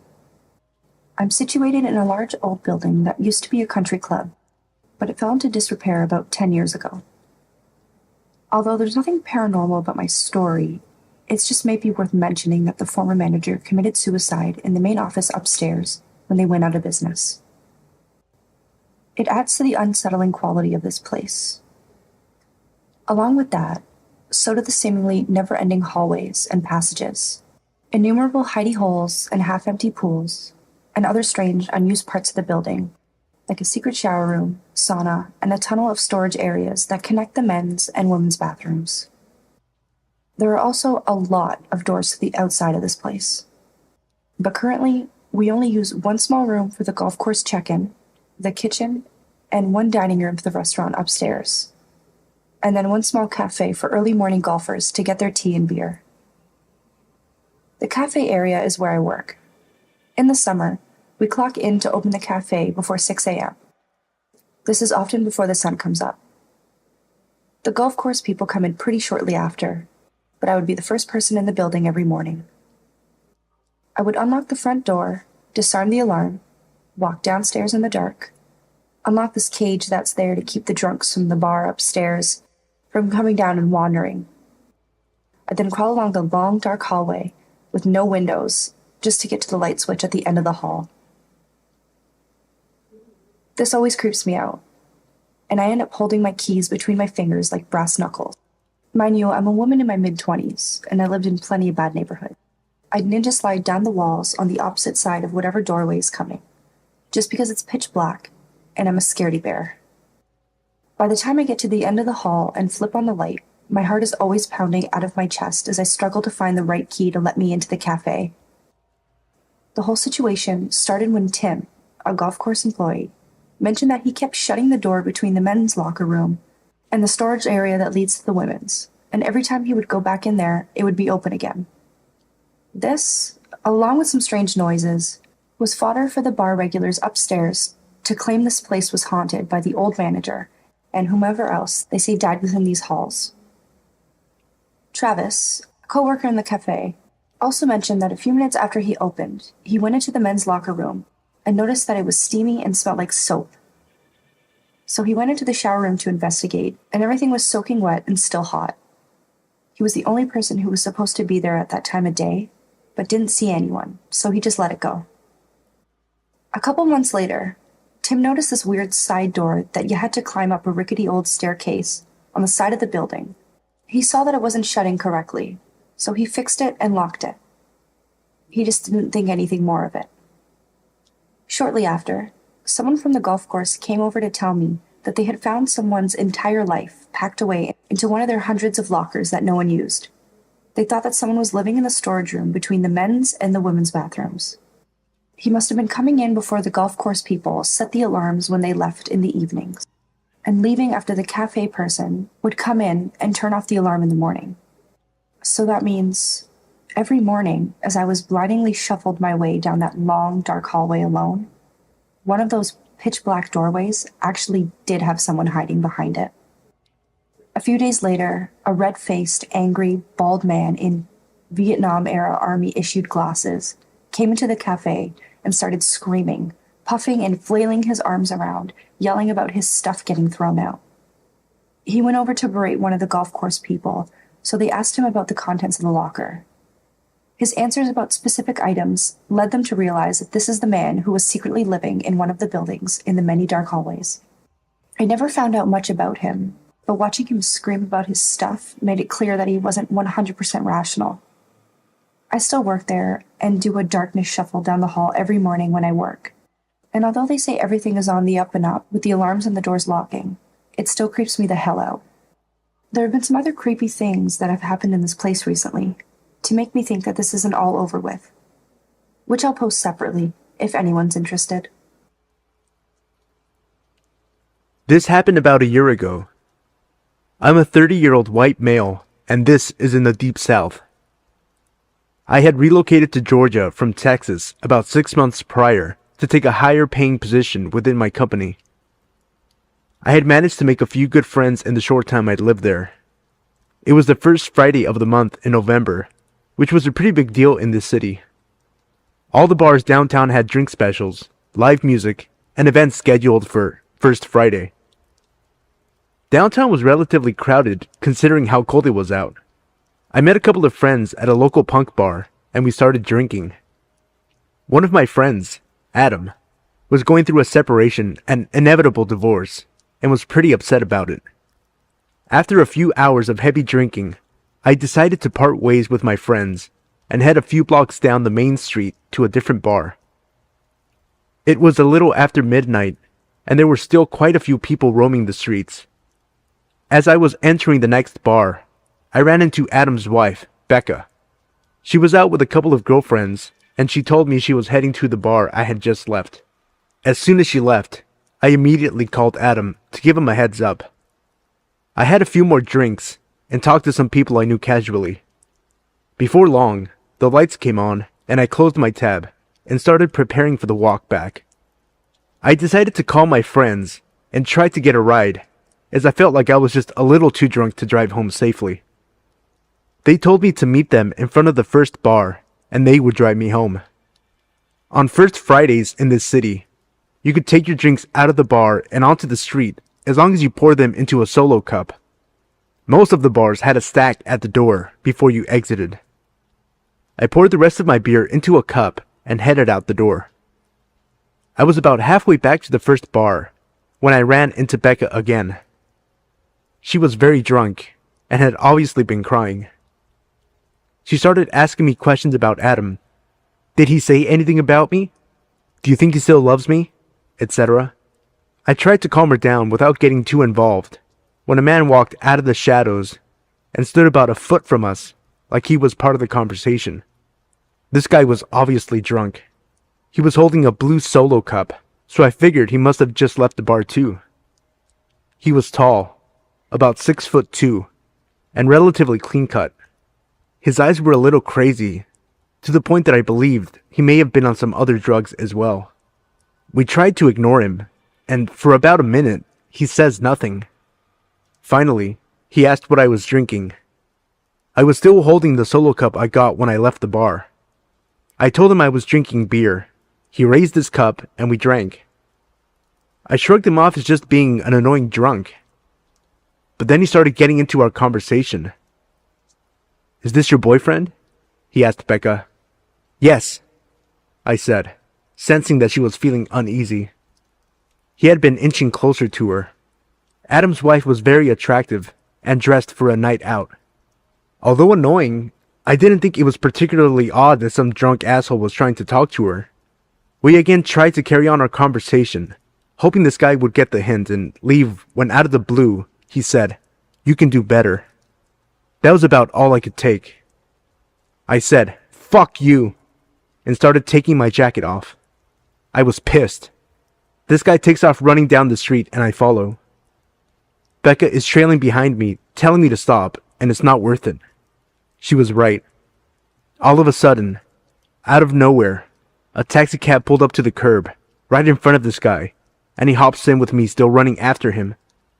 I grabbed the open door and told him to get out. He started yelling at the confused taxi driver, "Go!" Becca catches up and grabs my arm and tells me again to stop.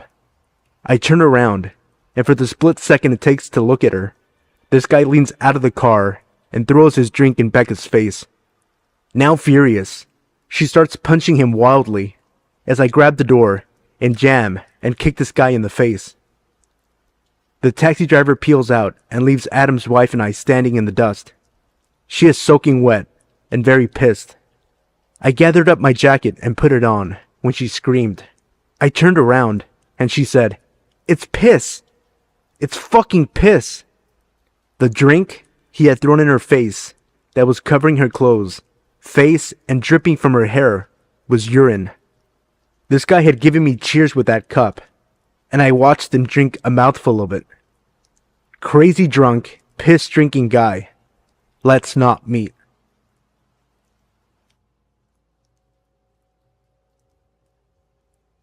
Long-time lurker, first-time poster.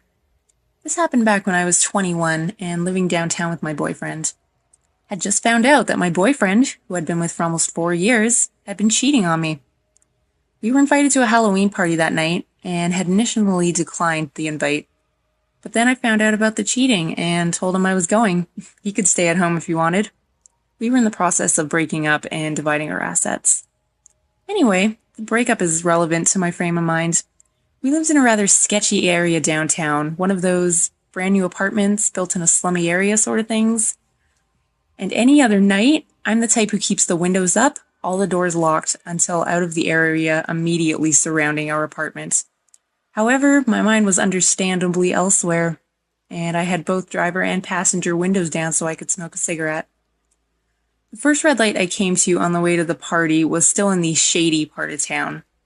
I'm the first car at the lights, so I have a full view of the 20-something guy crossing the crosswalk left to right in front of my car.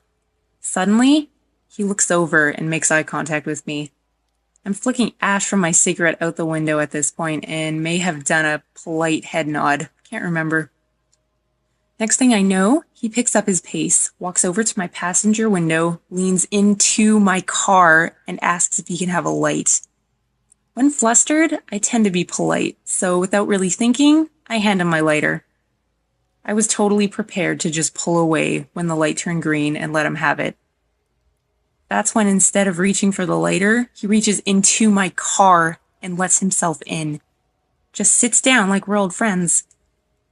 At this point, the light turns green, and I grab my purse and wedge it in between my left leg and the driver's side door. Apparently, I was more concerned with being robbed than the darker alternative. He thanks me for giving him a ride, and I slowly pull away from the stoplight, cars are behind me, and ask him why he got into my car.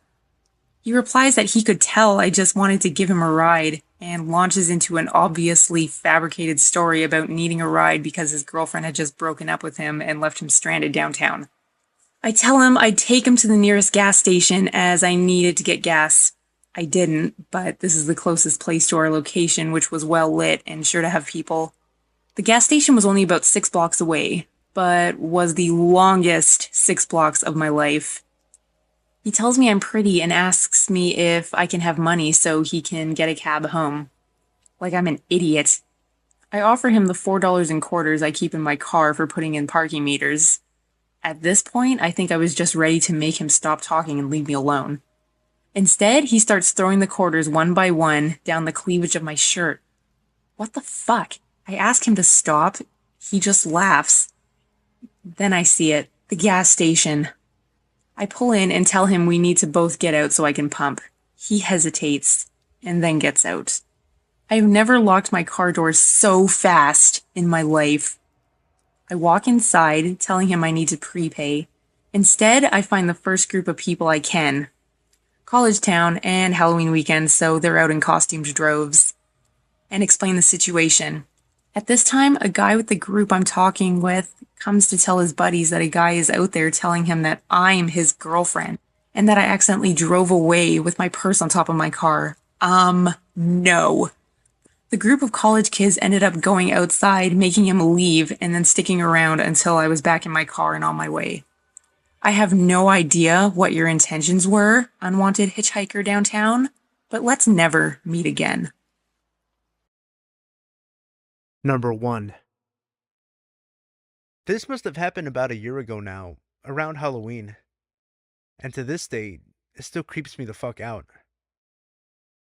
Me and my twin sister, Lauren, both 20 now, had moved into our first flat 3 months before this happened. Our parents helped us move into the flat. My dad hiring a van to get all of our stuff, and the whole family, including my older brother Sam, who was visiting from England, helped us move furniture and numerous boxes into the flat. Our family helped us settle in, and luckily enough, our flat was actually next door to one of our dad's old friends, Danny, which was great as we hadn't seen him or his wife in about 10 years. The neighborhood we live in, which is a smallish village, about an hour or so from Glasgow in Scotland, is 99% of the time really quiet and everybody around the area is really nice, but this one night, something wasn't quite right. Like I've said already, we had only really got used to the area we were living in, but after what happened this one night, I always have my wits about me now. It was a dark winter's night in late October/early November. A Thursday, I think. My sister and I decided to stay up until about 1:30 in the morning, as we sometimes did after a long week at college. We'd stay up drinking, stuffing our faces, and talking about random stuff like acting, the subject we were both studying, motorbikes, guys, and some bitching too, just like any normal young women would do. We then decided to put the lights out and go to bed as we had grown tired. I'd do the normal nightly routine like check everything was turned off and the door was locked, which it was thankfully, as a few nights previously I had forgotten to lock it, so we both went to bed and fell asleep as usual. Just to set the layout of the flat, me and my sister were on the first floor, above an old woman, Betty, who is rather lovely, but we don't see her very often. Our bedroom is right next to the porch and the front door, and our bedroom window looks out onto the street. It was about 4 a.m. when we awoke to a loud knocking at our door. I was expecting a parcel the next day, so initially thought it would be the postman. But that's when I checked the time on my phone, which I usually leave on in case of emergencies, and it was 4:30 in the morning. Still being tired and disoriented, I realized it was far too dark to be about 10 a.m. when the postman usually came, even though the mornings were much darker now during the winter months. The banging on the door lasted about what felt like 20 minutes, but was probably less. Me and my sister were too scared to move from our beds, only whispering quietly to each other to just ignore the banging on the door. Neither of us were very comfortable about answering the door to a stranger knocking at an ungodly hour. I don't usually answer the door to strangers, or even answer mobile numbers I don't recognize. The banging stopped suddenly, and I heard heavy footsteps descend down the stairs next to the wall near my head. Everything fell silent for a few minutes. I tried to settle back down, but my adrenaline was going crazy. I could feel my legs shaking. I was so nervy about whoever it was outside. There was no way I was getting back to sleep. Then I saw the flashing of a torch through our bedroom window. It flashed at least 3 times, but maybe more. Then it stopped. I then heard what sounded like the man talking on the phone to someone, or having a conversation with someone outside, sounding a bit agitated and angry. I didn't look outside of our bedroom window in case the man saw me, but a few minutes later, I heard the rumbling of a car engine below me. I then assumed that he came in his car. His voice became increasingly explosive as I became more and more scared. It got to the point where I was about to phone the police, but then I heard the man opening his car door and leaving swiftly along the street. I don't know who the man was or what he wanted, but I didn't sleep at all that night. and for the next few days after that, every single noise would give me a fright. I was scared that whoever it was going to come back. In the end, I thought that it was someone with the wrong address or maybe just a drunk guy, but about a week later, we got a knock at about 6:30 in the evening, which was unusual for such a quiet area, and neither me or my sister were expecting any mail packages or shopping to be delivered, so I decided to open the door to whoever had knocked. Initially, I thought it was our neighbor, as he had been round once before to see how we were settling in, but not this time.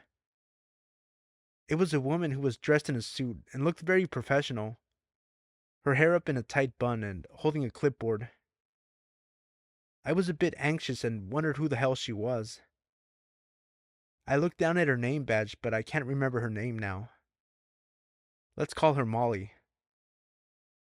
Molly said she worked for the criminal courts and was looking for a guy, let's call him Thomas, who had previously been a tenant at this flat before we moved in a few months before. Molly mentioned something to do with money, but the visit was so vague, I don't really remember what she said. She asked if the man lived here. I said no, just me and my sister.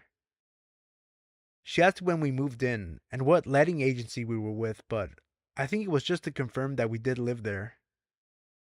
She seemed nice enough, got what she wanted, and left, so I'm guessing money is the reason why the creepy guy turned up a few nights previously, banging loudly on our door. I'm so glad I didn't answer the door that night, and that I made sure it was locked. Fuck knows what would have happened if he thought that we were the man he and the courts were looking for. I am happy to say, since then, we have had no further disturbances at our flat, but it still gives me the chills just thinking about it. I just hope this creep never comes back. Number 2. So this just happened to me today, and I'm still traumatized over it. I'm a female in my early 20s and was on my way to a job interview. I live in the capital of my country, and the interview was in the city center. I don't drive, so I have to use public transport. To get to my interview, I had to walk through some shady parts of the inner city center, which is unpleasant on any given day, but as it gets dark by 5 p.m., it's even worse. Anyway, I got to the street my interview was at, but I couldn't find the building it was in. I tried ringing the company to ask for directions, but their phones kept ringing out. After about 15 minutes of walking up and down the same street to no avail, I noticed I was nearing the time for my interview. I decided to enter this old man's pub, as I like to call them. Basically the local pub where all the old farts and unemployed people usually spend their evenings getting pissed. I forgot to mention I was wearing a black dress, black blazer, tights, and small office-type heels, so I must have stuck out like a sore thumb. I walked up to the barman and I asked him if he knew where the building I was looking for was. But before he even got a chance to answer, this fella in his mid-20s asked me, "Is it for an interview?" My attire obviously gave me away. I said yes, and he said with a half-lipped smile, "I know where that is. It's at my house." I kind of half laughed and tried to turn my back to him. The barman had gone to the other side of the bar, so I was waiting for him to come back to continue asking for directions to the building. Then, out of nowhere, it seems another fella in his mid-20s pops up on a bar stool beside me, so now I'm sandwiched between these two dudes. Thinking that the other dude who just came over might not be as creepy, I asked him if he knew where I was looking for. "Are you doing a presentation?" he asked. No, it's for a job interview." "I was hoping it was for a presentation so you could show me your slides," he said while breaking into a creepy laugh and high-fiving the other guy over my head. Screw this, I thought, and pushed my way through them leaving the pub. By the time I got outside, it was pitch black, and I was late for my interview. I just wanted to go home. As I was walking down the street, I noticed that the two creepers had followed me out of the pub and were about 20 feet behind me. One shouted, "Come back, love, we just want to see your slit." and the other one threw something at me that felt like a small stone. I was absolutely terrified.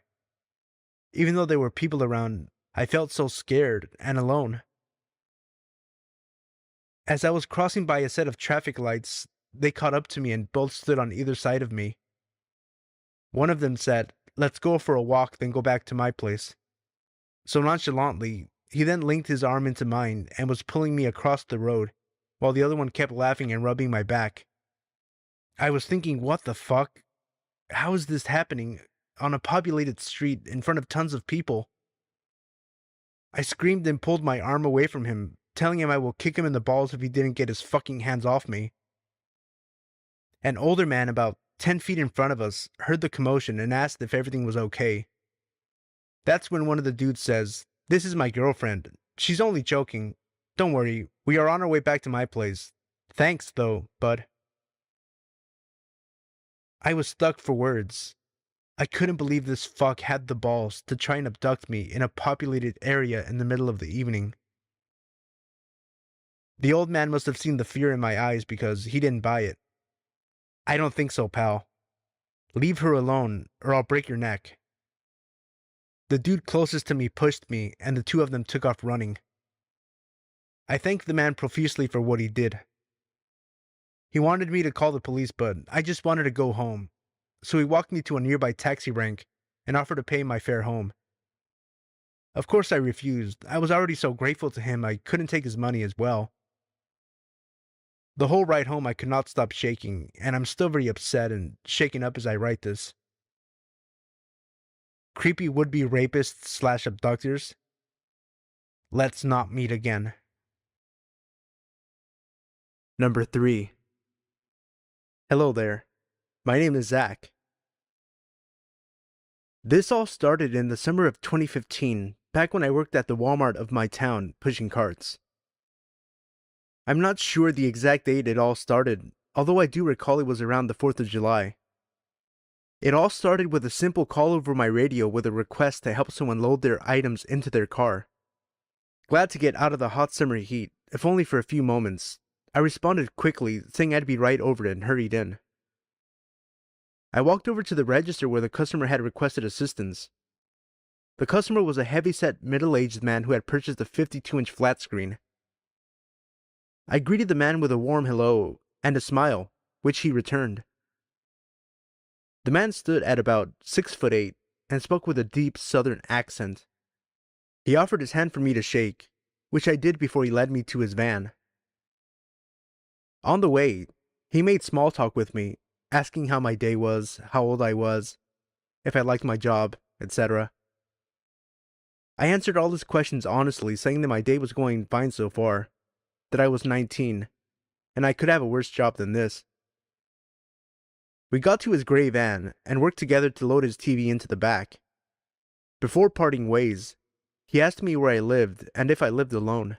Now this wasn't unusual, as a few other customers had asked me this before in the past.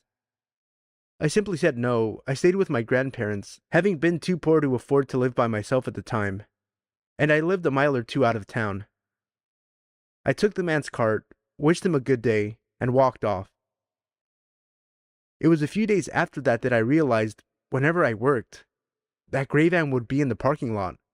I didn't think too much of it, as it wasn't unusual for people to shop at Walmart every single day, so I would just go about my work.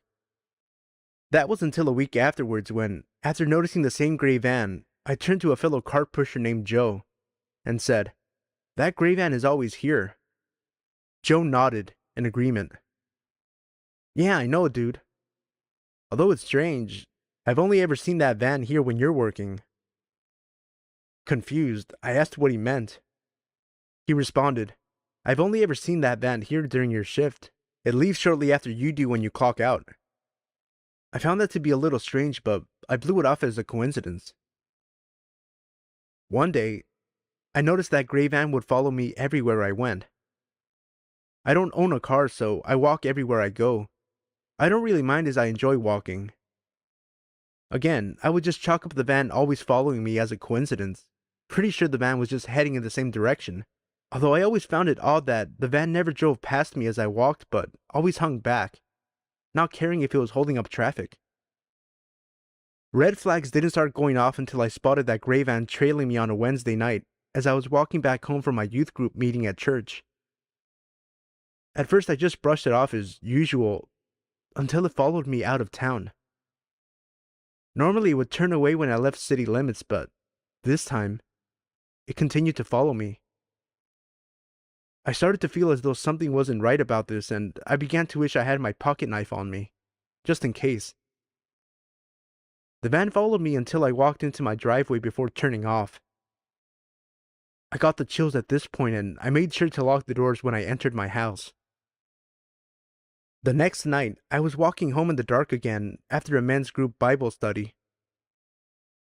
The memory of last night was burned in my mind, and I decided that if the van followed me to my house again, I would notify the police in the morning. Sure enough, it ended up trailing me. I gritted my teeth, sick of whoever this person was. However, the van pulled off a few feet ahead of me and stopped. The driver's side door opened and the customer who I had helped with the TV stepped out and approached me. He greeted me like everything was normal and asked me where I was headed. I told him I was headed home, making a mental note to tell the police about this guy first thing in the morning. The man continued to act friendly and offered me a ride home, stating it was too dark for me to walk home, and that weirdos might try something. I declined, saying I didn't live that far away, but he kept insisting it was too dangerous and that I should ride with him. The more I said no, the more he kept pushing for me to get in his van. It was at this point I decided I was done and started to walk past this guy when he put his hand on my arm and started pulling me to his van, stating that he was giving me a ride, whether I liked it or not. Being a 19-year-old young man, I had always thought I would be able to easily handle a situation like this should it happen. However, panic had taken over my body, and my mind raced for a way to get away from this guy. Pretty sure wherever this guy wanted to take me, it sure wasn't my house. Now, I don't know if it was a miracle or just plain luck, but at that moment a police car drove by and pulled into the nearby gas station to fill up. The man let go of my arm, wished me a good night, got into his van, and sped off.